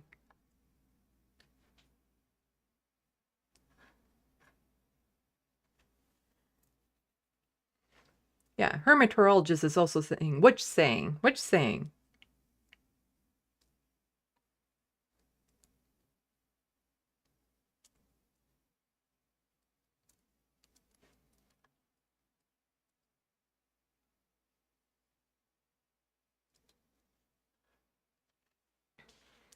Laura Malcolm saying I'm not a liberal, NDP, or green, but most of all, I am never a pecan. Yeah. As I say, I'm a nonpartisan progressive.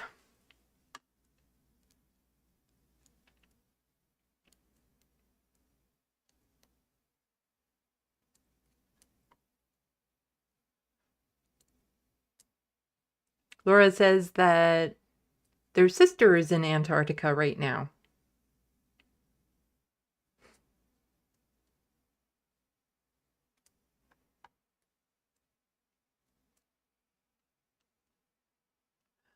Let's see.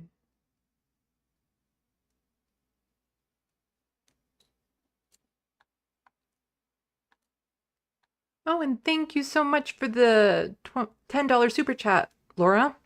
Great to meet you all, lefties. I will be back for more. Thanks, Sandy. Well, thank you so much. Oh, and it looks like we just got Lucy Hayes and their viewers joined. Well, welcome, Lucy Hayes and viewers. Last time I tried clicking on this for more information, my screen went dark. So let's see if it works this time. Oh, no, it disappeared. Where'd it go? I don't know how to like click on. Well, thank you so much for the people from Lucy Hayes. It's just it's so faint, like it's faint on there, and I can barely read it, and it doesn't stay up very long. And I don't know how to use this well enough to know where it's coming from. But yes, thank you so much, Laura Malcolm, for coming out and the $10 super chat. Super appreciate it.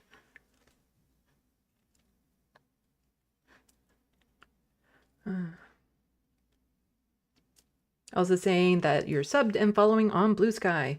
Yes, please follow. I have 2 accounts on Blue Sky. One is SandeeLovas and the other one is LeftoftheBox. I started all these accounts with SandeeLovas and then I figured, oh, I can get the LeftoftheBox handle. Because when I first joined Twitter, it wasn't available. So I went with SandeeLovas. But now it's available, so now I have it.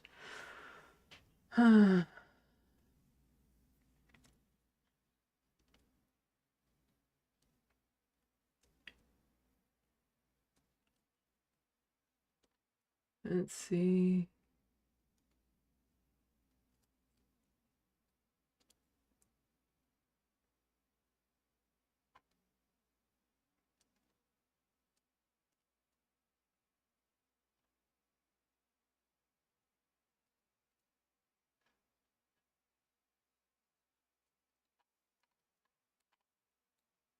The Wild West says Babylon 5. Mm-hmm.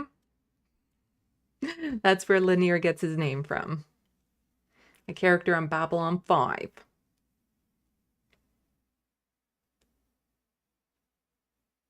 And welcome to the Sandbox, our way, man.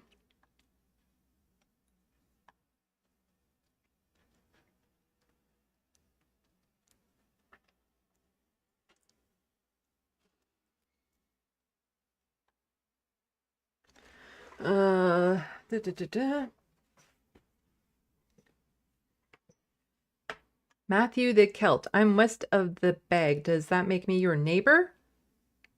Welcome to the Sandbox, Matthew the Celt. I have no idea what you're talking about.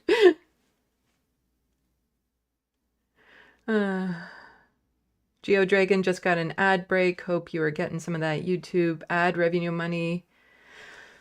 Yeah, again, if they become too problematic, I have it at its lowest setting for ads in my live streams. If it becomes too problematic, I can just go back to having it manual and then ADHD forgetting to do them. But it does help in the algorithm if I have it going.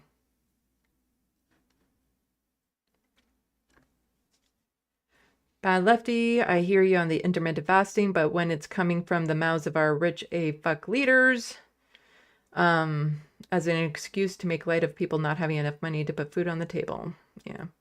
So Geo Dragon says, I have mixed feelings about the damage report still being connected to TYT. I now have a second YouTube account that's not Dragon name. Modern Inky Cap.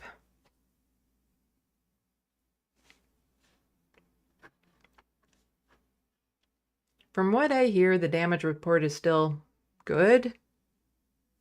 I haven't watched it in ages.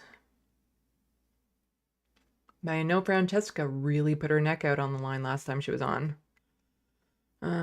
Matthew the Celt, I'm not a part of Sand, but you're in the Sandbox.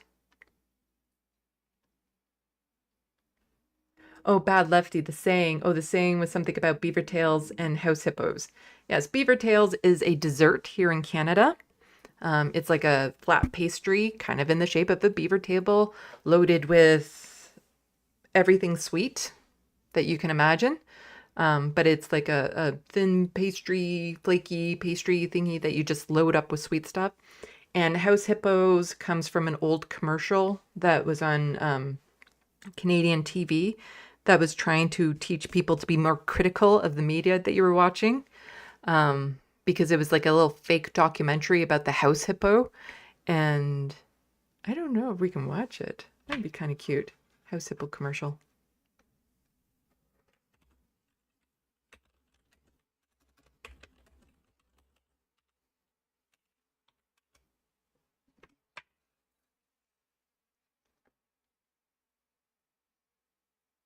Okay, I don't think I'll get hit up for a copyright strike with this because it's ancient.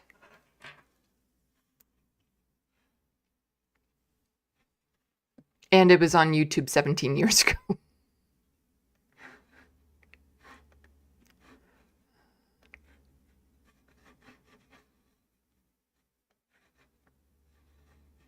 It's night.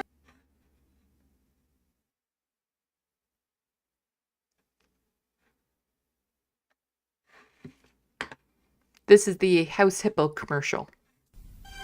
It's nighttime in a kitchen just like yours. All is quiet. Or is it? The North American house hippo is found throughout Canada and the eastern United States. House hippos are very timid creatures and are rarely seen, but they will defend their territory if provoked. They come out at night to search for food, water, and materials for their nests. The favorite foods of the house hippo are chips, raisins, and the crumbs from peanut butter on toast.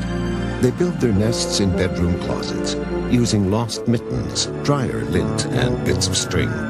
The nests have to be very soft and warm. House hippos sleep about 16 hours a day. That looked really real, but you knew it couldn't be true, didn't you? That's why This was way before AI, too.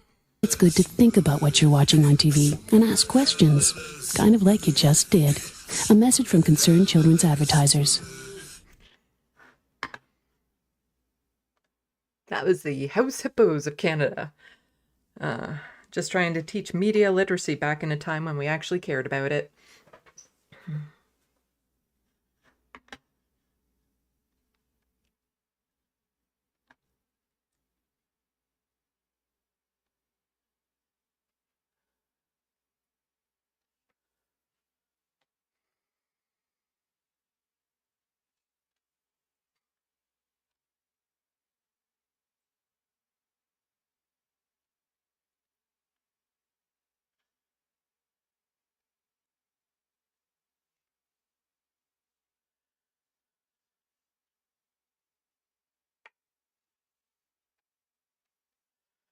Let's see. Grand Theft Autobot. Oh, right. Lanier.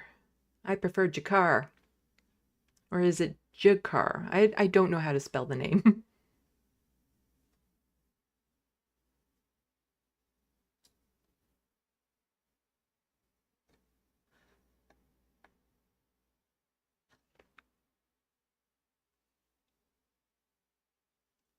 GeoDragon, I haven't watched the damage report this December at all since TYT gotten worse.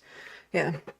There was a clip going around of Francesca on the damage report this last time, and she actually seemed afraid for her job speaking up against what was happening. It was unsettling.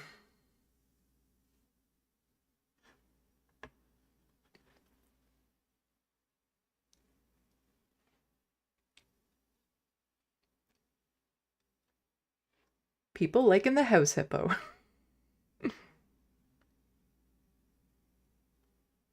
The Wild West. I want one for Christmas.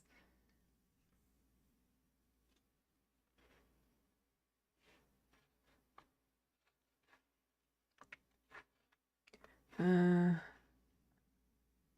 Lefty. God damn it, Sandy. Now I want a pet house hippo. Yeah. Is that when it was from, like 2002? It looks older than that. John Davis. So that's what's been eating my peanut butter.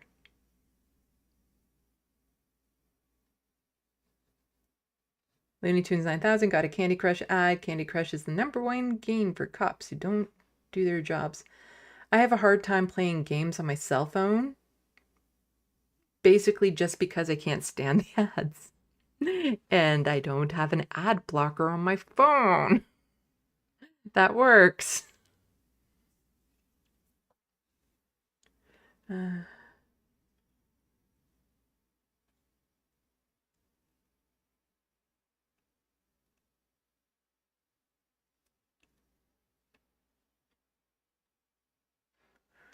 Okay, just got a couple of things left, and then call it a night. So, Canada is an export to the United States of many things: natural resources, energy, lumber, auto stuff. Also, another one of our top exports, right-wingers. And the latest export to the United States, Jordan Peterson. You're welcome. Jordan Peterson says he's left Canada and moved to the U.S. So the United States, we no longer need to be the 51st state, because all of them that want Canada to be the 51st state can just move down into the states. Jordan Peterson, the polarizing Canadian psychologist, has bid Canada adieu and will now call the United States home, citing personal and professional reasons for the move. The news was revealed on a podcast this week where Peterson and his daughter, Michaela Peterson Fuller, discussed his decision to move. He did not specify where he had settled, but news report indicate he is living near his daughter, who's in Arizona. "Welcome to moving to America," formally, she offhandedly said to her dad during the Michaela, maybe, Peterson podcast. "I guess that's what happens, isn't it? The big announcement," said Peterson. "There are decided advantages to being here." View this post on Instagram. Do we want to view this post on Instagram? I made sure I put my hands up on the dash and waited. I said, "What for?" And they said, "We don't know," which is not good, right? That's not good. Trudeau came out under oath and said you were being funded by Russians. Yeah, those Russians, the problem with Russians is they promise you the moon and then they never pay you. I think Trudeau got confused because that's his There's music on stated. here, so I don't know if I'm going to get hit up by a copyright strike, but we don't really need to listen to that anyway. Peterson made reference to his ongoing feud with the College of Psychologists of Ontario, as well as targeting hate speech among his key reasons to leave his home country. Yes, he wants to leave Canada because of our hate speech laws, to go to the United States with Elon Musk, who has his own set of hate speech laws on Twitter. You can't say cis on Twitter. We don't need to go through a lot of this. I'm just glad he's gone.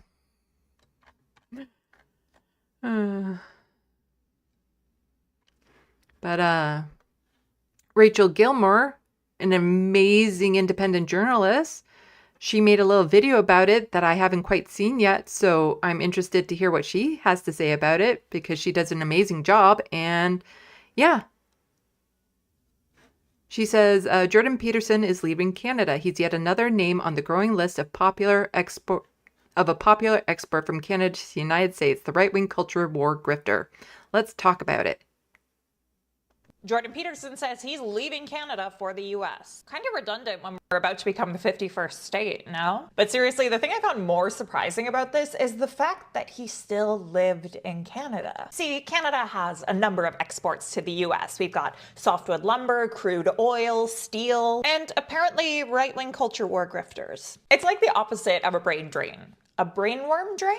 But don't just take my word for it. When the New York Times ran a piece in 2019 titled "The Making of a YouTube Radical," it featured 25 photos of major right-wing YouTube influencers. My friend Luke LeBurn, an editor with Press Progress, analyzed these images, and he found that 40% of those featured in these images were Canadians. Personalities like Lauren Southern, Candice Malcolm, Faith Goldie, Jordan Peterson, Devin McInnes, and partially Steven Crowder. Oh, and remember those names from the US DOJ indictment? You know, the one about Russia allegedly paying right-wing influencers to spread its talking points? Well, one of the people who founded the media outlet at the heart of all that was Lauren Chen, who is, say it with me now, Canadian. I mean, even the guy Ben Shapiro teamed up with to make that extremely cringe rap is Canadian. Anyways, back to Peterson. When discussing his decision to leave Canada, 3 big reasons came up. First, the fact that he got admonished by the professional organization responsible for licensing psychologists in Ontario for making, I kid you not, a joke suggesting someone,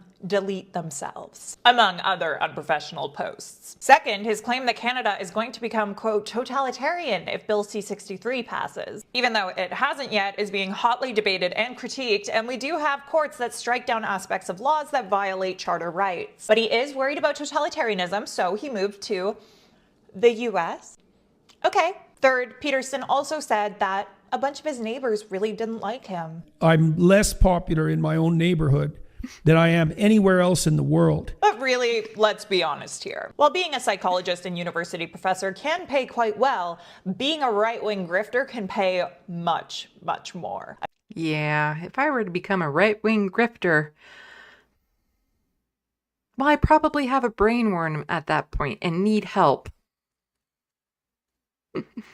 I mean, I did the math from a video in 2018 where Jordan Peterson was asked how much money he was making at the time. And according to what he claimed, he was making at least $435,000 per month. And that's while he lived in Canada. The US.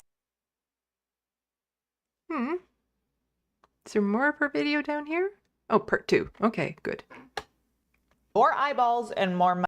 The US is a bigger market with more eyeballs and more money. So if your goal is fame and fortune, why not move closer to more of both? Because as Taylor Lorenz wrote in User Mag, the conservative media landscape in the United States is exceptionally well-funded, meticulously constructed, and highly coordinated.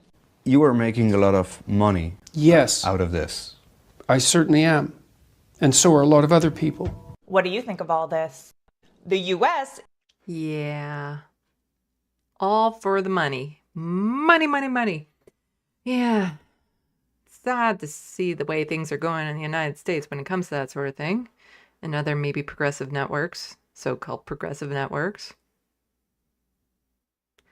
But there was also this video from Rachel I also wanted to plug because apparently she had some personal news, just got laid off, and I'd be lying if I said I wasn't scared, but with your help I can turn this into a running jump. So please support her if you can. On Friday, I was laid off from my job.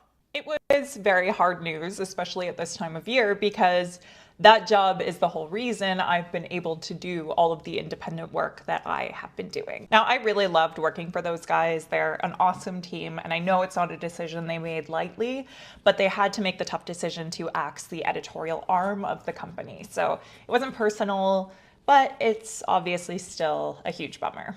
On a personal level, I'm now a little terrified. It was thanks to that job that I had a steady income, and they were so generous in allowing me to continue doing this personal work, which, you know, there's no creator fund in Canada, so I don't make any money off of my TikToks, and then on YouTube I only have about 5,000 subscribers, and so far I've made $6.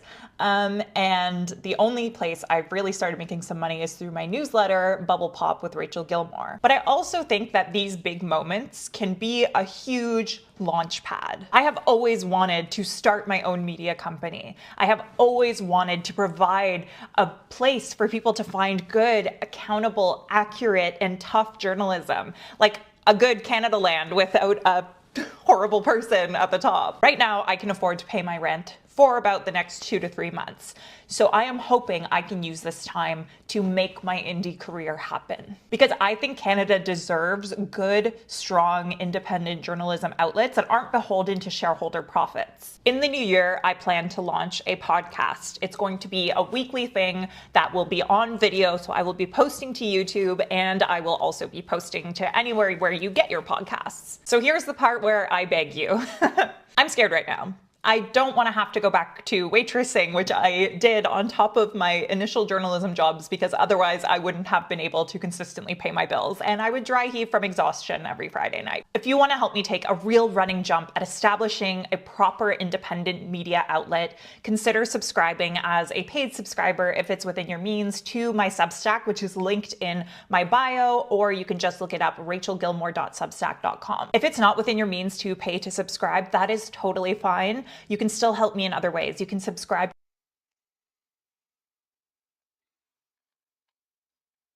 YouTube, follow me on different social media platforms. Anything helps, because through that I can access, brand deals, I can access speaking engagements. If you have any of those, please feel free to reach out. And you can also engage with and share this video so it reaches more people who may have the means to support my work. Because once again, I'm very scared right now, but I'm also really, really excited, because this could be the start of something incredible. Global News laid me off less than 2 years ago, and I have built this entire platform in that time. Together, we can hold power to account. We can give a voice to the voiceless. We can tell stories that matter that corporate media might not prioritize. If you've watched my video this far, thank you so much. Thank you for being here. Thank you for supporting my work. I am so grateful to you. And together, we can make something amazing, because I believe in us and I believe in myself. So let's do this. What do you think of all this? Ways you can subscribe. On Friday,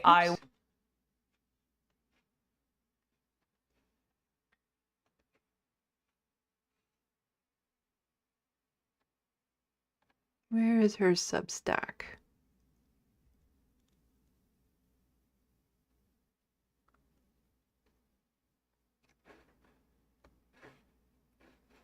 I thought it said her Substack was in her bio. Well, I'll just put the link tree there. So if you can, follow her, support her in any way you can. There was an update to this. So she did have a very good outpouring of support, so she's now very optimistic of her chances of getting a running start on her goal. So thankfully, she did get a huge amount of support, so she's not scared anymore, but it's still, until things get up and going, there's always going to be that worry. But somebody just made me remember something. Do I have it on here?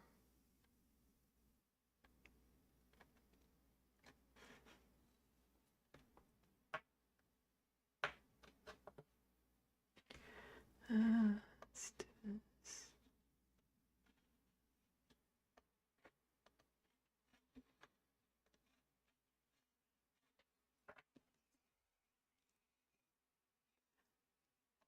I found this sound clip when I was doing research for a video I made a long time ago. I got this clip, and I don't know how to make it into like a GIF for Twitter, and it's only 3 seconds long, so it's really hard to show on Twitter, because as soon as a clip is over, it moves on to another clip now, as opposed to repeating it like it used to. But I have a bit of pride in me finding this clip. The Young Turfs is not a good show. I wouldn't recommend it to anyone. The Young Turfs is not a good show. I wouldn't recommend it to anyone. The Young Turfs is not a good show. I wouldn't recommend it to anyone.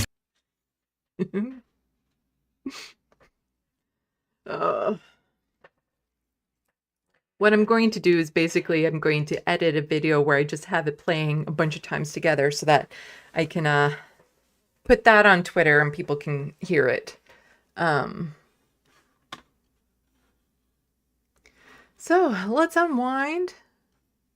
Check the Sandbox.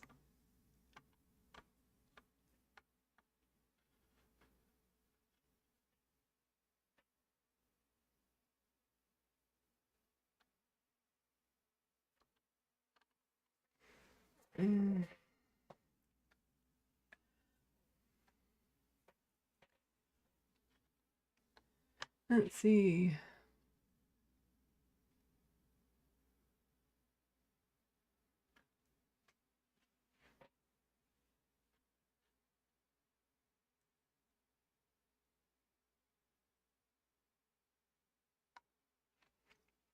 Hermeteorologist, we don't really want him either. Well, he's yours now to deal with, Jordan Peterson. Matthew the Celt, Jordan Peterson is only good at using obfuscation language to say sweet fuck all to a legion of slack-jawed dipshits who can't understand him. Anyway, they're just hypnotized by Kermit the Fraud. Are you British by chance? That sounds like such a British insult. Chief expert is poutine, says Grand Theft Autobot. And yeah, ketchup chips. We do have that here. Grand Theft Autobots, poutines is greater than Putin. About that, the French way of saying Putin is actually poutine. I kid you not. It is actually a thing. I didn't know that there was a French way of saying Putin, but there is, and it is poutine.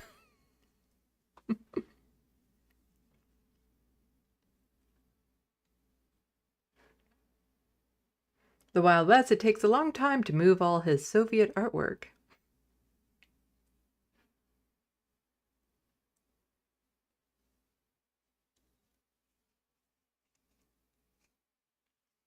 Grand Theft Autobot leaving Canada. I thought he already left. I actually thought he was already living in the States too.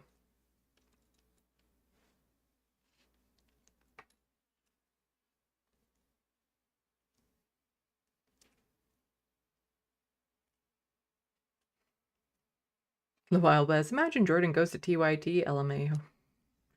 I don't think it's that bad over there. It wouldn't surprise me if they had him on for a panel, but...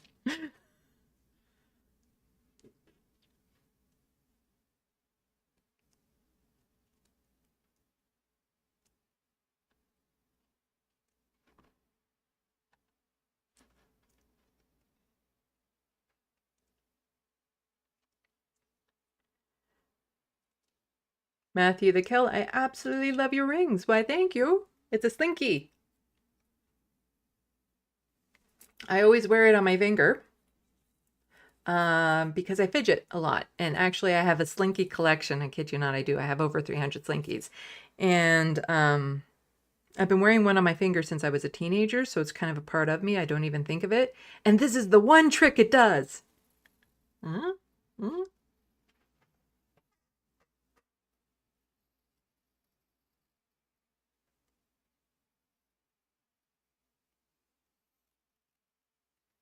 Ooh.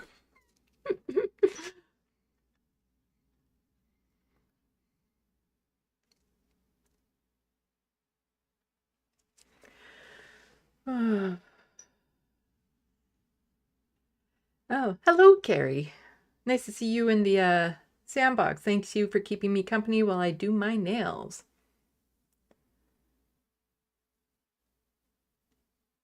People suggesting on how I can upgrade the little TYT clip I have.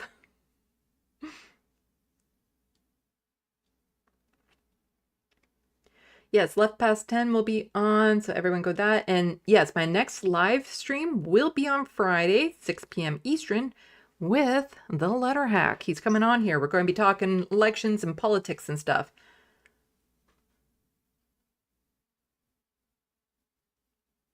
Oh, right. Something I wanted to show you guys before I left. I'm done the drawing. My drawing. The drawing I've been working on.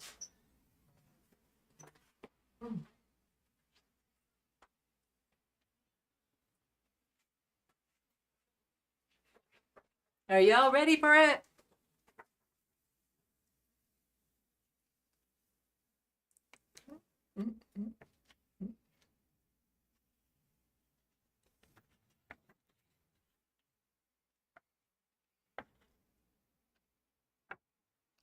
Yeah, it's a bit of a glare going on with the lights.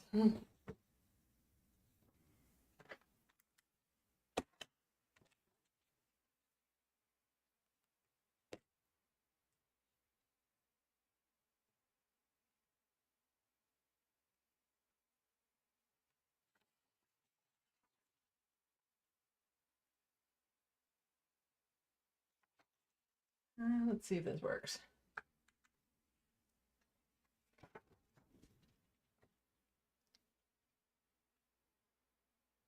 Ah, there we go.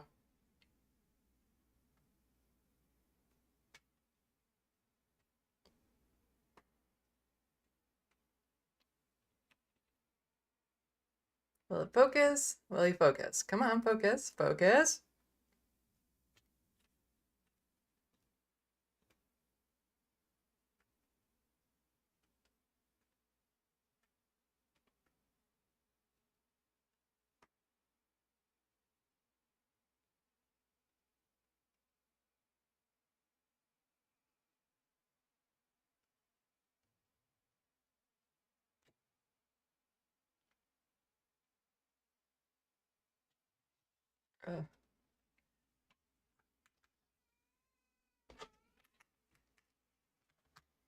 Trudeau, are you going to come here?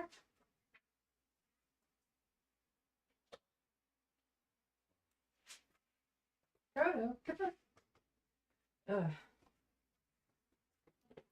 I just heard Frodo cry. And lots of praise for my drawing. Why, thank you. It's gotten to the point now where I want to show off my drawings and people are like, yeah, it's amazing. What more do you want me to say?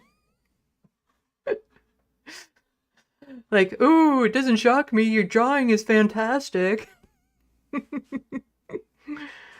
Hmm.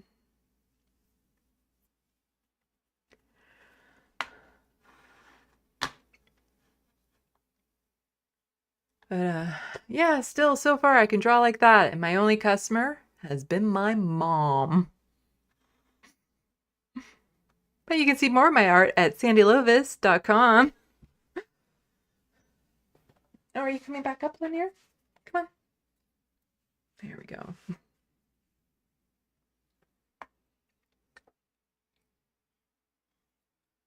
Matthew the Celt, wow. Kyle XX over here. It's like you photocopied it. You're awesome. Why, thank you. Carrie asking, was the cat you drew an orange cat? No. White and gray with a touch of brown. Very, very, very rare male calico. His name was Thumper. But he had a hint of brown where the gray met the white on his stomach, and there was a hint of brown on his face that faded more to gray as he got older. But extremely rare male calico. And he was an amazing kitty of mine. A stray that I found in the backyard.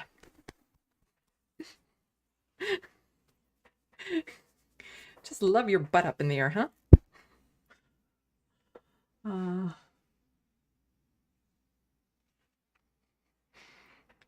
some people are like, I want to be able to draw like that. Well, in order to draw like that, you need to be autistic.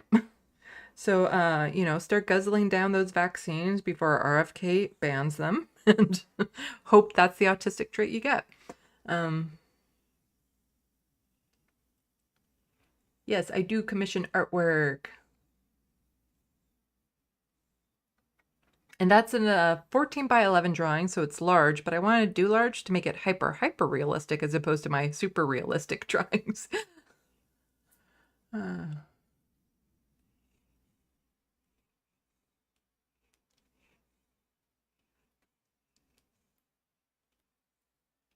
John Davis, wow, that drawing is breathtaking.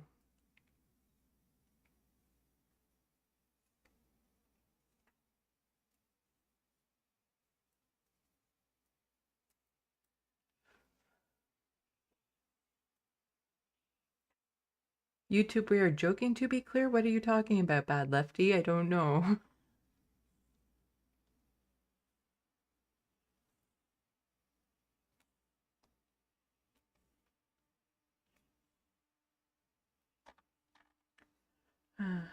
Matthew the Celt, I'm already autistic. Well, you'll fit right in the sandbox. It's one of the things that took me such a long time to clue into being autistic because so many people around me were autistic, but that's because we tend to bundle together, I guess, or to group together. I don't know, we tend to what's the word when you see the Cheerios in the milk and they all bunched together, even though there's only a few left? There's a word for that, but that's what people who are autistic are like.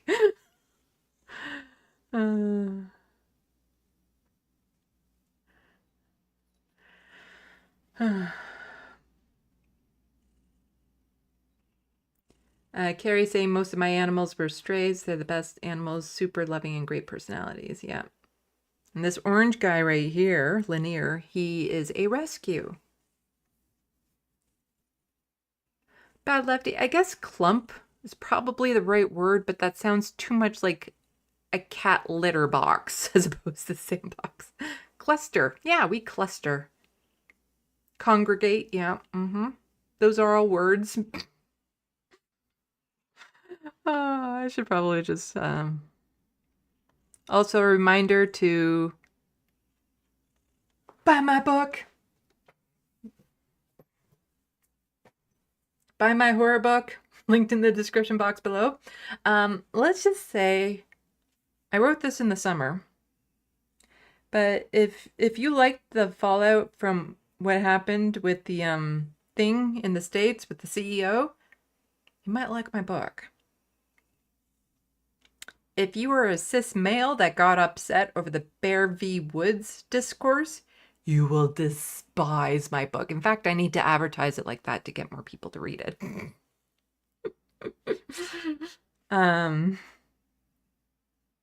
It's a very cathartic book. But I do have a few edits I want to make on it. Nothing that will change the plot or anything of that sort. Just if I decide that I want to serialize it and start from the beginning of the world in this book, then yeah.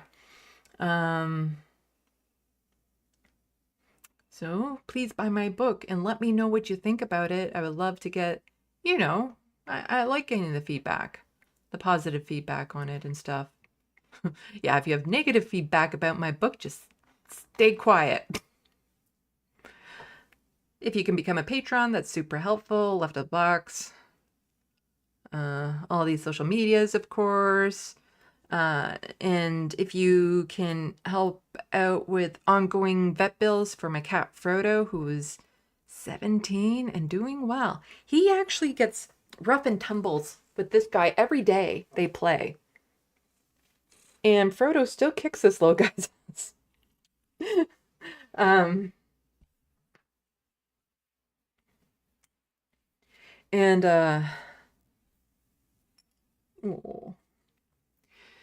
So, yeah, to help out with Frodo's vet bills, you can use the PayPal link in the description box below or send an e-transfer if you're Canadian to SandeeLovas@gmail.com. All of that money goes specifically towards helping out with the ongoing vet bills for Frodo because he has to be on like a daily medication and things of that sort at his age, but it's keeping him nice and healthy. Also, next live stream, Friday, with the letter hack, I will also be streaming at some point on Christmas Day so that people aren't so lonely, and I'll try to do more streams during that week as well. Hermeteorologist says it's a good book. I will take their word for it. Matthew the Celt, what if I'm our survivor who recognizes the threat from both sexes? I recognize the threat from all sexes. But the man versus bear in the woods discourse, it wasn't about, it was the men who got upset about it, the cis men who got upset about it. And it wasn't about that, it was about them being offended that women would feel less fearful of a bear than a man in the woods. And it was just how they became so outraged over that. So the whole discourse is based on their reaction to women. But men that were offended that women might feel afraid of men, they would hate the book. They will hate it with a passion. I call out alpha males in that book a lot.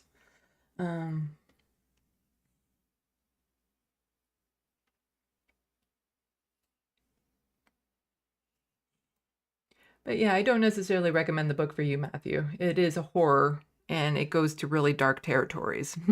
You know, it's not a feel-good book. It is a horror. You can check out the first chapter on my YouTube channel, though. It's pinned to the top right now, where I do a reading of the first chapter. There's nothing upsetting in the first chapter, so you can get a feel for what the book is like. But yeah, the first chapter doesn't go into any gory, dark details or anything. So if you want to get an idea as to what the book is like, you can go there.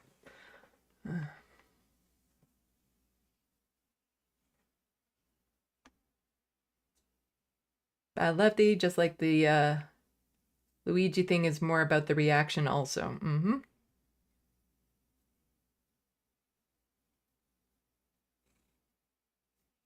Our way, man, don't let outer layers fool you. People hurt. People matter of mind, mood, movement, money. I'm not entirely sure what that means.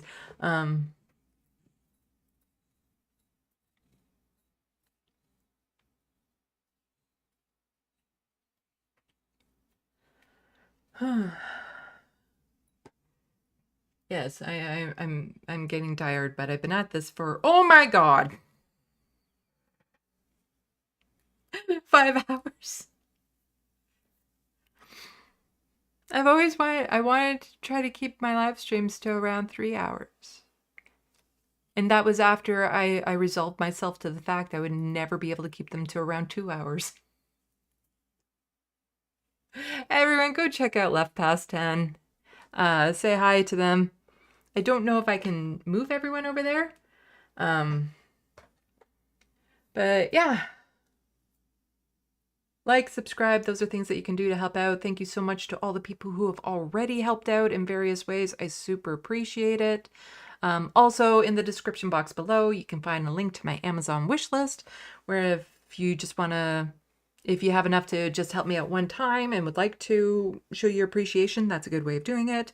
Of course, I'm not expecting anyone to buy the $2,000 laptop, but it's there because the word wish is doing a lot of heavy lifting in that. In case some generous donor wants to try to buy me off and thinking, haha, we can buy everything off their wish list and then they'll spin our narrative. They can try. They can absolutely try. I will take money. I will take it. But then they will think it was a very poor investment because they're not going to get back what they want.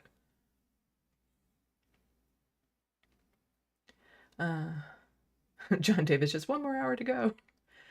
Matthew the Celt, I can handle dark shit. I was just hoping it wasn't gleeful, misandristic was all. We good. Yeah, it's not that. It's not that at all. It's a horror book with vampires, and it has a lot of social and political commentary. And if we're aligned on a lot of like the political and social stuff that we talk about on this channel, you'll probably really like it. But it is a horror book. But yeah, check out the first chapter on my YouTube channel. It's pinned to the top, so it's easy to find. That will give you a good idea as to what the book is like and the history behind why I wrote the book, which is also interesting.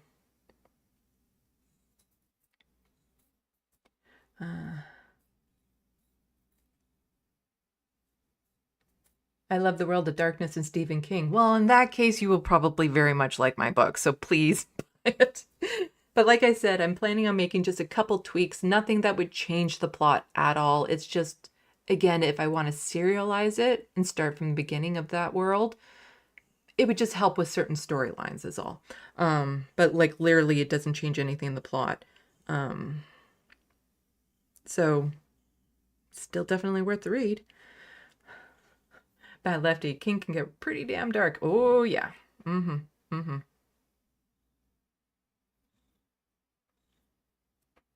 Anne Rice. Yeah, if you like Stephen King and Anne Rice, you'll probably like the book.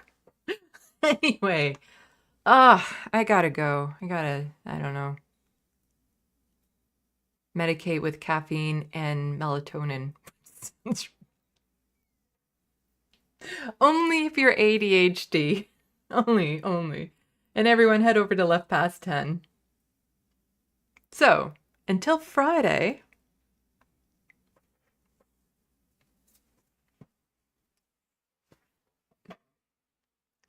Salut, à la prochaine. Thank you for watching and stay tuned. I'm Sandy, wishing your tomorrow is better than your today.